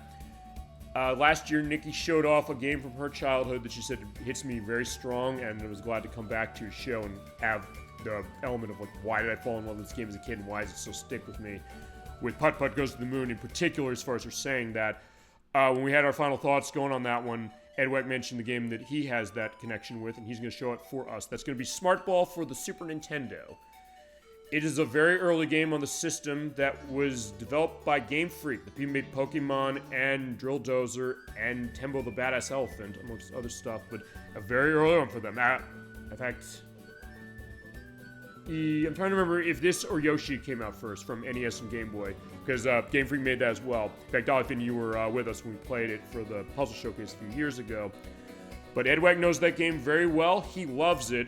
The Japanese version of the game, by the way, it's worth pointing out, is called Jerry Boy. It has extra story content that the US version does not. So at some point down the road, we will be playing the game from Super Famicom as a Super Bowl Game Saturday Second Chance. I don't know when that is. But for this, we're going to play the original Super Nintendo game. I never heard of it until last year. but I'm gonna be looking forward to seeing what that game has to offer. An early case of Pokemon developers games, as far as what it is. Yeah, that sometimes always a curious thing for me. Like, hey, you have a developer of a game. What are some of the early things they did? It's like, what was Game Freak doing before Pokemon exploded? Well, you're gonna find out on Pi Day, as far as a Friday show. Week after that is going to be March 22nd at 7 p.m. Eastern Standard Time. That's going to be for our third Super Bowl Game Saturday Second Chance program. There'll be Sonic the Hedgehog 2 for the Sega Genesis. We played it in the early years of the show, but I do not have a recording of it. I've been wanting to get back to this game for a couple reasons, because it's the one of the classic 2D Sonic games of the 16-bit era we've not done, and it's also one where the stories of the game are pretty interesting in terms of the different versions of the game that were in existence before the game came out as we know it. Went through multiple betas and went through multiple different thought process of ideas, levels, and concepts of it. And it was interesting to kind of see that road that the game took before it got to us the way it did. The way we're going to play it is, I do have a working Sega Genesis again, thanks to Nocturne, but the way we're going to do this one is I'm going to use the Nintendo Switch for this, because the Nintendo Switch Online Plus Expansion Pack does have the Sega Genesis version perfectly ported. So I'm going to play it that way. And then I'm going to show off Sonic Origins Plus, to show off the enhanced version they give in that. We need stuff that does tie to the past of the game before it came out, including Hidden Palace Zone. But not Proto Palace Zone, because I guess Sega did not do a good job as far as saying, hey, we remember that's in there, from the mobile version that they're porting. And I don't know if I'm going to be able to have a recording as far as that mobile version of what Proto Palace Zone looked like for that show. If not, I'll give a video on the link list when we get to that. I'll have to figure that. But yeah, another shot of Sonic the Hedgehog, because it seems like it's been a while since we played a full case as far as him. We'll have that going, and then on the 29th of March, you're going to want to brace yourselves to this one, everybody, because we have our... how many years have we've been doing this for the purpose of April Fool's Day game? I think this is... Let me think about this. I think it's 4. Fine, let me think about this. Because, yeah, we did Slam Suit, Scottie Pippen, and Sewer Shark. We just Justice League Task Force last year. No. Wait, did we do? No. Yeah, we did. No, we did do Justice League Task Force last year. Fine, I'm completely running backwards on that. We did Pokemon Gen 1 or Gen 9 for its first part. And we did... There's another game as far as like... Because what we do for the April Fool's Day shows, by the way, ladies and gentlemen, is we do a game that's maybe not that great, or maybe one where it's debatable whether it's good or not. Okay, I'll put down here a link as far as like what it was, or indication of what that April Fool's Day show was. I don't know why I'm blanking on it all of a sudden. But our next one's coming, and it might be the one to end all of them. It is Plumber's Nowhere Ties. It came out on the 3DO in 1993. It's a game that goes for $400, but they re-released that for modern systems, including the Switch, which is where I own it. There apparently is a novelization of that's coming out, as Crusader64 texted me about earlier today. I'm gonna look into that. It's like, what is that? You're not gonna believe what this game is. It's also a game, by the way, that's not for children when we get to that one, because it is a full-motion video game for its opening that is just still slides about a plumber who doesn't wear a tie, who then wears a tie because his mother, who wants him to have children, says he has to, and a buxom blonde woman who's like, hey, or is told by her father, you have to have a child as well, and they find each other. It's kind of a dating sim with some very politically correct elements going back to itself. It's also not video at all. It's just like still shots and still slides going across with very weird filters and things that are unbelievably surreal. You're probably going to think, what were they thinking making this? In fact, someone very famous who said that being James Rolfe, the angry video game nerd, has a documentary in this release that goes into the idea that, hey, you know, I was going to make a video on this. I didn't know if people were going to like this. They did.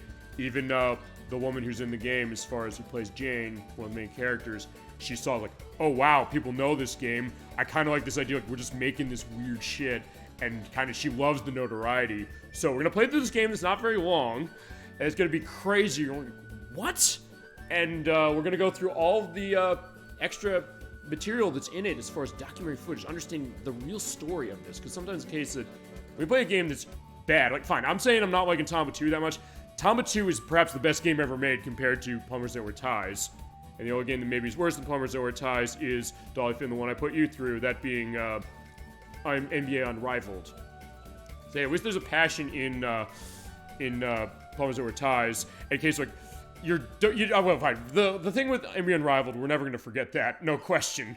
And maybe we should do that as a show at some point, just because as far as the idea of like what is this thing. But yeah, we're gonna show that off. It's gonna be a very interesting case. We're gonna have the answer, like what were they thinking with this game and what was going on. You're not gonna want to miss that. That is March 29th at 7 p.m. Eastern Standard Time. Be here for that one, no question. And also for the week after that, because the week after that is April 5th. So Week of Team Ron Dodge wanted to see, because we got the viewer requests going. And by the way, Edwack's play of Smart Ball is March's viewer requests. But for April 5th, 7 p.m. Eastern Standard Time, Suika Team Ron Dodge, she wanted to see Bakugan Defenders of the Core, playing on the Xbox 360. It's also on the PS3, the Wii, and the DS. Playing it on this console. I gotta start my practice on this one. But yeah, it is a beat-em-up game that's based on the Bakugan franchise. One that kind of passed me by as far as franchise. So it's not like Pokemon or something like that, where like I knew that one. Or other ones that I knew kind of tangentially, like Digimon and a little less with Beyblade, something like that. But yeah, you got Brawling with Creatures kind of going on. We are starting our adventure with this one from Now Productions, by the way, developed this. Who developed Splatterhouse 2 and 3 for the Sega Genesis. Yeah, we're going to start that as far as part 1 on April 5th at 10 p.m. Eastern Standard Time. The weeks in between, we're going to have the next part, Shenmue. It might be the finale. I don't know. Well, I'll get a better gauge of that in the next couple weeks.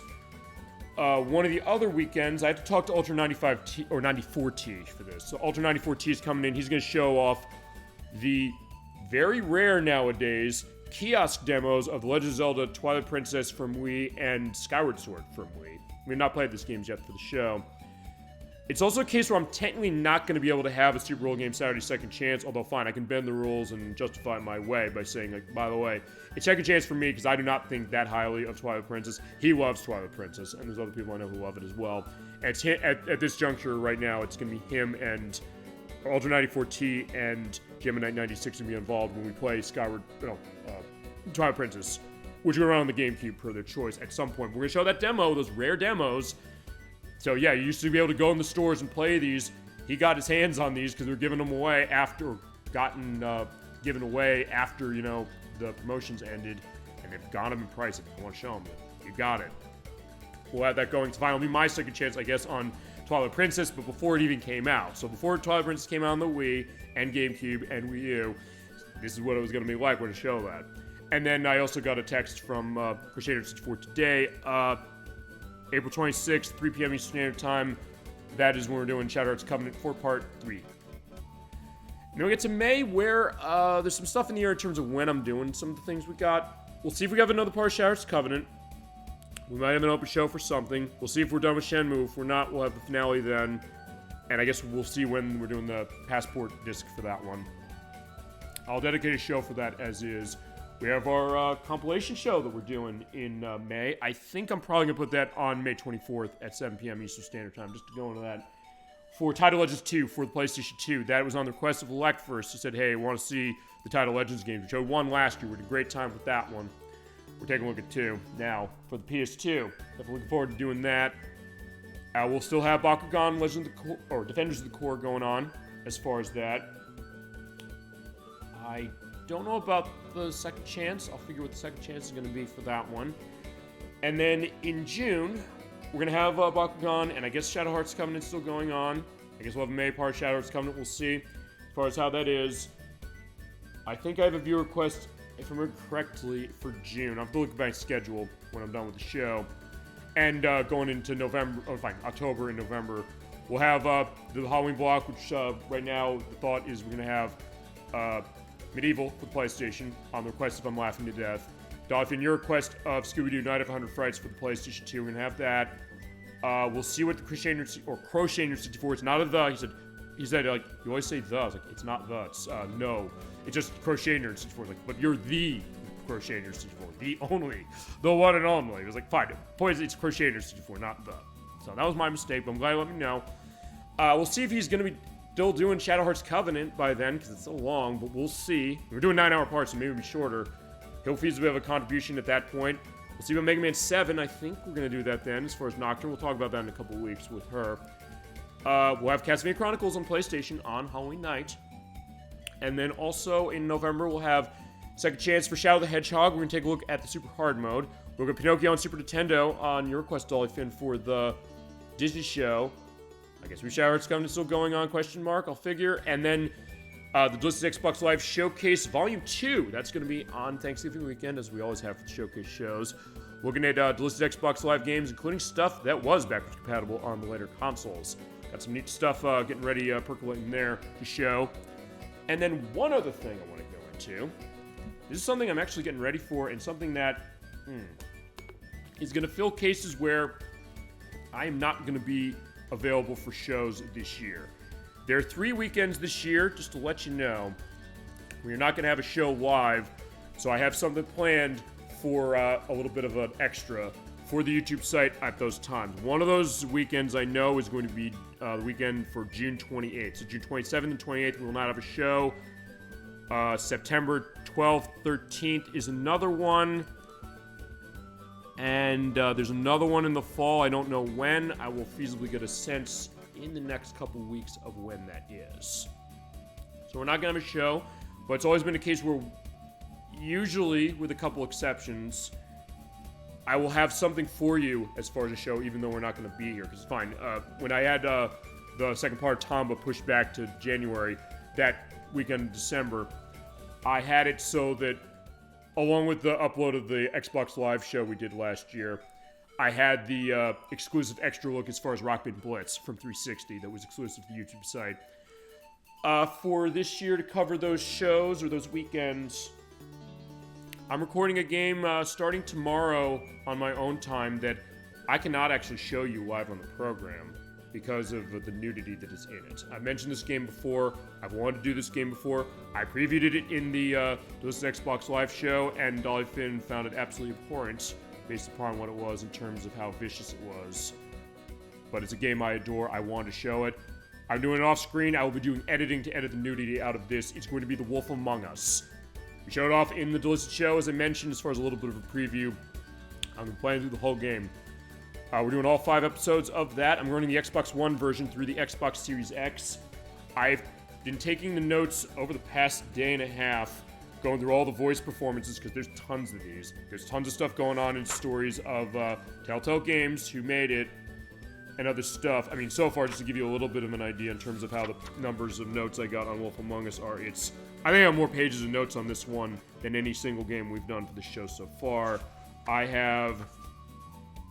This is gonna be like 9 or 10 pages of notes. I got like 8 so far on this because of all the voice performances and all the stories to tell and stuff about each of those episodes. And the way this is gonna work, just to let you know, is I will be doing the recording of that starting tomorrow on my own time. Then what I'm gonna do is, when we get close to those dates I mentioned, I will have uploaded on the YouTube site videos for that. They're gonna go in episodes just like the game is. The game is 5 episodes. I'll record parts for each of those episodes. There'll be 5 parts of the game. I can split that across the weekends that I'm not gonna have shows. So at that point, across the entire year, you go to the YouTube site, we have our play of The Wolf Among Us. I've been wanting to show this game for a long time. I said, how can I show this? I said, I gotta do an off-screen Let's Play. I said, when am I gonna do this? Does anybody want involvement with this with me? I said, yeah, I don't think I'm gonna have time to have people involved with me. They've been busy with stuff.